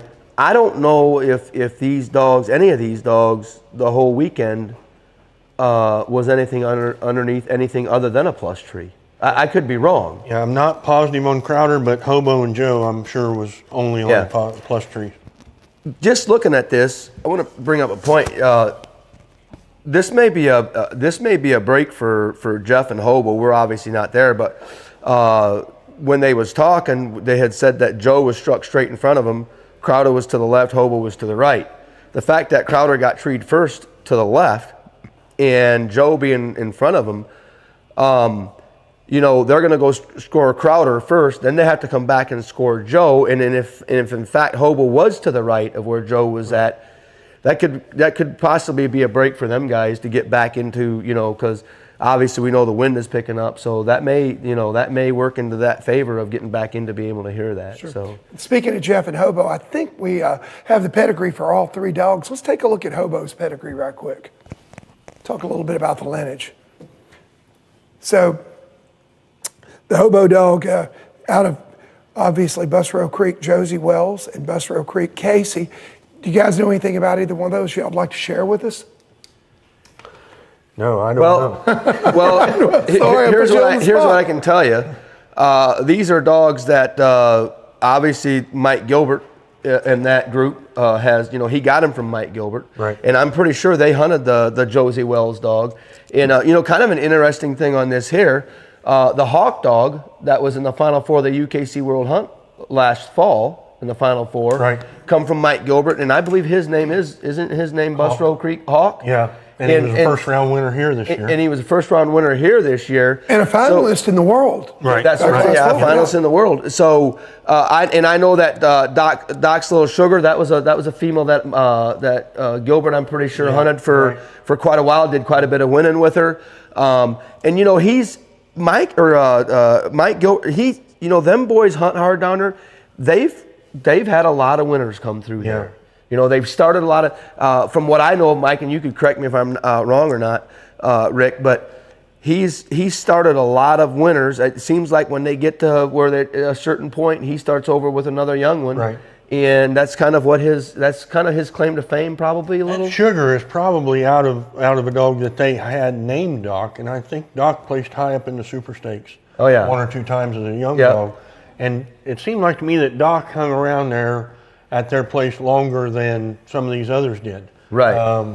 But the top side of that pedigree goes back to Handsome Harry and that group of dogs up there. But it would be another generation or 2 back. Yeah. But those guys have kept that same bloodline going, and it's worked really well for them. Mike's hunting buddy Chuck Cliver has worked with Mike a tremendous amount, and they've just kept that same bloodline and breeding in and out of it for a long time. Yep. Well, let's take a look at Crowder's pedigree. I believe we've got it available also. Now, Crowder's, of course, blue tick. You're a blue tick fancier, so I'm going to turn this over to you, I would Steve. love to have Rick share with us what he knows about the blue tick. Crowder's out of a blue tick male and a blue tick female. Best I And that's know. all you know, right? Well, hey, the Bo Diddley dog, he was a good hound. Obviously, you can see he was a Grand Night champion too. He come out of the cross of Mel's Blue Sue's Rattler.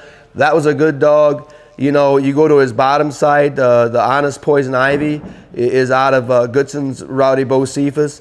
And not just in my opinion, but in a lot of people's opinion, probably one of the, he reproduced a lot of good dogs, a lot of big winners.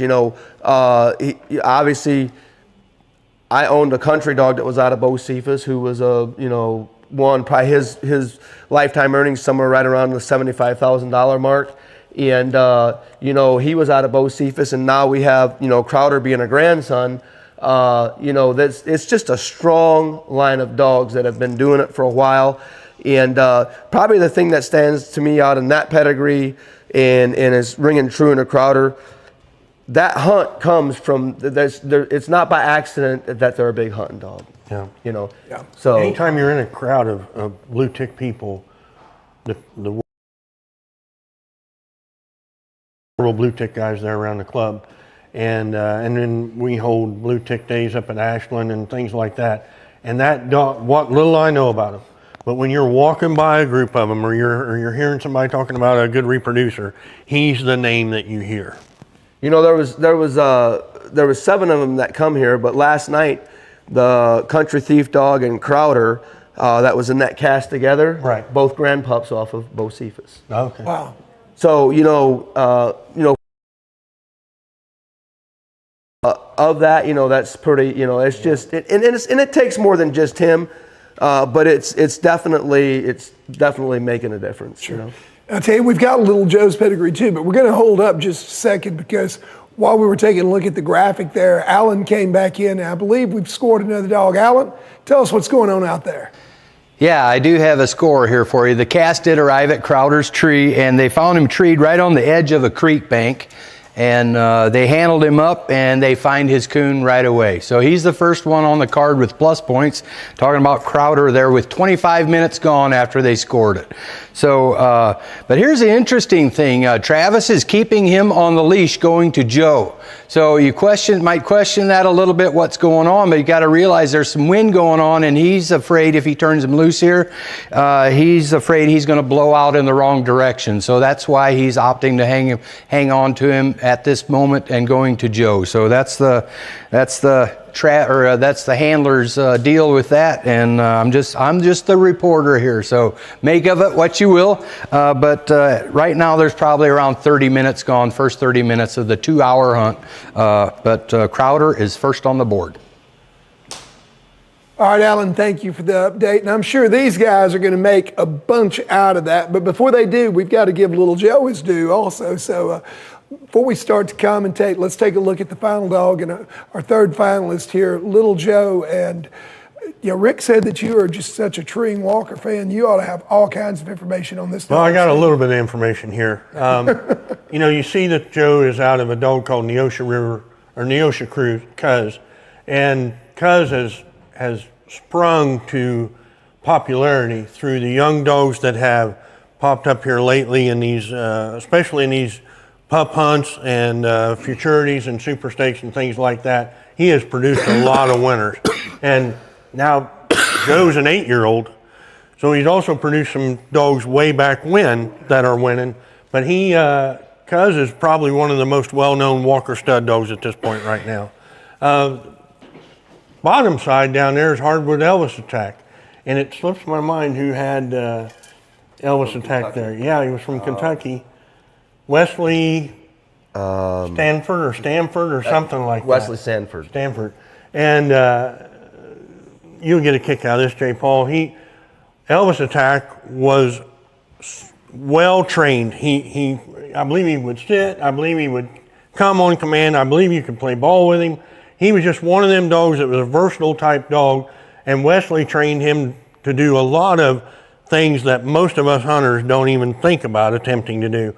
But I watched that dog, and I even hunted with that dog. Most of you coon hunters. Right, most of these duck hunters, we teach you to do a lot of those things. I got to watch Elvis out there in the woods a couple times, and he handled his hunting just like he handled them tricks that Wesley taught him. He was a good dog. He was a quick, action-packed dog. He was a rat attack bred dog. I forget if he was directly out of rat or if he was a grandson of rat. But that's what we got going on there with Joe's pedigree. Yep. One of the things that caught my eye looking at Joe's pedigree too, when you look at a lot of these younger dogs, the bottom half, almost all of the dogs are titled. When you go back to some of the older dogs, you can see the two of the females on the bottom side were purple ribbon bred dogs, but they weren't titled. That's something I want to come back and talk about here in just a little bit. But let's go back now to the action, because I know you guys have been dying to comment on what Alan said. Make of that what you will. What are your thoughts on Travis keeping him on lead? Crowder, that is, after. Well, the wind is playing. Apparently, if we can get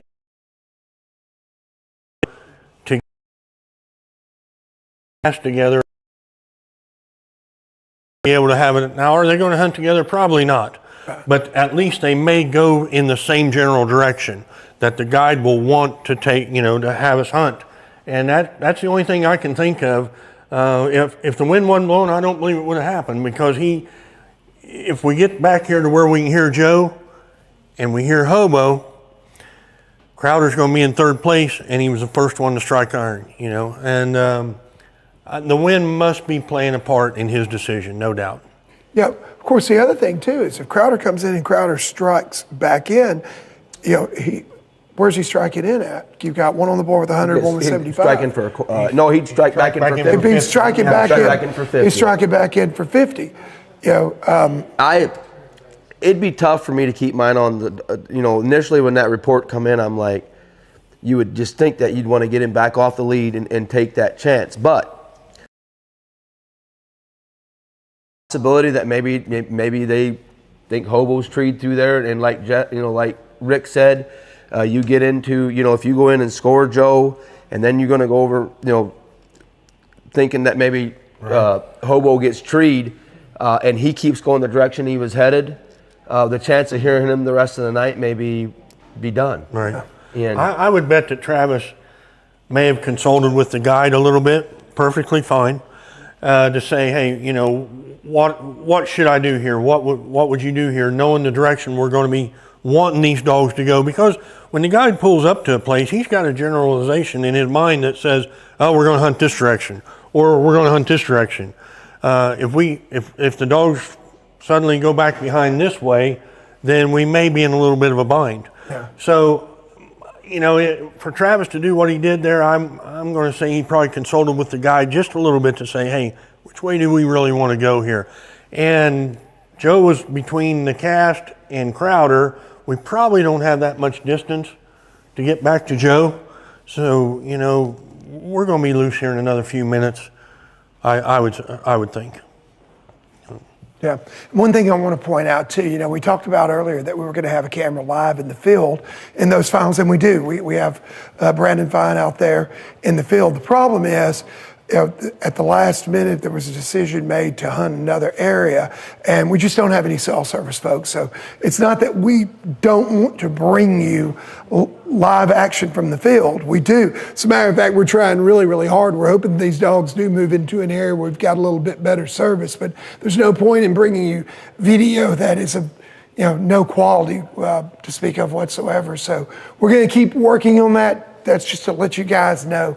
We know you want to watch these dogs actually work in the field, and we're doing everything that we can. We're also wanting to watch them work in the field. Yeah, we do too. Trust me. You know, I love to see them on the tree. I'm not crazy about watching those behinds just walk through the woods, and you know, but definitely want to see these guys on the tree. So if we can bring you any kind of footage whatsoever from the field, we're going to be doing that. We're also going to continue, even though they have poor service, we are getting live updates along the way. As a matter of fact, Alan Gingerich just walked past, paper in hands. That probably means be patient. Don't go anywhere.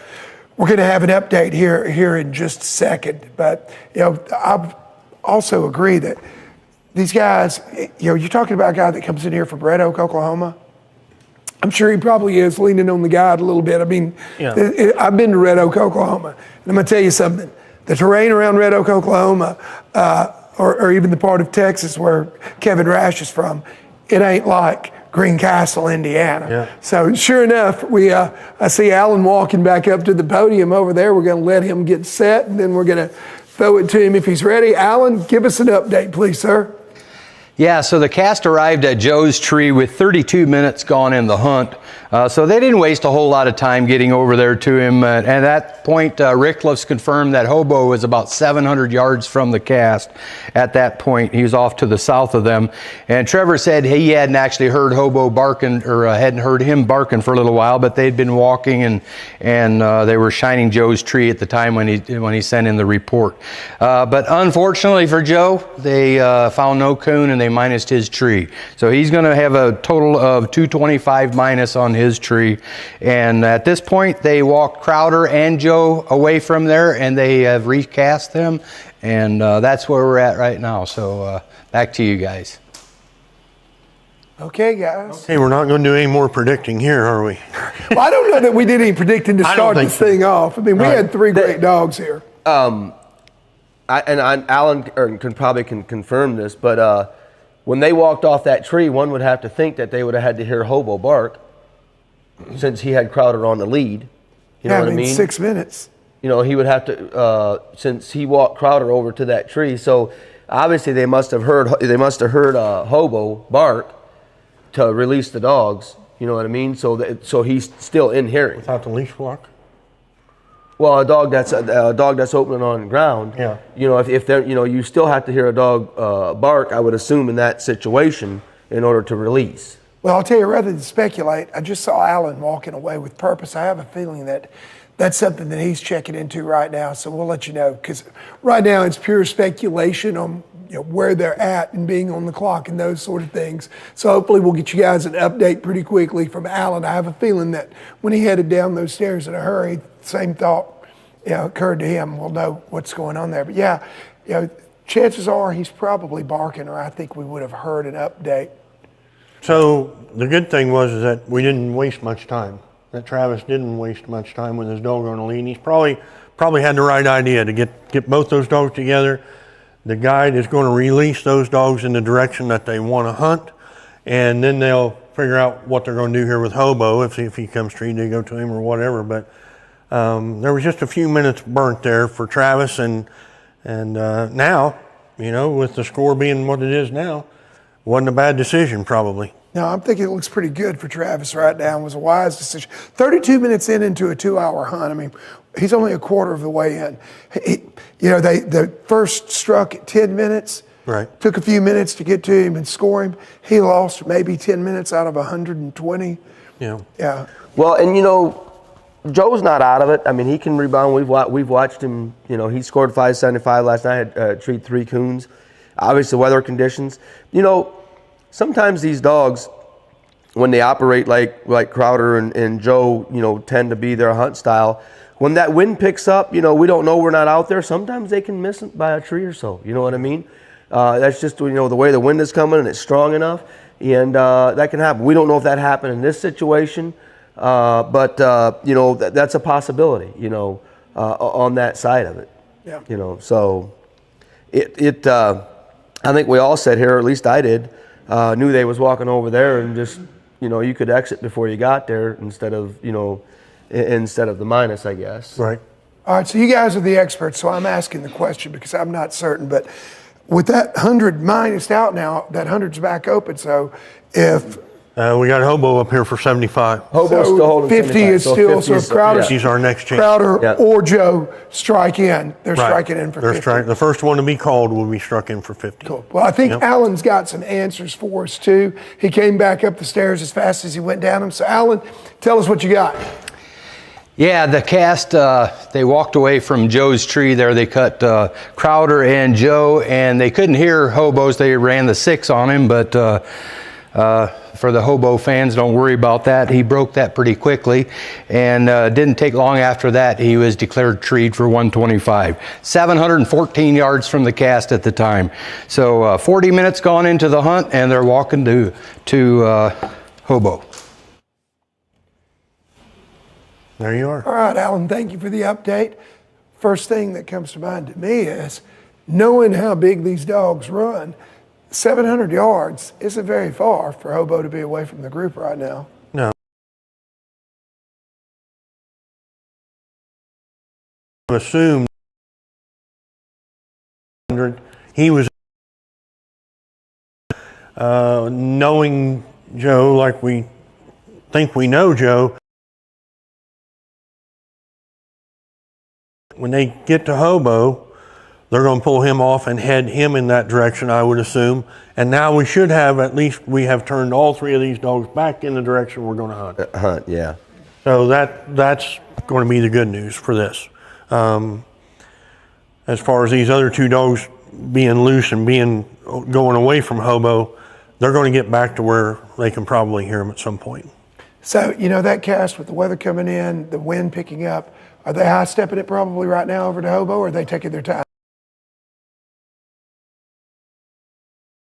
It really doesn't matter. I mean, I think they're gonna walk a steady pace. I mean, here's the thing: he took the tree call. They know the direction the dog is in.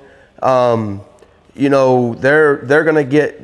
gonna take and make their way there about on the same pace, because if the wind would happen to pick up enough to where you couldn't hardly hear them or anything like that, they're going to keep moving in the direction of the dog because they took the tree call so they could hear him. You know what I mean? And they've got the dog to GPS, so they know where the dog is at. Yeah. Yeah. Got to go to him. Also, you would think too that it's a good chance, we don't know it yet, that Joe or Crowder's already struck back in as well. Yeah. Well, they're loose. They're capable. They're loose. Yeah. And the capability's there. But 40 minutes into the hunt, when Hobo trees, that's a long time from turn loose to now. Yeah, but I would say, judging by hunting with him, I would say he worked one of them. He's infamous for working them tracks, like that and treeing them. And when you have someone, that's probably going to play. It's going to play into a favor for him tonight. One would have to think, because once he gets him struck, he's going to work that track to tree it. And that's probably going to keep him in hearing of them, versus when, these 2 dogs are cut loose. And I would have to think that, if they even go in that direction, and once they get to where them dogs can hear Hobo, I would say that there'll be a U-turn or a left-hand turn or a right-hand turn, and they will be drifting opposite. And I can't imagine that that both dogs are going to make the same left-hand turn or the same right-hand turn when they decide to go their direction. I mean, we haven't seen any of these 3 dogs work as a team with another dog through the first 3 series, so there's no reason to think that they're going to change their method of operation right now. I think they're going to stick to the MO that brought them here, and as soon as we say that, you know what's going to happen. Oh, yeah. Yeah. Every time. Every single time. What do you think Travis and Jeff felt whenever the judge made his decision on Joe's tree? Well, it brings in a whole new thought process, because in your mind you say, okay, I got one dog I need to beat. You know, I mean, that's just what your mindset goes to, and or you sit there and say, you know, if I lose to this one, I mean, can it really be that bad? You know what I mean? So it definitely, it definitely at this stage in the game, a little over an hour left to go in this hunt. It definitely plays a role in how you handle the rest of the night, in my opinion. Yeah. You know, people say, I don't care if they open, I'm going to strike them. If they tree, I'm going to tree them. Well, I got news for you. You say that until you get put in that situation. Yeah, those are the people that don't win first. Yeah. That's a good I'm just going to say it. It really is. It's a team effort out there. And the handler's just as important as the dog. And both of you have got to be on top of your game at the same time to pull them first place wins out. If one of you is off, let's say the handler goes out there and makes a bum call, strikes the wrong dog, or strikes a dog that's at a house or a barn or something tied up, the dog has to be capable of overcoming that bad handler's call. And the same way, whenever a dog makes a mistake out there, now the handler's got to kind of start digging in a little bit. How can I help? How can I help? And stay within the scope of the rules.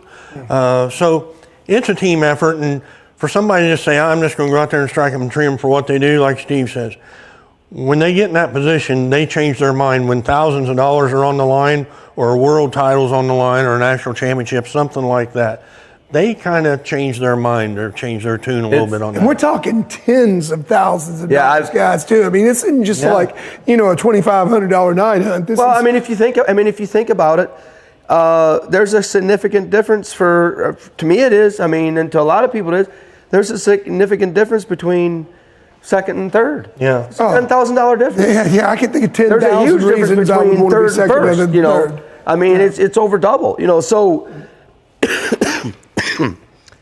it just, I think that when you get to this stage, you know, people, and this is just, we're just sharing. I've heard many of people, you know, there's some hunts that you can go to, you can split or you can hunt for. And we've heard this many times. You can believe if I'm there, I'm hunting until they get there. Until they get there. Then they're splitting. Yeah. Because here's what I'm going to tell you. Most of these hunts, second place pays better than a split.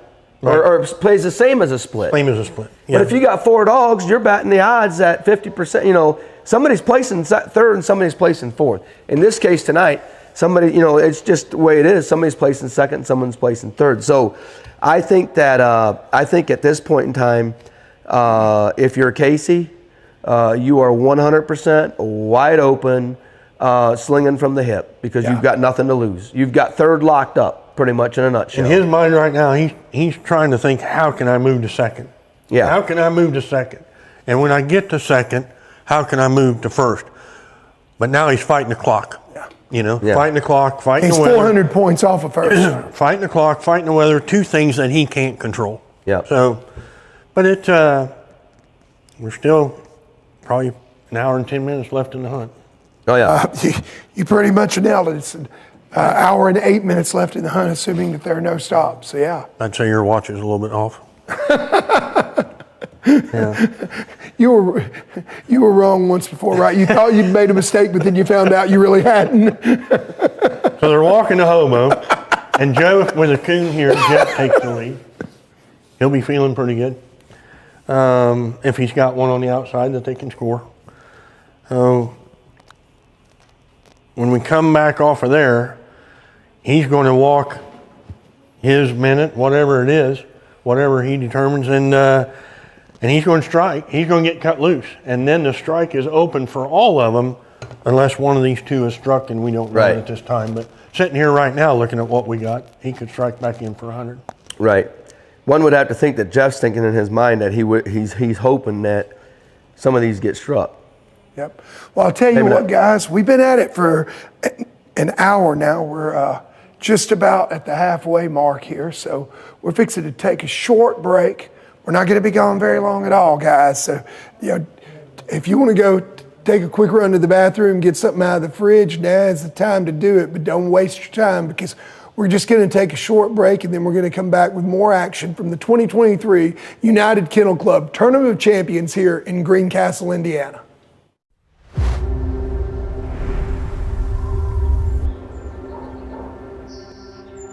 They're partners, ready to do whatever it takes. Athletes that pound for pound can outrun, outwork, and outperform anybody you're watching on Sunday. No contract required. You don't waste that kind of potential. You train it, fuel it, unleash it. You activate the power that sits ready and waiting inside every fiber of muscle. You fill every last cell with the energy to push harder than whatever gets in the way. You turn drive into overdrive, natural ability into legendary status. And to do it, you need nutrition that holds nothing back. The Eukanuba Premium Performance Lineup. Built to run full throttle on protein and fat, then find another gear. Made with nutrients that are customized for what your dog does. GI technology that supports optimal nutrient delivery. And an antioxidant cocktail that helps day 3 feel like day 1. Where your dog peaks depends on how far their fuel can take them. The Eukanuba Premium Performance Lineup. 4 formulas to hold nothing back.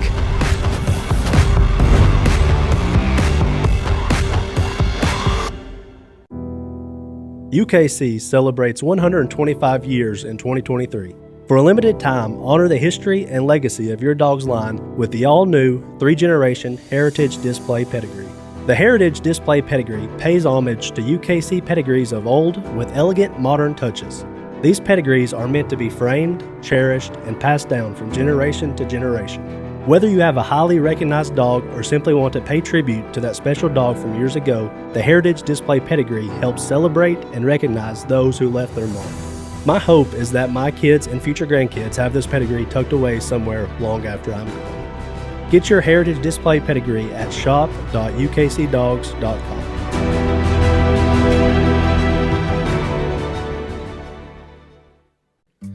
Established in 1978, the UKC Coonhound World Championship is one of the most sought-after titles for coonhounds.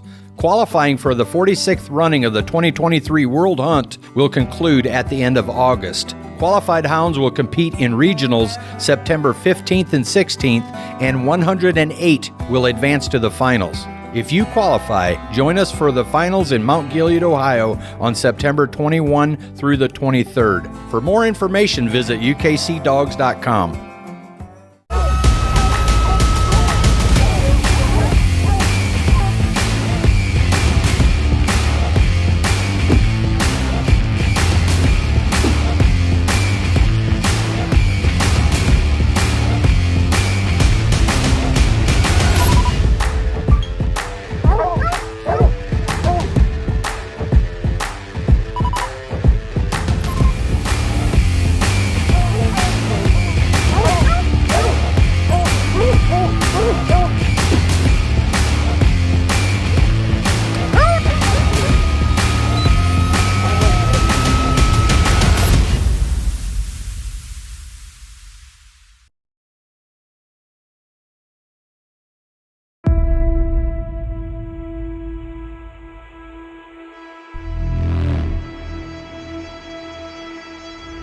You've waited all year, and now it's time. The largest event purse in United Kennel Club history. The field is whittled down from over 1,300 qualifiers. 96 of the best advance to the finals and take their shot at the $250,000 total purse. It's the United Kennel Club's Tournament of Champions. Who will go home with $50,000? Let's make history. It's time. Are you ready?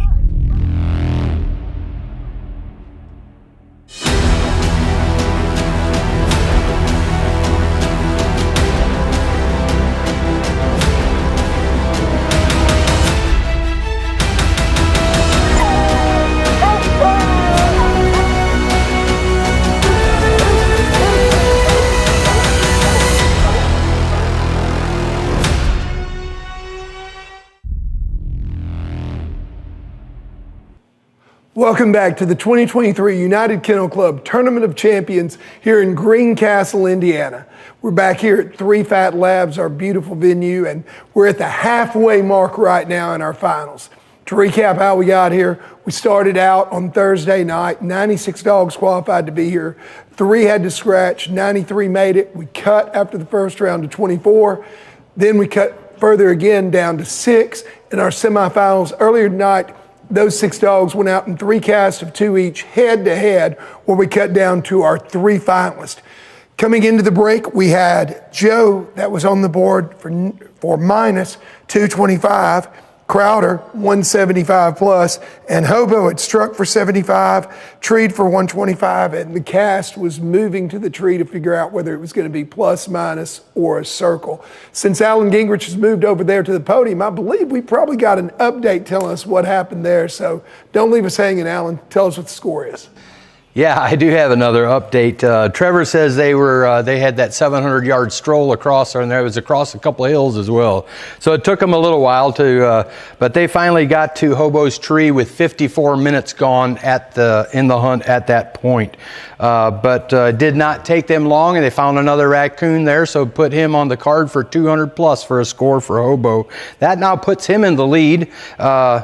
25 points above Crowder, who has 175, and then obviously Joe has 225 minus there. But I will also say I checked the radar again, and it looks like the rain is going to hit about right at 3 o'clock, and it does not look like it's going to let up after that. So it'll be really close here as far as hunt time goes, and they'll be doing very well if they don't get wet here tonight, either way. So back to you guys.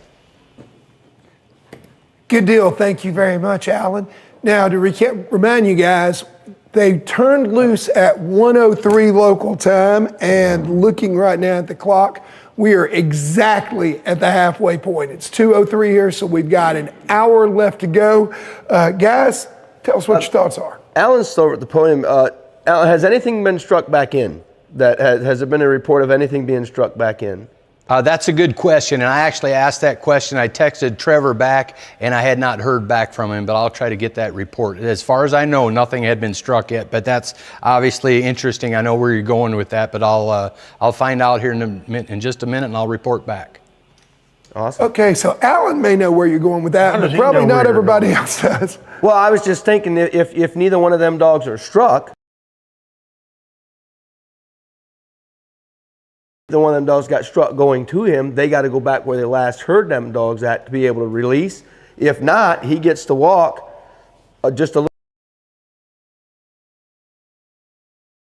And Alan's back. All right, well, that was fast, Alan. What you got? Yeah, Trevor did report back, and he said nothing has been struck in, so strikes are in fact now open for all dogs.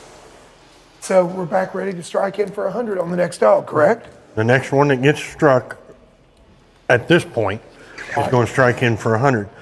So we're going to lead Hobo just a little ways. Yeah. And he's going to get released. Yeah. And Alan's back. Yeah. That's quick again. Okay, Alan. Got your track shoes on, don't you, buddy? Yeah, so I do have another report pretty quick. Hobo takes that first strike, so that's all I have right now. Strike Hobo back in for 100. Okay, guys. Well, with Hobo struck back in for 100, makes things pretty doggone interesting here. You can't help but think that Hobo didn't go in the direction that they turned the dogs loose. Mm-mm. So 700 yards from where they turned the dog loose is where they scored Hobo. in a direction that they weren't originally casting the dogs. And Steve and I talked about this during the break. Now we've got this distance of wherever Hobo's at to the distance of where Joe and Crowder may be. And that distance is probably 10, 12, 15 minutes of travel time for those dogs. I'll let you take it from here, what we're thinking. Well, you know, we did talk about it at the break. And, you know, it was going to be, you know, the deciding factor could have been, when we're just conversating. I'm going to interrupt you guys because our track star, Alan Gingerich, is back at the podium again. Yeah. Into my time, I know that. Thank you, Alan. Please do it more. Yeah, let me talk for a little bit here, Stretch.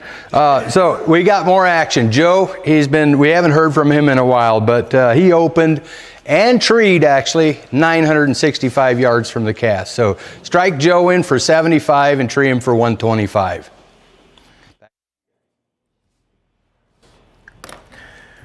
Well, keep that thought to yourself, I guess. Well, hey, you know the good thing is on this is they heard him 975 yards, so that's a good thing. Right. 975. 975. So he was struck and treed 975 yards from the cast. So that's a positive. At this point, That's we're over thinking, half a mile. We're thinking they're motoring to him for Yep. sure. And So- Casey's dragging him through there as fast as he can, probably. As fast as them short legs will let him walk through there. And you know he obviously has a you know the best thing for Casey has going for him right now is the top two dogs are neck and neck, and he really is going to need that. Them stay fairly close to each other, and you know maybe they make a mistake at the end, you know, trying to and may open the door for him, you know. Depending on how that plays out versus one just running away with it, you know. So, hey, there's an hour left to go. As we know, Rick, it's an eternity. It's an eternity if you're leading. Yeah. It goes by really quick when you're way down, and a lot can happen. Right. And you know, we saw with the Piper dog. Yeah. Was it last year? Yeah. If we when they walk in here and score this tree, and hopefully he's back on track to where he's got a coon here, maybe he's found an area where there are a handful of coons around, and he gets recast. He's right back in this thing. So lots of time left, a lot of distance to be walked. So we got a lot going on here right now. Well, an interesting observation there too, or at least I find it a little bit interesting. You know, I don't know that Joe had a negative.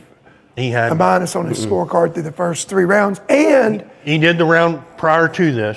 He did early tonight. But he did early tonight. But remember, Casey also told us that the negative came because he was out of hearing. Right. He felt like the dog was treed. It wasn't that the dog had made a misstep. There's a big difference between making a mistake. Obviously, the dog made a mistake when they scored a treat 125 to the minus. There was that there. The negative points that he'd pulled before that had just been because of bad luck. Right. And also, you had written down, Steve, I noticed in your notes, that in the quarterfinals, Joe didn't only win, I believe that your note said dominating performance. Am I right? Well, it looked that way. Yeah. It appeared that way to me. I mean, he was more than a full coon up at the end of the cast. You know, I mean, he was going to have to make a big mistake in the end, and they was going to have to tree one or.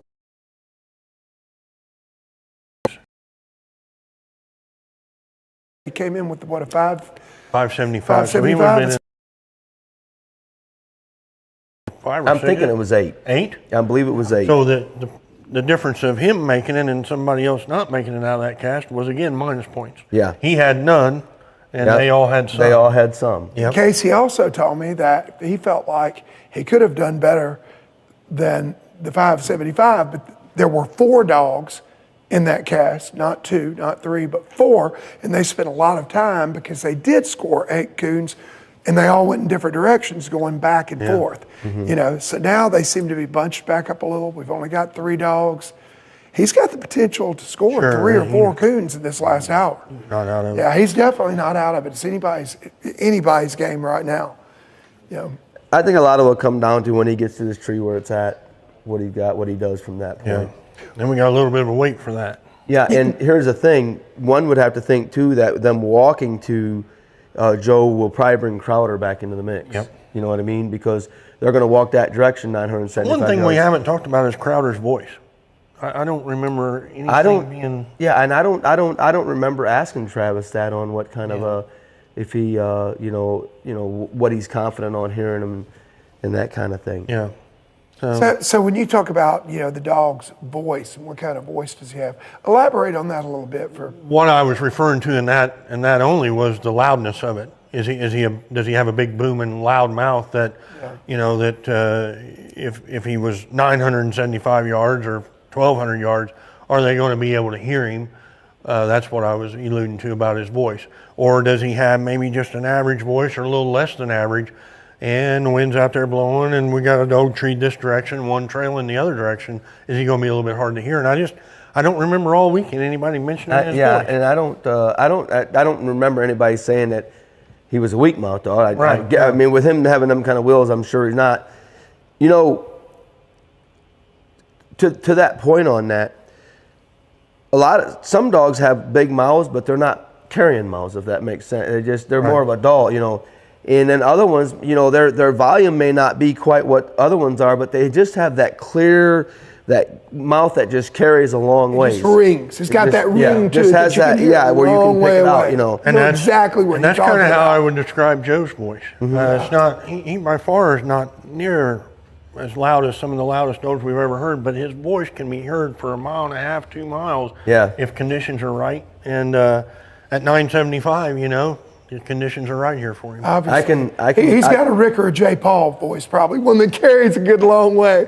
Hey, I threw myself in there with you, Rick. Trust me. Well, a Burkholder voice. And I know this from experience hunting with him. There's times that, the local people because one of the things that they do with Joe that in the day and age that we live in now with the opportunity of hunts and stuff, a lot of guys. Most of these dogs, a lot of these dogs that win a lot or whatever, they're not really hunted in their backyard. Joe is hunted in his hometown. I mean, he is hunted at all the local clubs. It doesn't matter how small the hunt is. That's what's amazing to me, And they're hunting him in it. And I know this from experience. When he gets treed, invariably, almost every time some in the cast is going to, the very first thing that's going to say, how far is he this time? Because he has one of them voices where you think he's in there 600, and Casey or Jeff, his dad, Jeff, is the best or whatever. He looked at that guy, I'm a little over a mile, and that mile could be a mile or it could be 1.3 tenths of a mile, or whatever it may be. So he does have a, he does, it's just the mouth that carries, not a lot of volume to, but it carries, Good deal. So looking at these scores right now, I mean, he was down 225 minus. He struck in at 75, treated at 125. We could make a 200-point gain in a hurry right now, and that brings him within 225 of the leader. Let me ask you something, Rick. I've got the answer. Go ahead and ask. I figured you did. If you're in Jeff's shoes and you're walking to Joe, and Hobo comes treat again. You mean Casey's shoes? No, Jeff's with Hobo. Because you're walking away from where your dog is struck at. Yep. And you're walking to Joe, and Hobo comes treed, but you kind of know that once you get there, that you may be out of hearing them. Do you book them? You got to treat. You got to treat. I think, in my opinion, I don't think you take a chance on not our fear that we talk about here with this wind and things like that. If he walks out of hearing of him and he's treed and he doesn't have him treed, and we find this area of this woods or section that has a few coons in it, and we recast Joe, he strikes immediately and trees immediately, then we're not going to get back to Hobo for a long while. And just the conditions, we don't know what they are. It's 72 degrees in here where we're at and no wind. No, it's more than that right now, I believe. But I think I'm treating him. Now, maybe you've got a different... Well, I think if obviously right now the Crowder dog's not struck. So I think for me, If the Crowder dog is struck, then I'm probably treeing him. Now, if the Crowder dog's not struck, then I would maybe gamble a little bit, because one would have to think you'd have to walk back to where you last heard. But or no, you know what? I don't know on that if there's a dog at large that hasn't been struck. Well, we're going to recast. We're going to recast Joe when we come off that tree. Even with the no leash lock rule. Even with Hobo being struck and not barking. Yeah, we get Alan back up here. We'll confirm that. But that'd be a good thing to discuss on that, because one would have to think that you would have to go back to where you heard Hobo bark, even though Crowder's not struck, in order to cut back loose. Is Alan on Facebook down there? What's he doing down there? Well, I don't know, but hopefully we'll get Alan back over here in just a second, because he definitely hears your voice with the ring to it carrying over there from both of you guys. I think out there. I just feel like that if the wind is not in Jeff's favor, he cannot afford to walk away from that dog that he's treed 8-9 times here this weekend, and I believe has had a coon every time. Every time, and I know in some of the hunts that he's been in, he's talked about that being the difference maker. You know, the dog just simply going in opposite directions, and him just never being able to get back to where they can hear the dog. You know, and, hey, and I tell you, Rick and J. Paul, there's no sicker feeling in these hunts when you know yours is treed in there, and you simply cannot hear him. Yep. It is brutal. You can look right there on the screen of your GPS and see it and know he's locked up. He's locked up, and you need to get him scored to have a shot, and you just simply cannot get in a position to hear him. It's just sickening. Right. Yeah. Just sickening. I can say, and the thing I've got to wonder about Crowder too, we know that Travis tells us that dog likes to cover some ground. He's been trying to rein him in. I mean, he struck in third, but treed first. He's been at large for more than half an hour, 45 minutes now. Scored him at the 30-minute mark. Right. And so we are now an hour and 15 minutes. Joe was scored at the 40-minute mark? 40-minute mark. That's when Crowder would have been released again, because he walked him over Joe. So that's right. So at the 40-minute mark, he was released. So he was released half an hour ago. You got to wonder if the dog is struck again. He's just so far gone. Yeah. Yeah. Well, I think we're going to find something out, because we're about to have Alan come back up here. Alan, give us an update, please, sir. Yeah, I do have another update from Trevor. They're still walking. That was 960 yards, pretty much straight line. But they're taking a little bit different path. It's a little bit longer than that, but they're taking some roadways. And Trevor says right now they're walking. They are closing in. Like I said, it was just a easier walk this way. It's going to take them a little bit longer, but unfortunately, they have Crowder came back in, and he's cruising along with the cast, so they've got the time clock on him, 15-minute clock for not hunting right now at the moment. So, but that's where we are. So back to you guys. All right, thank you very much, Alan, for that update. We're fixing to talk a little bit about a couple of things, and we're going to take a look at last year's winner. First thing, did Crowder not come back in the semifinals earlier also?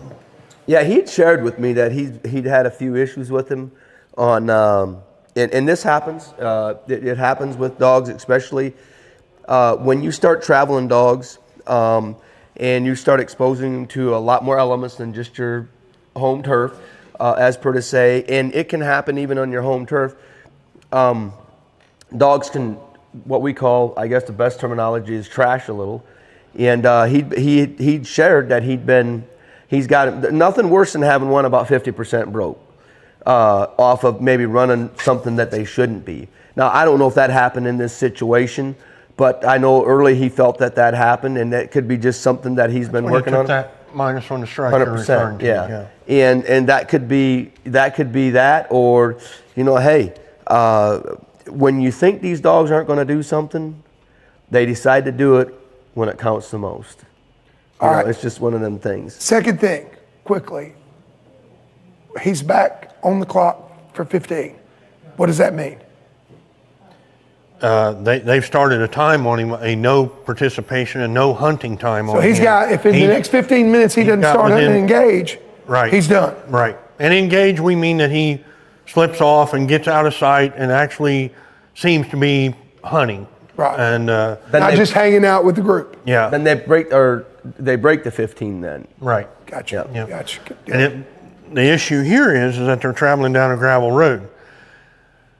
The dogs that I've ever had that come into me, and we got on a situation like this, they get kind of relaxed. Some of them do. Hell yeah. They get relaxed and say, well, heck, we're going. Walking down the road, we must be done for a while. We must be done. Yeah. I'm going to the truck. Going to the truck because you lead them down a gravel road and you're heading to the truck.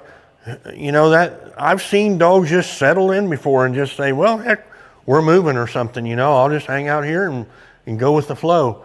And man, I hope that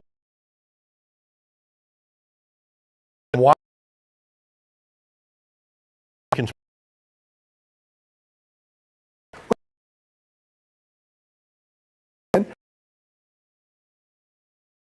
right now.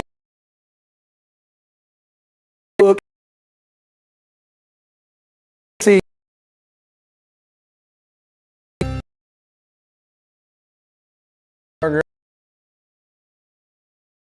Willie's Conor McGregor. Ended up drawing each other. We go out there and we cut the dogs loose. He strikes for 100, I strike for 75. His dog loads up tree for just a second. He trees her. She moves on. She takes a 125 pump. Well, they start going toward crosses the road. Mine goes back in the woods probably about. We put the stationary on him. I ended up having to tree him in. We go to him. He's got a coon. We walk and I recut, and I would say Gabby was at least a mile and a half from us when he treed her in. I hate getting wet more than anybody, that's for sure. And then I seen Jeremy Cox take off, and I said, well, if they're gonna go through it, I'm gonna head right behind them. They was already up belly deep, so that was something else. I was kind of hoping they'd be like, hey boys, we're gonna call timeout, or we'll get him here in a little bit.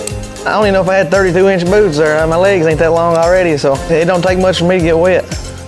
When we get back, you know, it's a 90-minute cast.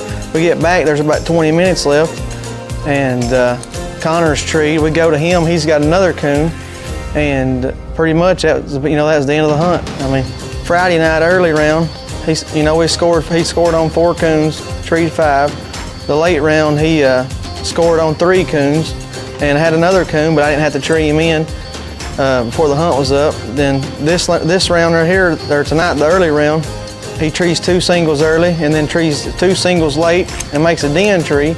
We scored on 12 trees and he had 11 coons in 2 nights. You know, it's one of them deals that when it's meant to be, it's meant to be, and they really ain't nothing, you know. But it's an awesome feeling. I mean, for anybody, I mean, just being on the final cast is an awesome feeling. So regardless, if the $50,000 is just icing on the cake, there ain't no other feeling like it.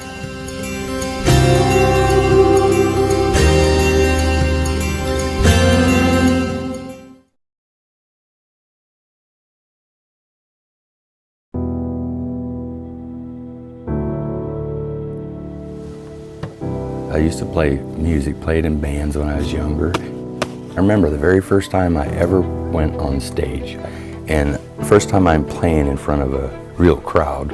I walk up to that stage, to that trailer, and all of a sudden I feel my knees knocking against the side, and I'm like, oh my God, I'm getting butterflies here.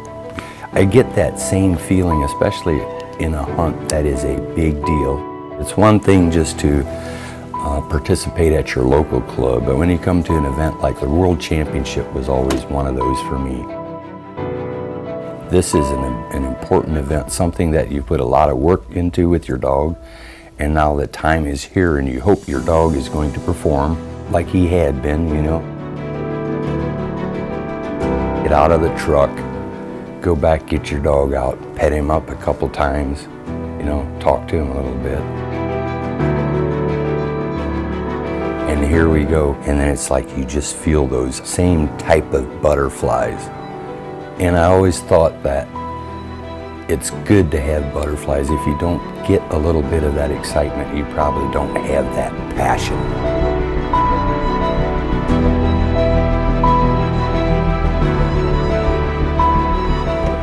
It's amazing how many people you get to know in a sport like this. And there's a lot of sports like that, but just a lot of good people that share their passion for dogs, you know.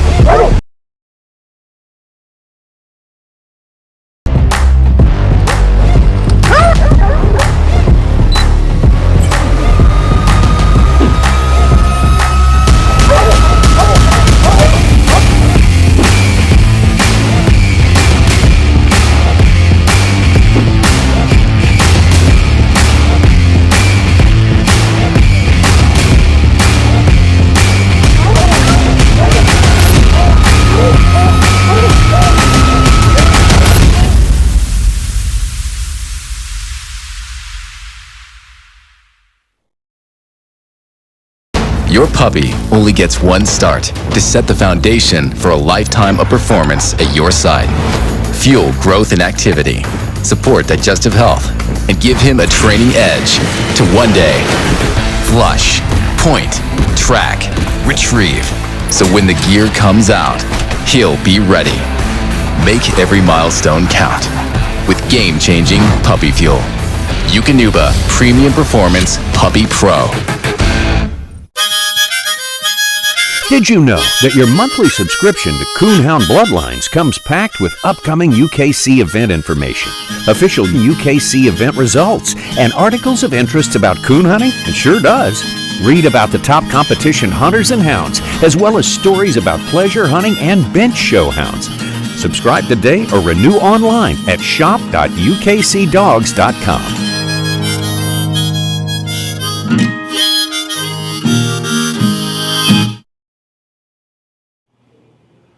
Welcome back to the 2023 United Kennel Club Tournament of Champions. We're here in Greencastle, Indiana, and while we were at the break, we had some more scores come in, so Alan's put his track shoes back on and he's back over at his desk. Give us an update, Alan, please. All right, yeah, I do have another update here. So the caster finally arrived at Joe's tree with 43 minutes remaining. And they found his coon right away. Didn't waste any time at all. So that now leaves Hobo still in the lead in the cast with 200 plus. And he's got the 100 strike pending, and Crowder with 175. And by the way, Crowder did take off again, so the hunt time is lifted, or the non-hunt time is lifted on him as well. But that puts Joe back into a total score of 25 minus there. So Joe is recast with 41 minutes left in the hunt, and they are headed back to where they last heard Hobo.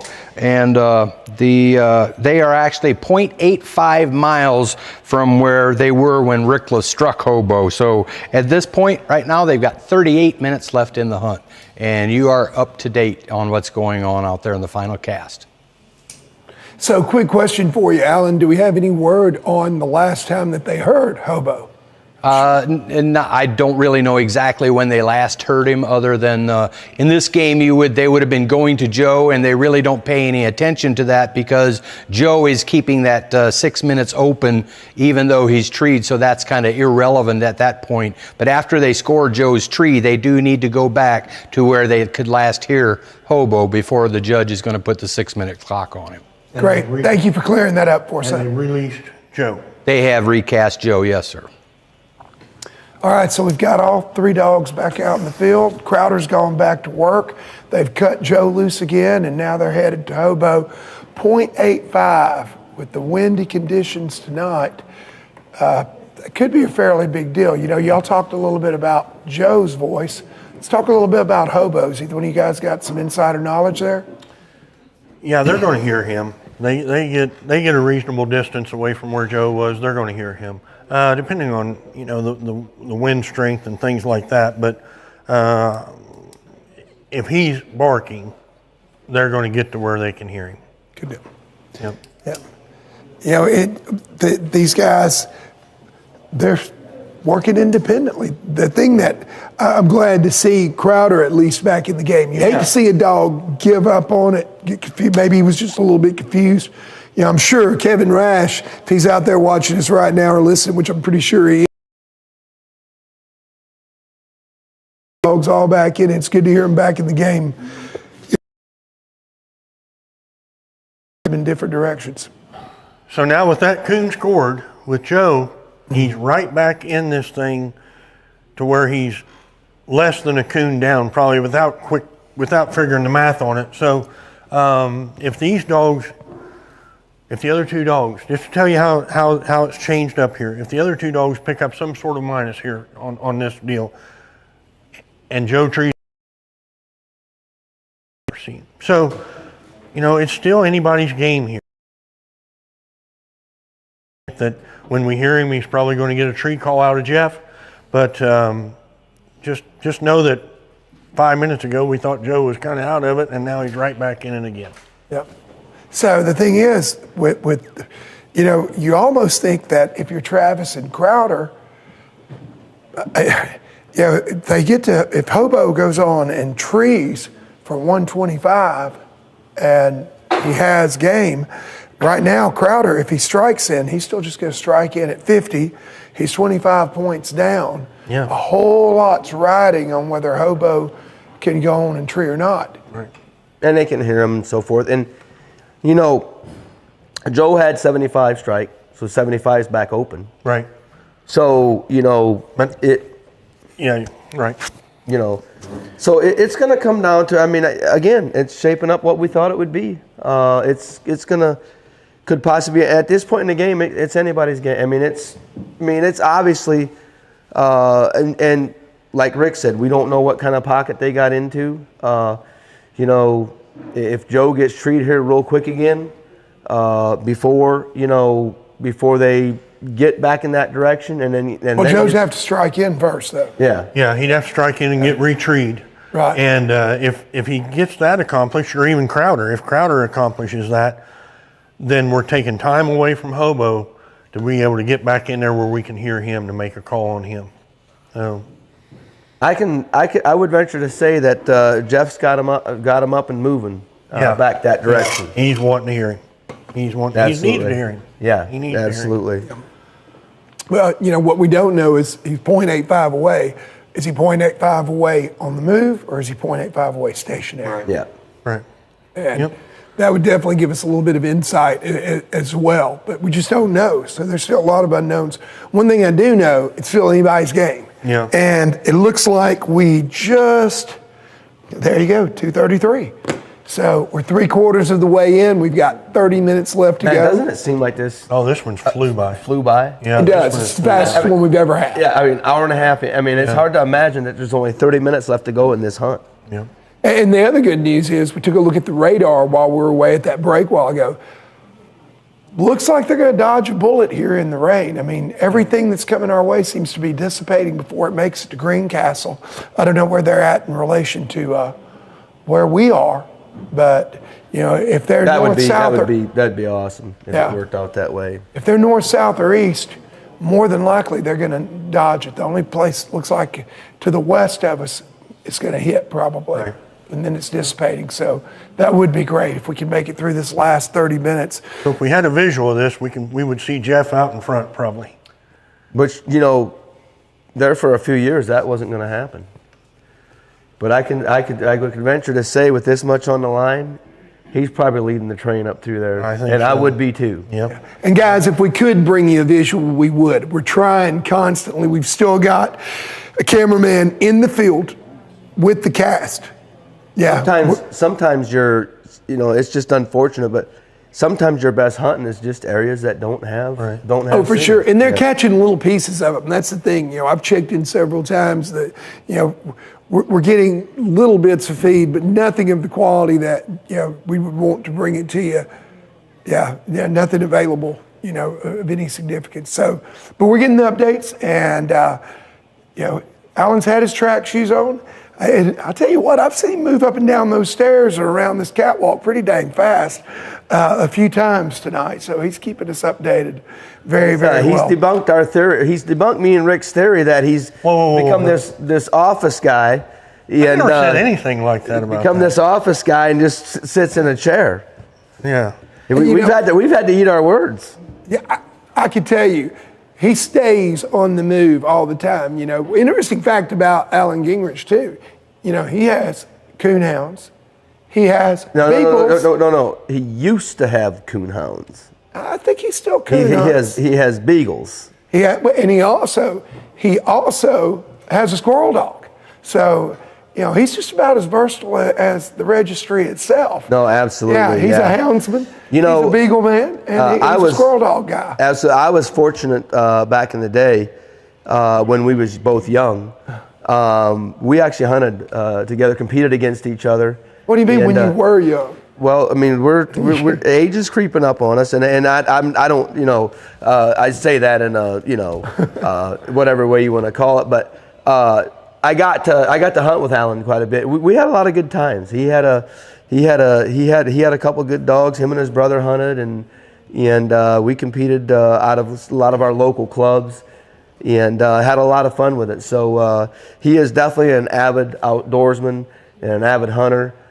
He keeps sending these videos of this snowshoe hare hunting or running dogs on snowshoes. He is bad. What? And running he wears beagles snowshoes when he runs? No. he runs his beagles on hares, snowshoe hare. I mean, well, I don't know, not snowshoe hares. Hares. Yeah. So he sends videos on this, and I think he knows what he's talking about. And it's something that I've never done that I think I would enjoy it, and I'm looking forward to trying it sometime. Yeah, and he's also got a feist, I believe he told me, is his squirrel dog, and he used to be a pretty good golfer back in the day, but I think that part is. I haven't heard anybody talking about that much.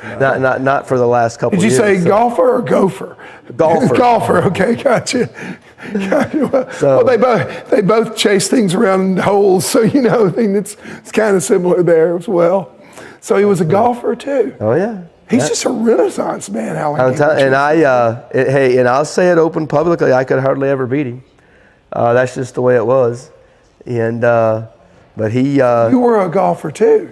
Yeah. Oh yeah. We actually, honestly, a lot of people may know this, may not, but for a couple years before the TOC was launched,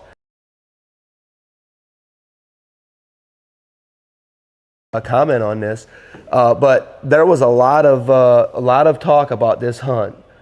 We actually golfed in a league together for, I believe it was 2 years, and we spent a lot of time them evenings when we was playing in that league, dreaming and talking to other hunters about launching, the concept and why we want to do this hunt and why we want to get it started and what it could do for the local clubs. How could we boost entries in the local clubs? And when this hunt was designed, believe it or not, it was with the intent of how could we raise the level of entries on the local level. What would it take to get a guy to take a really good dog that he had and go to a local club, at home, hometown club, and compete there? And that was kind of how the concept come up of the 5 cast wins, to give people an incentive. And then obviously they introduced the Grand Night Champion 2, Grand Night Champion 3, so that title kind of come along with it. And that's kind of how it originated, and then we obviously got tweaked quite a bit over the next couple of years on that. And I do believe that it has, I most certainly, in talking to Alan and Trevor and the crew and stuff, it most certainly did increase entries on the local level. You know, these guys are getting their 5-cast wins. And it used to be when you had a dog and you grinded them out, the only place that you really had to hunt them at was the World and Autumn Oaks and the Winter Classic. Right. And you know, they were an old dog. As soon as they grinded out, whether they were 2 or 3 years old, they were an old dog. They were an old dog. Yeah.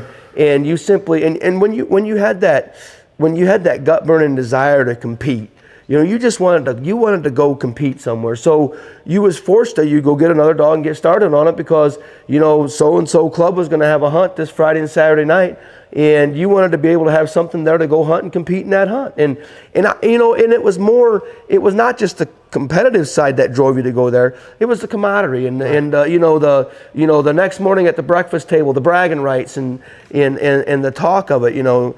And so now that we've seen that the entries have increased, you know, on the local club level, and I think that's only going to continue to grow from there. You know, the numbers keep growing every year on the TOC, and you know, what's awesome about how it's designed and the concept of it is, as the hunt grows, the purse can grow too, because they done a phenomenal job on how they put this whole thing together that could happen. So obviously the more dogs that get qualified and the bigger that it grows, the more purse money can be generated. And so that's pretty awesome. And another really interesting point about that, John Strickland spoke of it last night. You know, by growing that on that level, it still makes this hunt accessible because the prize money, the purse that comes into here, it's funded by all those events. And that means that these guys can afford to run this event because we're only talking about $150 entry fee for a $250,000 purse. That's unheard of in the other folks that play this game. It doesn't in 20 work minutes, that way. we're going to be awarding $100,000 split up among these 3 dogs here. Man, let that sink in. And it was out of collectively, the 3 of them paid $450 in entry fees to get to run for collectively $100,000. Yeah. So, you know, for anyone that decries that, I'm telling you, when you make that grand title where you can get it repeatedly and add to it, keeps people coming. It's good for the sport. It's good for the handler. I can tell you, in the retriever game, I've had several grand hunting retriever champions. For several years, you got 2 grand passes, you became a grand hunting retriever champion.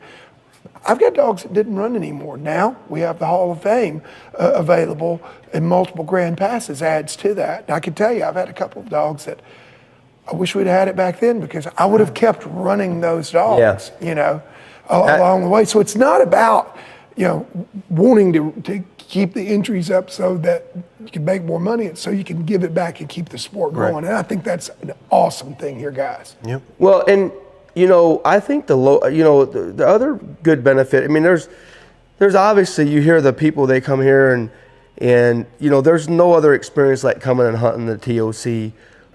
You know, we heard from many hunters walking down that sidewalk. But, you know, going back to the roots of this whole thing, you know, the local clubs, especially the strong ones, it's boosted their entries. Sure.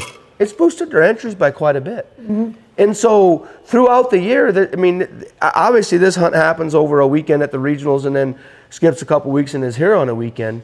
But what's really cool about it is all of them are getting to benefit from that as well. Not just the people that come here and get to take the prize money, but the local clubs are starting to be able to benefit from that as well. So that's really an upside on it. It's good for the entire sport. Absolutely. Yep. So, folks, to bring you all up to date, too, just took a look. We're now at the hour and 40-minute mark. We've got 20 minutes left, and Alan Gingerich is back at the podium to give us another update with 20 minutes to go here in this finals. Yeah, before Burkholder gets too far sideways here, you know, talking about my hare hunting, and it is snowshoe hare. That is what you call it. They was making fun of me on that, Alan. Yeah, but I saw you were doubting yourself actually a little bit. Well, when they looked at me like that, you know, Hey, speaking of snowshoes, I did hunt with an old 77-year-old man here a couple months ago, and he wore snowshoes, and I followed him, and I wished I would have had snowshoes hunting up there in the upper peninsula of Michigan. But, hey, getting back on point here, we have 20 minutes remaining in the hunt. The cast got back to where they last heard Hobo, and they have started the 6 there. So that's the update on that, and you guys mentioned the radar looks to be moving a little bit more northeast, moving northward, and you're right. The time it hits here looks to be moving back, pushing back, so we might just get lucky. You know, it looks more to be like 305 to 310 before it hits. So, but that's all I have, guys. Back to you all. Okay, guys. So Hobo's on the 6. Crowder went back to work, but as far as we know, it's not struck again. We've got 18 minutes left. What do you think? Let's start with Joe. We don't know anything about Joe other than he's been cut loose again. He's sitting at negative 25. 18 minutes left. He's got to probably be hoping that Hobo minus is at 100 and he hits.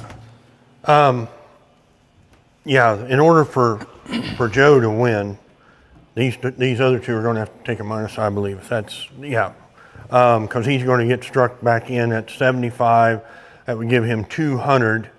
He would finish ahead. But Alan's back to give us another update. Wow, that was fast, Alan. Yeah, so I do have a quick update here. Crowder actually struck for 75 now, and that breaks Hobo's 6. But that's all I have. A little bit of news there for you.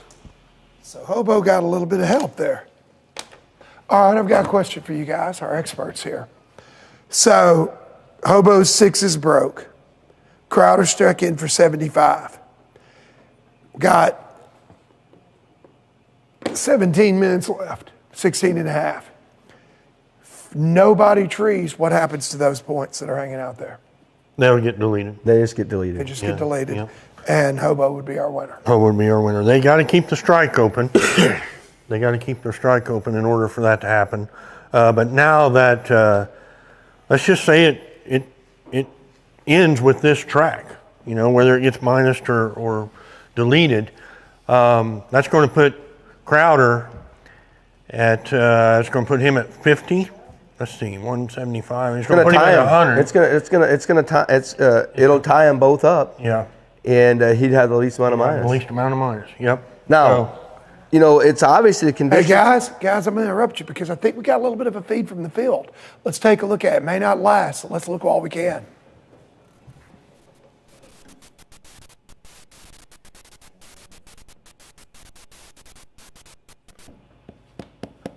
So what we have here is a winter sunrise. Well, we know they're in the dark.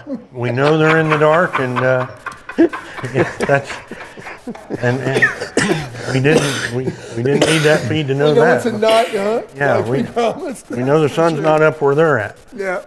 So, all right, here we go. There we go. Come on, guys, give us something.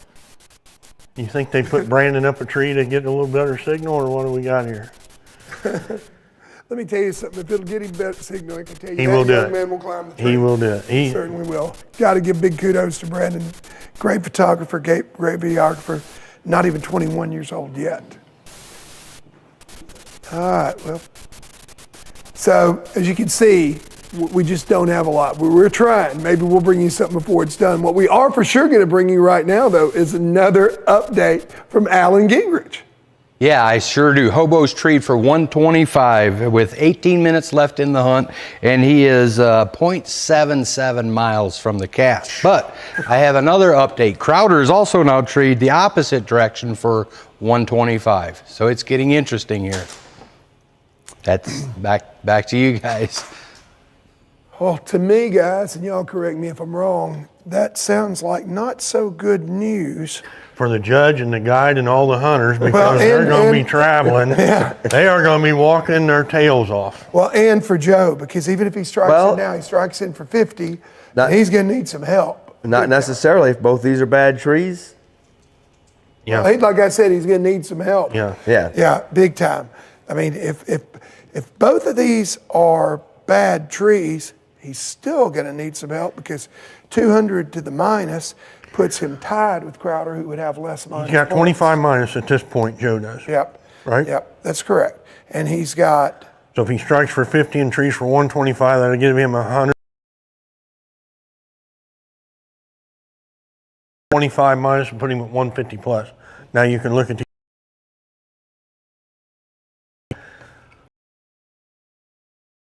another coon.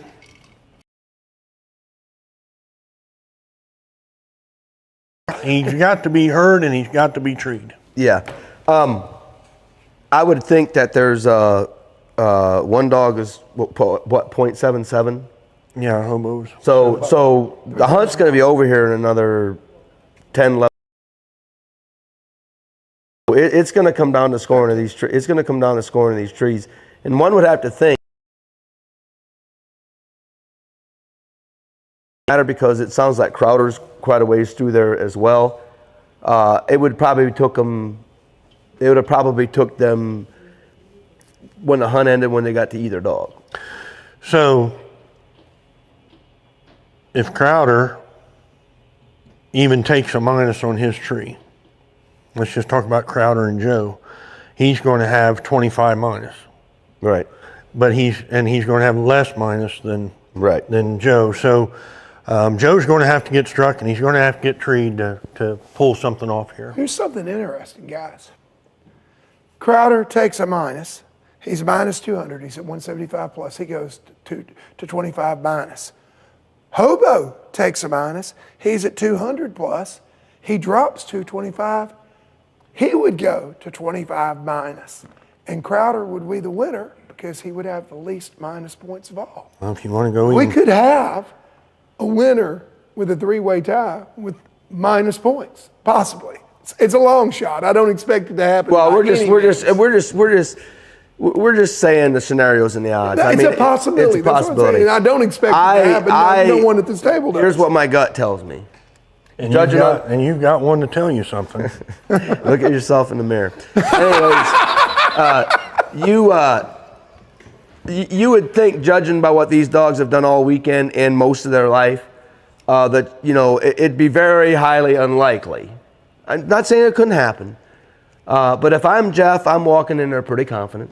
If I'm Travis, there's no pressure on Hobo. He is. Yeah. If I'm steps and steps and steps away from these dogs. Yeah. And if I'm Travis, I would have to think pretty confident walking in there. I'm sure Casey was confident walking into Joe even on the first one. But we're just sharing with the viewers on scenarios that could happen. This race is tight. Well, this race is tight. Here's the thing. We've got 10 minutes left. And we're not going to know for another 20, 30 minutes. Here's the deal, though. If they find the coon at Hobo's tree, it's done.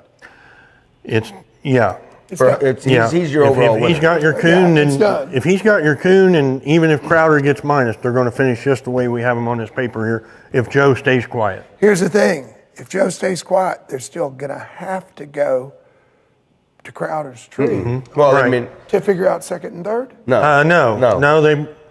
They'll go to Crowder's tree, but they wouldn't have to. So, whose choice will it be whether they go or not?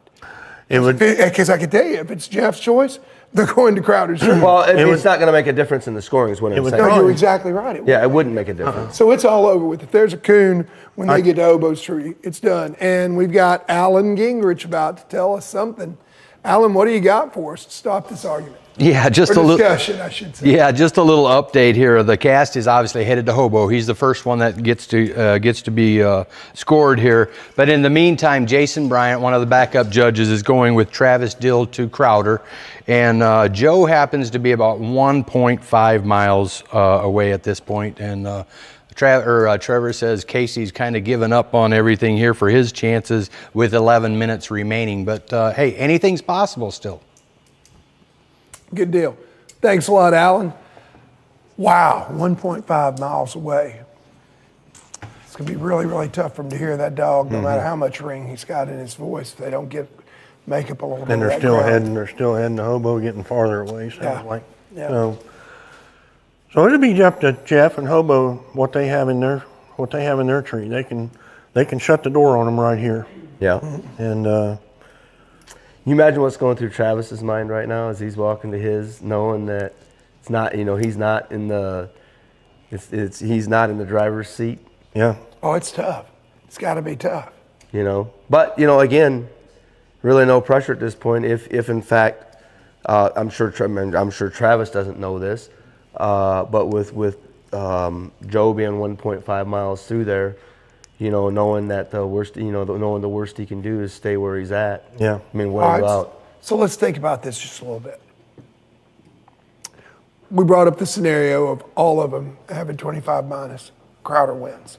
So really, with 7.5 minutes to go, 8 minutes to go, it's still all down to Hobo's tree. If they get there and it's a plus, doesn't matter what's happening at Crowder's tree. Right.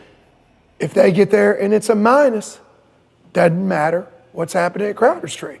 If it's a minus, Crowder's probably our winner. If it's a plus, Hobo is. So it all comes down to that trek and whether or not they make game, actually a raccoon, when they get to Hobo's tree, does it not? Yeah. And he's had every opportunity. He's had, I don't know how long he's had. He's had a long time to make the right decision and to find the right tree. And that makes a difference. He's in there all by himself. He doesn't hear any other dogs are barking. He doesn't have, the guys aren't around him. It's just him and the coon out there. And that's the best scenario for a dog. There's the best scenario would be if it were a utility pole bald as could be with no wires or vines or anything running from it. And he's just sitting there hanging on the side. Yeah, no place for that raccoon to go. There's still a lot. If it's a circle, now you've got to think they're going. Now it's open to Crowder.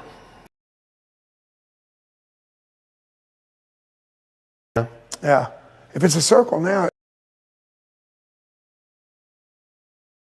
Is if Joe doesn't get treed before the hunt runs out, if Hobo's tree gets plussed, he obviously, it's done. But if Hobo's tree gets minused, at that point, him and Joe are going to be deadlock tied. Deadlock tied. They both have second strike, first tree plussed. They both have, or Joe's got 100 with 125 minus. If Hobo, we walk in there and Hobo's missed, they're going to be deadlock tied. They're both going to be negative. They're both going to be 25 minus with a total of 225 minus each. And every tiebreaker you're looking at there puts them deadlock tied after we go through every tiebreaker. So there's all kind of scenarios here. It ain't over. And we're going to be a long time before we hear about Crowder. It's not over till the gravity challenge lady sings. Long time. Yep. So, anyway. Well, in all actuality, though, if Hobo's tree is minused, it don't matter how Crowder's trees score. Crowder's tree doesn't matter at that point in time, because well, it does matter. It does matter. He's going to be at 25 minus. I understand, but he wins. It doesn't matter if he gets minus. He wins now. They don't even have to go take a look at it. That's what we're saying. Well, they have to take. If I'm Jeff, we're taking a look at it because if he's got a possum or something like that. You see what I'm saying? Yeah. Of that nature. They're going to go look at the tree. The judges are. So, hey, comes down to, like we talked about, anybody's game. As it winds down. There is no scenario. Well, I guess there is if the other two just withdrew. But under just about any imaginable scenario with this kind of money on the line, they're going to look at Crowder's tree. Oh yeah. Because there's a possibility he could DQ. Right. Yeah. Yeah. What we haven't talked about is off game. Any of these dogs that score, have a tree off game, they're automatically eliminated from the cast. Right. And there's a possibility there. Just when you think you've got it all figured out and all the possibility, or just when I think I've got it figured out. Yeah. We've ran through about all of them. If Hobo would just have a coon. If Hobo has a raccoon, it doesn't matter. All right. Hobo has a raccoon. Still, if you're Jeff, are you still going to make him take a look at Crowder's tree for the difference between second and third? Well, Jeff's not going to because he's got first locked up. Will Casey? Casey, yeah. I don't see the point in it because Crowder would win on least minus. No, but if he got scratched for off game. Oh, scratch for off game. Yeah. Casey's not withdrawn. I mean, well, we don't think, but he may not be thinking like we are either. I don't think anybody's withdrawn. No. No, I don't believe that. Well, and the hunt's going to be over. They cut loose at 103, so 4 minutes is over. 3.5.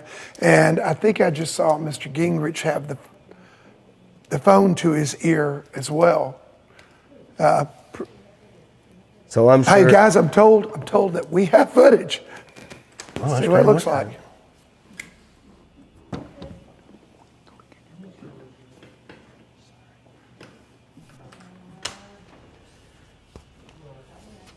All right, guys. So, looks like it's still dark. That's for sure. It's still a night hunt that we're on. Man, golly, guys, I'm so sorry. We're trying so very hard. You know, I got to tell you, my phone blows up after these events with folks wondering why we don't show more. And it's not because we don't want to, I promise you. I mean, every time that we think we've got something, we're going to bring you back to it. But there's not a whole lot left, though, to it. Right now, it's 3 a.m., it looks like. So we're down to the final couple of minutes. So, Steve alluded to this earlier in the night. Our best places are our safest places to hunt. And the safest places to hunt are not touched by man, not used by man all that much. When we had the finals of the World Hunt, we went to Killdeer Plains out there by Marion, Ohio, and it's a state lands that that particular weekend we were able to open up a part of the state lands that never gets opened up to hounds and hunters. And I would venture to say that if we would have had a camera crew in there that night, we wouldn't have got to film anything because there's nothing around there for a mile, 2 miles. And it's not uncommon that you're not able to bring footage like this. What's really bad is when we get in a place where your phone won't reach out and you're trying to do something like we're doing. Luckily for us tonight, the phones are working out there. Yeah, we've got enough signal for the telephones, just not enough signal to get that video feed out. Our safest places are our most destitute places, maybe. Well, they're away from roads. I mean, cell towers are put next to major roadways where people can, I'd love to be able to be watching them, and we'd love to be able to be showing the footage and stuff like that, but you're looking at a safe place. Yeah. And first. And that's what's best for the dogs. Right. Right. You know, I mean, I talked earlier, to Casey, who's out there tonight. One thing that we didn't talk about, we talked about him losing Orange on Thursday, but what's really remarkable is last May, he was in the Final Four in the Ohio State hunt when Orange actually had a raccoon that took him across a highway and he was hit. Yeah. And it was a miracle that he even survived that. Casey said that he broke his pelvis, had punctured a lung, broke several ribs, cracked his sacrum. Within 2 months, the dog was back training. He won another $50,000 over the next several months with that dog. But that goes to what you were saying, Rick. I mean, that's why we want to be in the most remote areas because you don't want that to happen. Yeah. And there's not a lot of areas that we're left with for things like this. No, there's not. They're shrinking every day. Yeah, they're shrinking all the time. So, safe place first, at least for me when I'm guiding. And to on that, he had gotten that dog healed up, and went back, and that dog become really close with their family, and it just it's unfortunate. How old was it? 5. 5 years old. 5 years old. Yeah. By the way, I was looking at my phone then, guys. I'm not checking my messages. We were taking a look at the time. Unofficially, we have reached the 2-hour mark. It is now 3:03 local time, according to my phone here. So we should be getting some results. I know Mr. Gingerich, last time I saw him a minute ago, was putting his cell phone to his ear. So, man, it's a real nail biter. I mean, we're down here to the end. Lots riding on these last 2 trees. And, you still can't figure out who the winner is. Right. We've been through every scenario imaginable.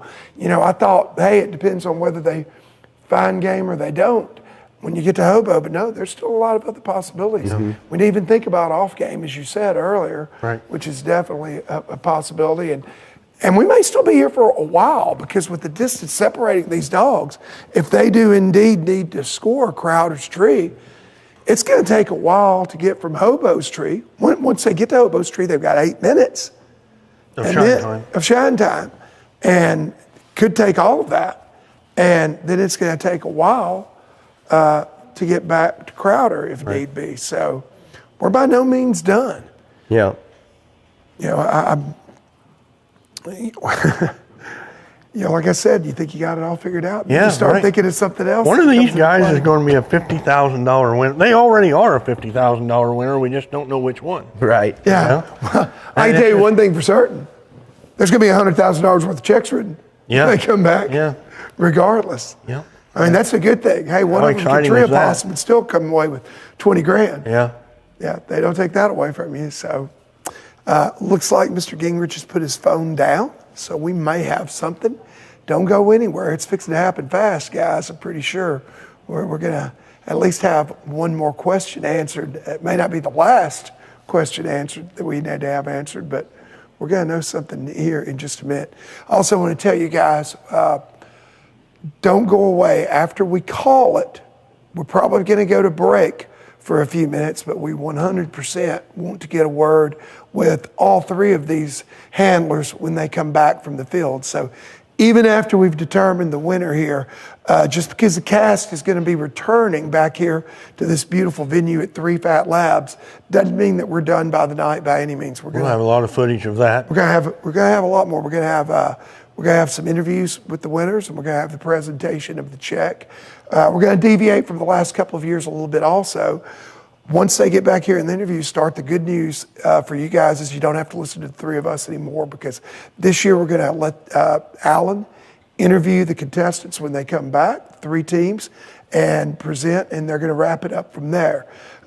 So, you know, we're about to have some answers. I also want to say to you guys on a personal note, it's been a privilege and a lot of fun to work with you guys here again.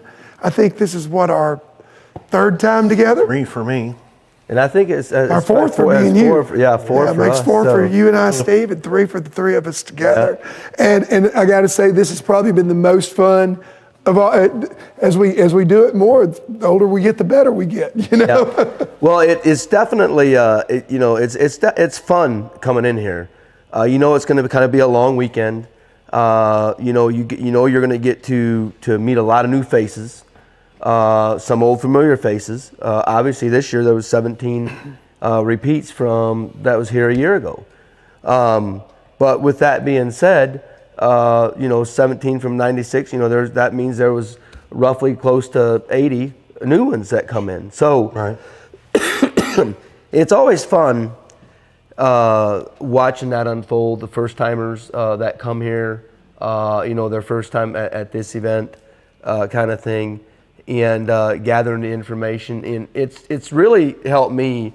It's kind of, I guess it's helped me appreciate more of what we do. They see what all has happened to make this come together, and the guys that, like you said there the other day, we've seen a lot of unfamiliar faces, and heard about a lot of unfamiliar dogs that came to this event. And to listen to those guys and go, we know it's a great thing because we've been to just about everywhere.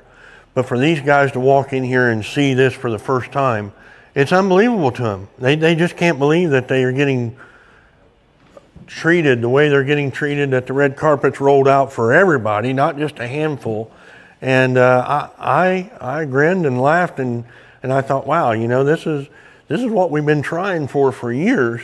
And hey, there's bigger purses out there. You spend a way lot more money competing for them. Yeah. But this is where we wanted to be for a long time. Yeah, and now we're just about at the point we want to be. So without going on a whole lot more, we probably won't answer all the questions right now, but we're probably going to answer at least a couple. Alan Gingerich. Well, I can tell you, like you guys assume, the hunt time has expired.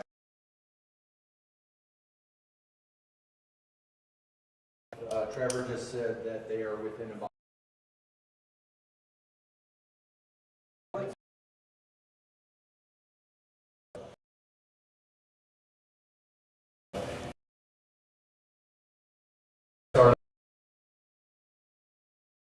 maybe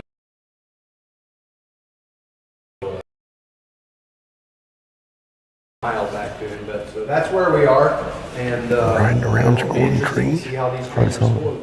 So when do you start to take? All right, thank you very much, Alan. We appreciate that update a whole heck of a lot. So what were you guys talking about just then?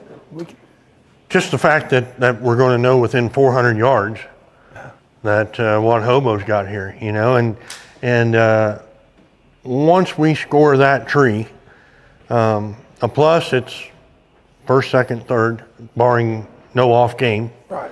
A minus, then we're headed to Crowder to see if he's going to be our champ. Yep. And it's still, even though we're just 400 yards away, we're still just as much in the dark as we were a few minutes ago. Oh, yeah. But we know something's going to happen in the next 10 or 15 minutes. Right.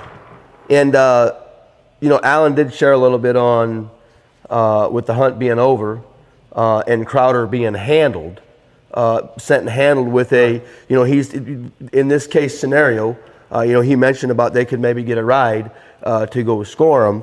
And the only way that's possible is because Crowder is handled with the backup judge. Correct. So you know, a lot of times you won't get that luxury, but in this case you can because. So when you say handled, please clarify that for people that may not know, like me. After when Crowder got treed, the 3 minutes is up. He was sent to go handle his dog with the backup judge.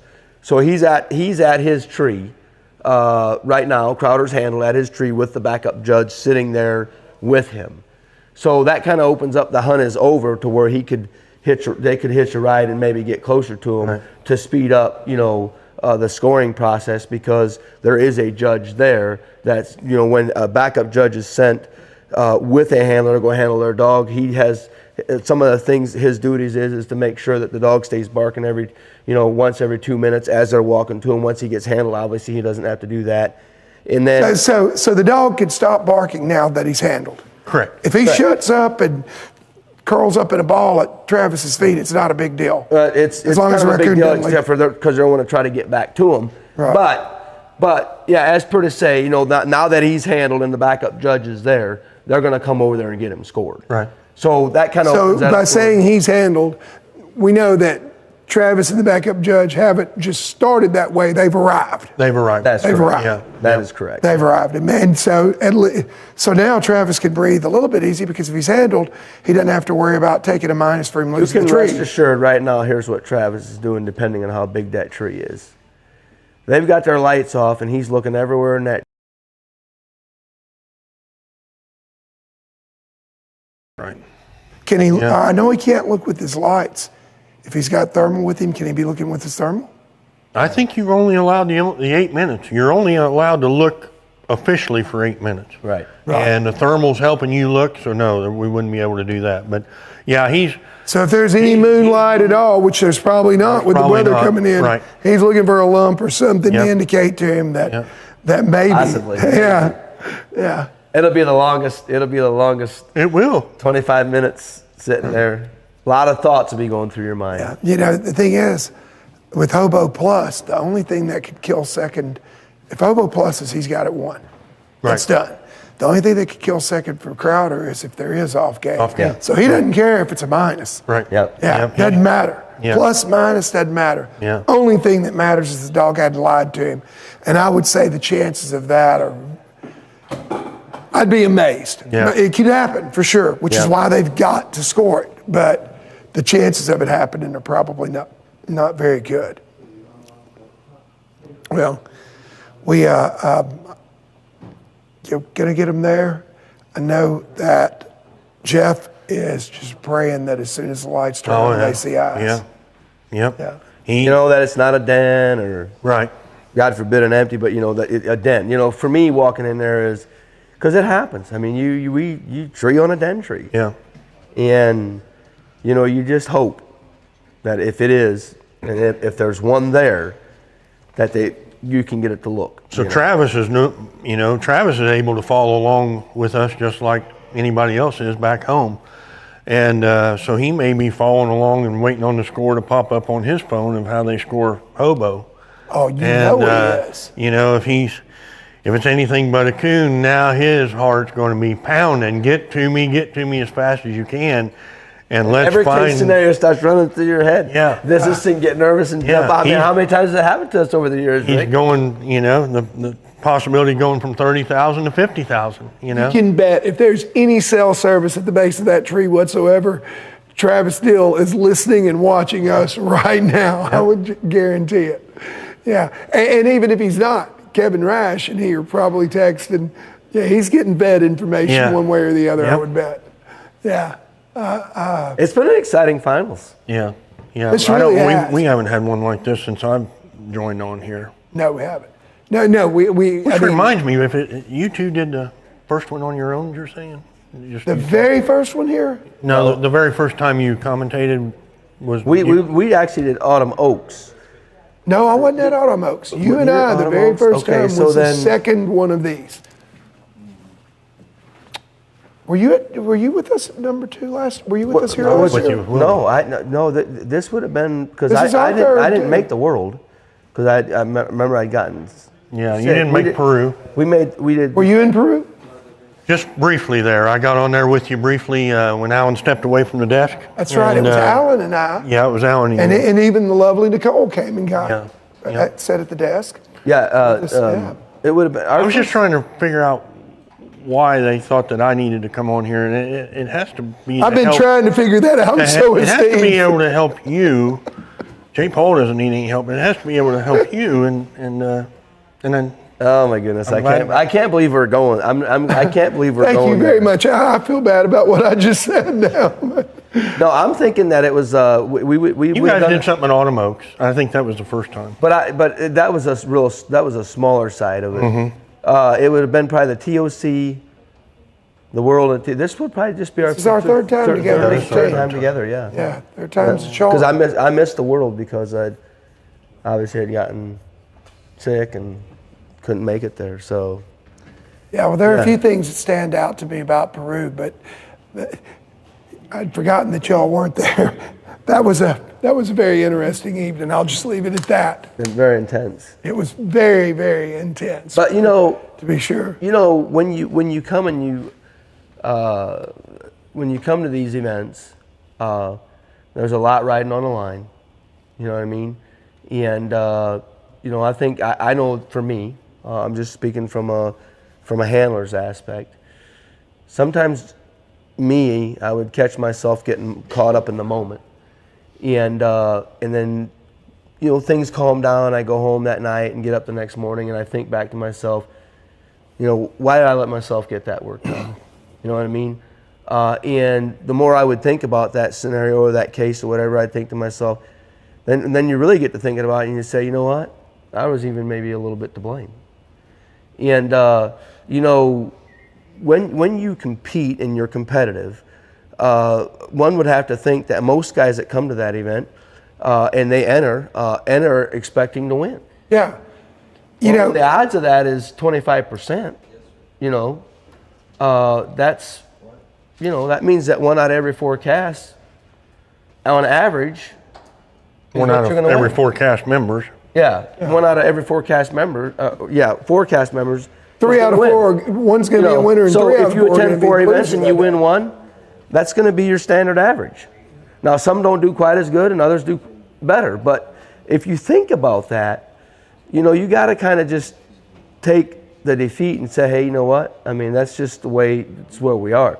Now, don't get me wrong. You lose enough, you sit there and figure out what you got in your toolbox, and you switch tools. Right. But a guy you can get in these hunts and it just at the heat of the moment. I know I have, and I've got some regret on that. I mean, hindsight's 20/20. Man, let me say this. We're all competitors.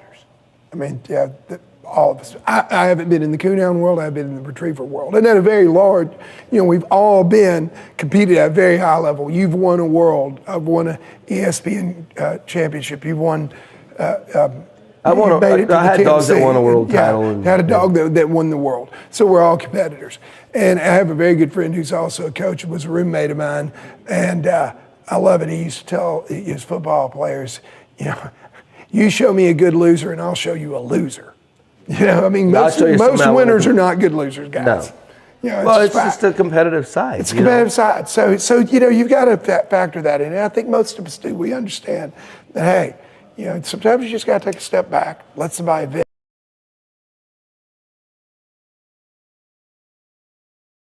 It's a bleep on your lifetime screen. And I had a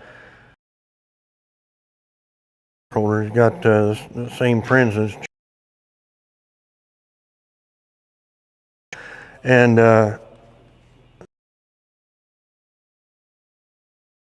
time junior hunting, but it stuck with me. Yeah. And in the real scheme of things, makes that big of an impression. Because I can tell you, for you guys, it's 2 hours. For me, when I won the gold, I can remember almost every second of what happened before it, what happened after it, and it's been almost 20 years, So it does leave an indelible impression, I think. And that's the great thing about it, too. I mean, that's what inspires you to come back. I love being here with you guys at the desk because I know, we've all lived what the winner is going to feel. And we've also all lived what the guy that went out on the first night or the guy that went out in the semifinals or whoever winds up third. The good thing about the guy that winds up third is he's still cashing a $20,000 check. Yeah. Right. So that makes it a little bit more palatable. Well, and Johnny alluded to that earlier, and asking him, what's it feel like sitting on this side of the seat? I mean, you're a part owner of this dog. Yeah. And he said, it drives me nuts. I still can't believe I lost last night. I wanted to be here. I wanted to be that, And you're right. It's that competitive desire that you have. And once I was telling some of the guys out there, how they're feeling. Oh, it's just another hunt. I said, if it just becomes just another hunt, you won't hunt in them anymore. Yeah. When them butterflies go away and it just becomes another hunt, and you don't have that nervous, that excitement, that, what happens is your desire, what it takes to prepare one to win, that's where you start cheating. Yep. Starts diminishing. It starts diminishing. And what ends up happening is you wake up and you realize that you don't realize until I'm living proof of it, you don't realize how much effort you put in to get that dog to perform on this stage, once that goes. Yeah. No, So I mean, you alluded to the fact, Steve, that and statistics, the numbers in statistics are correct. 75% people lose and 25% of the people win. But when you left your house, when you had some of those dogs that put you on the map, did you leave the house thinking I got a 25% chance of winning? Never. Yeah, I didn't either. And here's the thing. You're only going to have a couple of them in a lifetime. Right. But there's a feeling, for me, the first dog that ever put me on the map, not the first, but the dog that put me on the map, after a couple of years of competing and him being, he obviously won the Prina race overall, which back at that time frame was a very prestigious title. It was tough to win. You had to travel to several different states. It was grueling. It was all year long. And once you get to that point and you have that dog, what happens is now you go from being the one that's chasing to being chased. Right. And so when you would go to these events, these guys, most of the time you was getting guided by somebody that was hunting. And so you're gonna go try to beat him in his own backyard on his own turf, and that may be the only cast that they win, and that's their world title for the year. Oh, sure. You know what I mean? What was the name of the dog you won the world? We won the Prina race with a dog called Droop Jr. in 99 and 2000 overall. Right, and so those guys, their deal is, I beat Junior. You know, that's their deal. I beat Junior. I have a feeling that we have a result. So we don't know what that is yet. So we're going to keep it under wraps for just a second more. I think we have a good idea.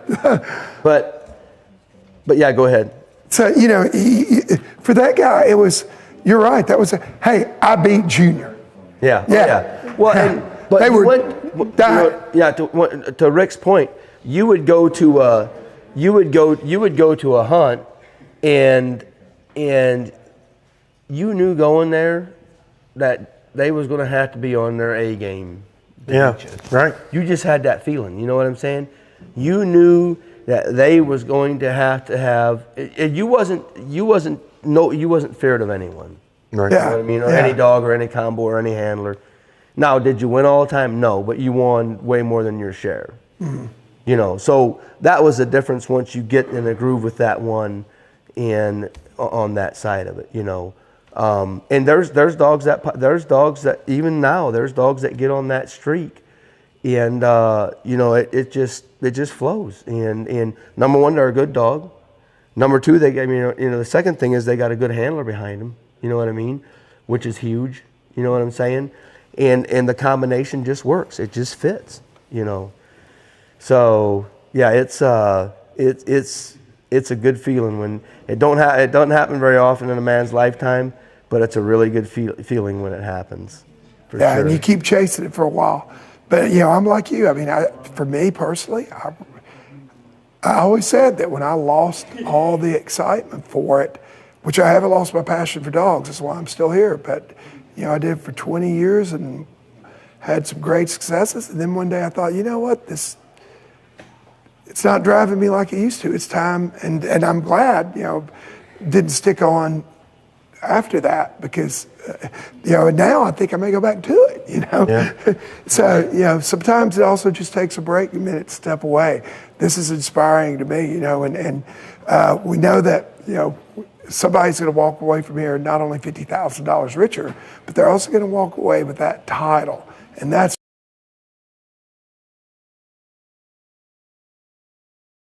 the best. And I have a feeling we're about to find out who our winner is. So, yeah, you know, you can know too when you leave here, whoever wins, you know, you can say I beat the best. And that's the thing, like you were talking about, when you go to that local hunt and the judge is, I mean, the judge is the guide, or the guide's local and he's running against you, and for him, man, you know, just to say that he beat that dog that beat all the rest is a big deal. You know, and carries a lot to it. So. I know when we see a big timer wheel into our little club, you know, because of these 5 wins that they need, it's fun and it's exciting to see them there. And if somebody gets lucky and beats them, there we are. You know, we talk about that for months on end. Oh yes, sir. Well, we're fixing to have something to talk about because Alan has stepped back up to the podium. Mr. Gingerich, do you have a result for us? Yeah, I think we have the final results actually. So as he's been doing all weekend long, plus up Old Hobo. So that's going to give him a grand total of 425, and at that point that wraps it up for Hobo and Jeff Ricklefs and the whole crew there. So I mentioned that one of the backup judges went with Mr. Dill over to Crowder, and he ended up shutting up and ended up leaving that tree, or the 2 minutes got him, I'm not sure which. In any case, he ended up taking a 125 hit on that tree, which at this point does not matter, does not change the positions, but it does move his score down to a total score of 50 plus. And then Joe was at large, and he still stays at 25 minus. So right now the cast is obviously over. They're trying to get a ride over to Crowder's tree, which is a good distance away. So they're gathering up dogs and they're going to make their way back here. So, but that does that $100,000 purse that we're talking about. That gives the $50,000. It's going to go to Hobo, $30,000 to Crowder, and $20,000 to Joe. So what a night here for those 3 hounds and their connections. But before I pass it back to the guys here at the panel, I do want to thank the Deer Creek Coon Hunters for providing all the guides, specifically Doug Cundiff, Cody Carter, and Tyler Pettit. They put in a lot of work and did a great job with all the guides. And speaking of guides, I want to thank each and every one of them involved. So, man, good job to all of those, putting guys in all the hunters in good, safe places this weekend. Scored on a lot of raccoons, and also the judges. What can we say? We had one question all weekend, and you just can't beat that. We had a good, solid team of judges. I want to thank each and every one of them. And we had several of them that have been in this hunt and know what it, know how important it is to have good judges. And when they didn't get into it this year, they came here and helped judge. Man, for that, I cannot thank you guys enough, and really appreciate that. We feel like we pay them pretty decent and everything, but all that aside, just getting them here and helping us out means a great deal. So appreciate everybody for helping out. I want to thank our panel of officials that we had this weekend: Doug Cundiff, Philip Foster, Jamie Estep, and Brandon Scalf. UKC field representatives always do a great job for us. Thank them all for their part in making this a good, smooth event. I want to thank our staff, UKC staff. It doesn't start when we come here. This event starts back in the office several months ago. Matter of fact, we'll already be starting on next year's event as soon as we get back to the office. So everyone involved with that. I want to give a special thanks to Mr. Trevor Wade. He does so much for our Coonhound programs and everything that he did here for this event. I want to thank our upper management as well for making this possible for us. It's an event that we put a lot of time into, and we couldn't do it without the support of our upper management. Also want to thank our live stream crew that we had this weekend, led by Shannon Nardi, the director of it, J. Paul Jackson, Rick Stretch, and Steve Burkholder. Thank you guys for everything you did for this event as well. So that said, don't go anywhere. As soon as they get the dogs rounded up, it might be a little while, but we are going to interview each one of the three. You'll see all three hounds in here, hopefully, and we'll wrap it up with that as soon as they get back there. So for now, thanks for tuning in tonight, watching this, and back to you guys. All right, thank you, Alan. I'll tell you what, it's always a privilege and an honor to be here. I appreciate you guys inviting me out to sit with the experts here. Well, guys, that wraps it up. We know who the winner is, first, second, and third. The ordinals set. Now all we've got to do is pass out the checks. Really enjoyed it. Any final thoughts from either one of you guys? Better. I think it just gets better every time we go down. It's more relaxing. The crew here is phenomenal that get us to this point, and hats off to them again. But I just think it keeps getting a little better every year. And I want to commend what Stephen mentioned earlier, how many unfamiliar faces we've seen at this hunt. We got a couple familiar faces in the final here tonight, but hey, anybody can win this thing. Anybody with a decent dog has a chance at this thing. And a $150 entry fee for a $50,000 first place prize. It's phenomenal. What do you? I mean, I don't know. I don't know Travis that well. Obviously, I know Jeff. Jeff's a good friend of mine, and I can tell you, I'm pretty excited for my friend. Yep. He was in Florida, celebrated his 60th birthday, and he was a little bit down on his luck. And I said, Jeff, you've been at this game long enough. It's meant to be. It'll happen. I mean, he knows that. Super excited for him. Obviously, I think the world of Casey Stallard. But I have to think. My mind goes out to what's going through Travis's mind right now, knowing that he just, I guarantee there's a little bit of disappointment. But you can't be too disappointed when they're going to hand you a $30,000 check. Right. No. And here's the deal. I'm sure he's probably a little disappointed, but, Hobo had it. I mean, there's a raccoon there. Travis, I'm sure, would have liked to have been up in first, but he also, would have liked to have had a coon there as well, but it's not that big of a deal probably. One thing I can tell you for sure, John Strickland sat up here and he was a little bit disappointed that he didn't make it. That war whoop you heard just a few minutes ago, folks, was John walking in the door. When he got the call. Yeah, when he got the call, and so we were trying to keep it as quiet as we could be. We're about to be finished here. A few things before we wrap up. First of all, be sure, if you don't already, I know you're watching us on the YouTube channel, also follow us on Instagram and on Facebook, our social media channels as well, at UKC Hunting Ops, ampersand or at UKC Hunting Ops. Also be sure, whenever you post pictures, anything on social media of your dog, they're dogs that do more, so use our hashtag dogs that do more. And if you didn't catch all of the broadcasts, you'd like to go back and see what you missed, you can catch this year's and the two previous Tournament of Champions, along with a lot of other neat things on our YouTube channel, youtube.com/UKC Dogs.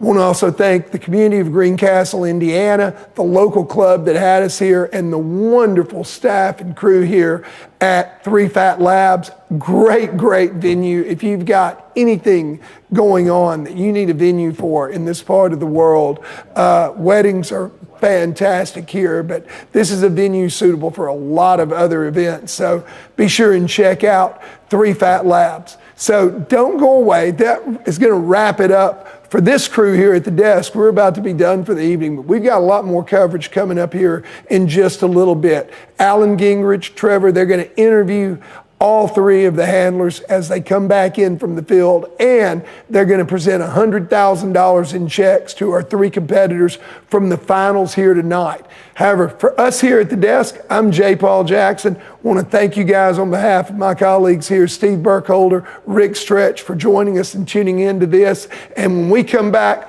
we will interview the contestants and present a check for $50,000 to Jeff, John, and Hobo. The United Kennel Club's Tournament of Champions has been brought to you by our official performance dog nutrition partner, Eukanuba. Fuel up, train hard, get after it. And by our official GPS collar partner, Dog Trip. Make every dog exceptional.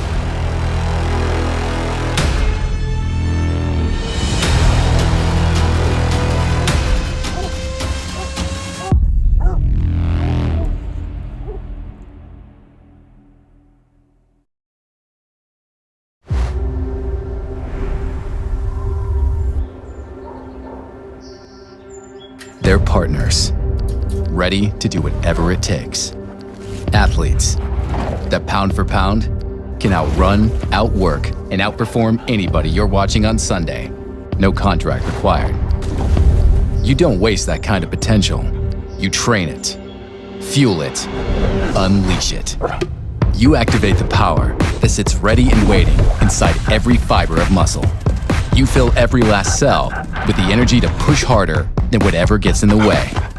You turn drive into overdrive, natural ability into legendary status. And to do it, you need nutrition that holds nothing back. The Eukanuba Premium Performance Lineup. Full throttle on protein and fat, then find another gear. Made with nutrients that are customized for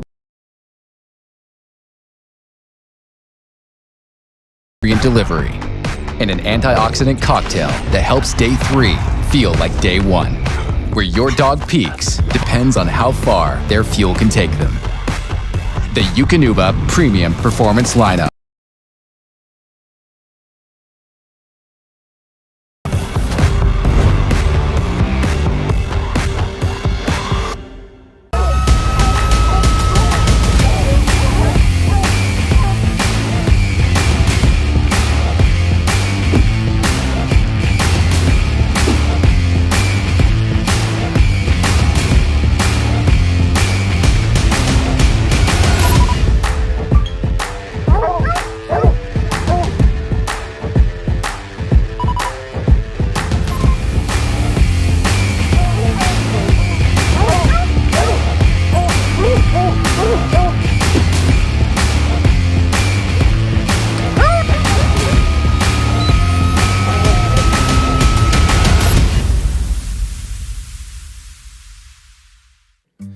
Established in 1978, the UKC Coonhound World Championship is one of the most sought-after titles for coonhounds.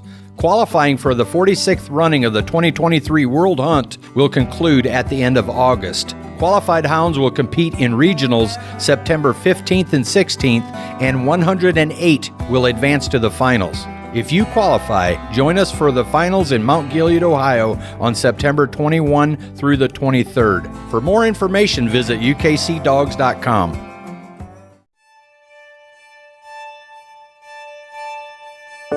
This is no ordinary puppy. And this is no ordinary story. This is the tale of a hero in the making. He is born, raised, and fed to rise to any challenge. Because he is no ordinary dog. He's a Eukanuba dog.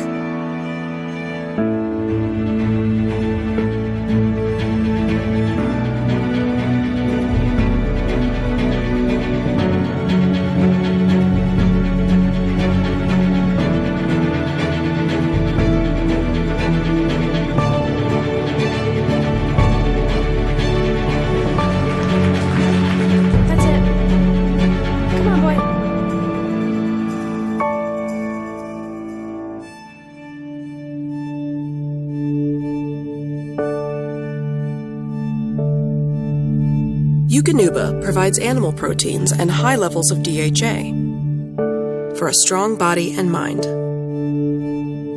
Feed the extraordinary in your puppy and make your dog a Eukanuba dog.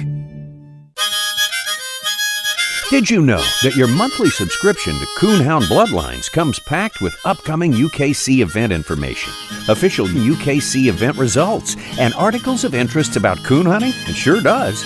Read about the top competition hunters and hounds, as well as stories about pleasure hunting and bench show hounds. Subscribe today or renew online.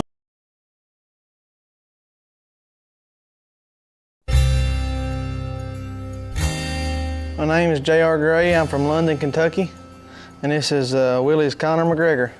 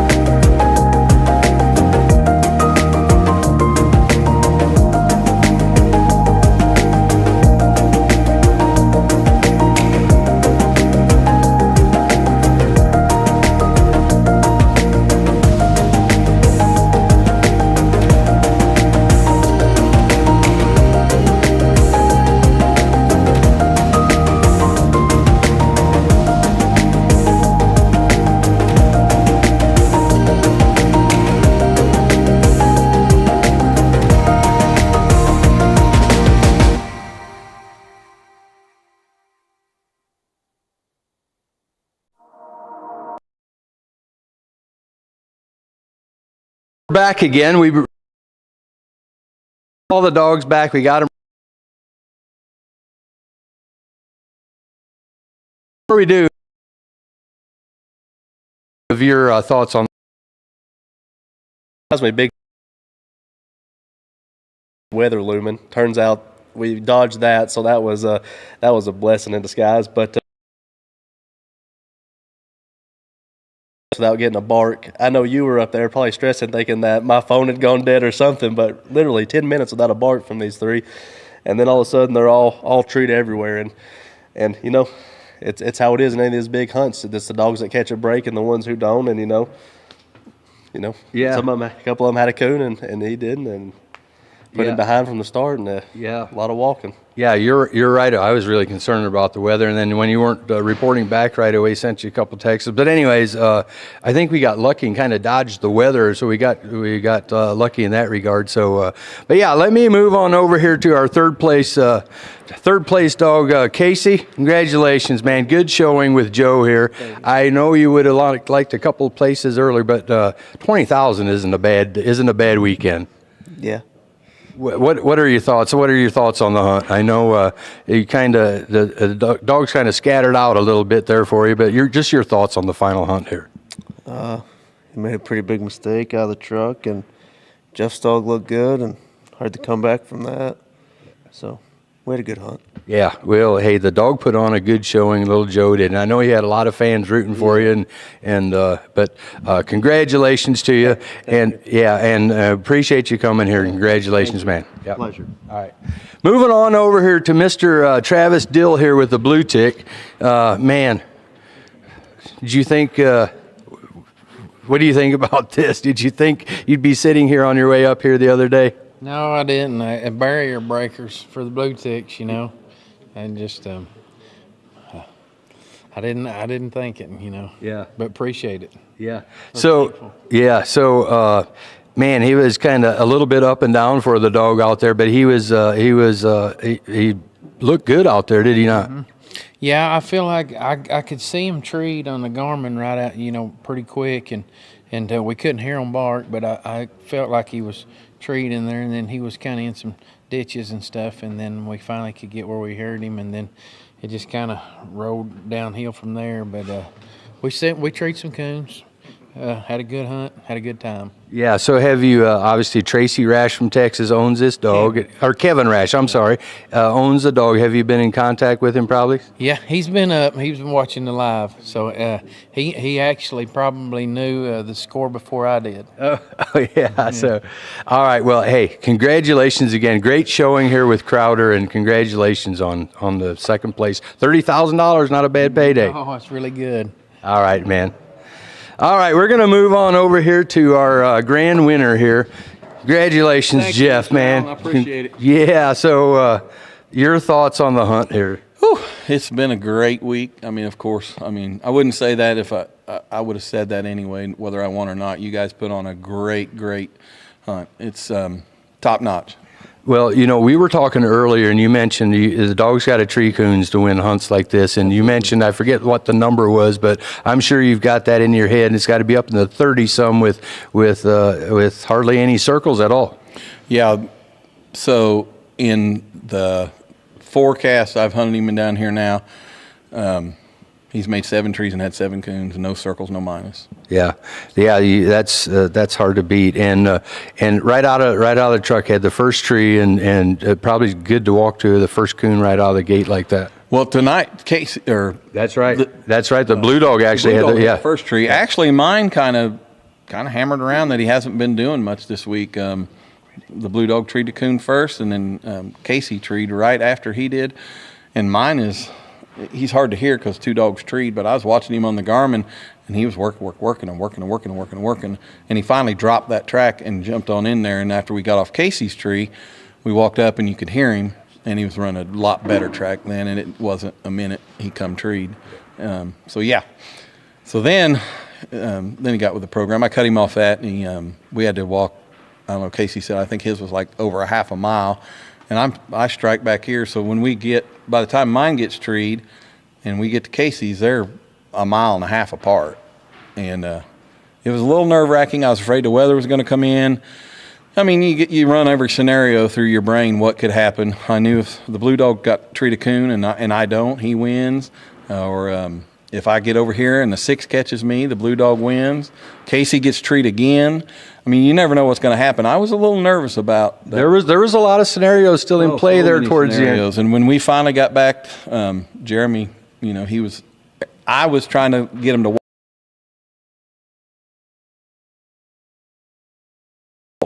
when I struck, but my dog was down there close to that road. I said, if you guys just want to stay on this road and go around there, really not the rule. He said, we really need to go back to last place. And honestly, I told him walking to my dog on the last tree, I said, I think you saved me. He says, why is that? And I said, because when you made us walk back to the last place we heard mine, we were up.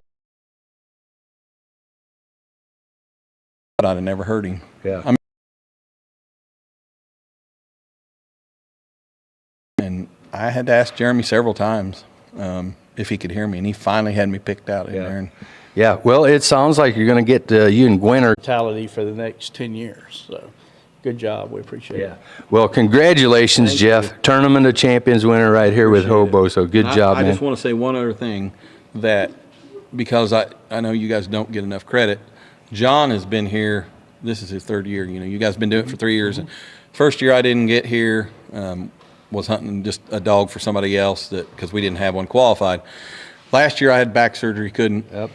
But what I wanted to say was John has told me from the inception of this hunt, buddy, you need to get down there and make it, because it's the most class act coon hunt. It's, you know, not even like a coon hunt. Yeah. And I thought, whatever. I'm sure it's nice, but I'm blown away. You guys are above and beyond anything I've ever been to. Well, good. I'm glad you had a good time, and not only that, but good job here. So congratulations again. This is our champion right here, Hobo. But with that said, I do want to thank everybody that was in the top 96. Congratulate each and every one of them, and thank you all for supporting this program. And get your dogs qualified here in 2023. And until then, we'll see you next year at the 2024 Tournament of Champions.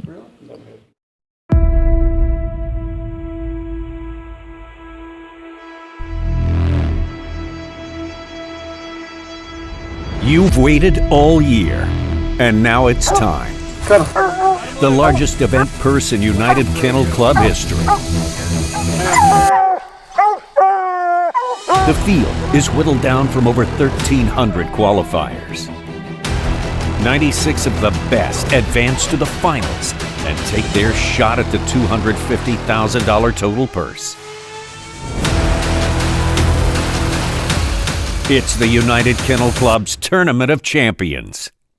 Who will go home with $50,000? Let's make history. It's time. Are you ready?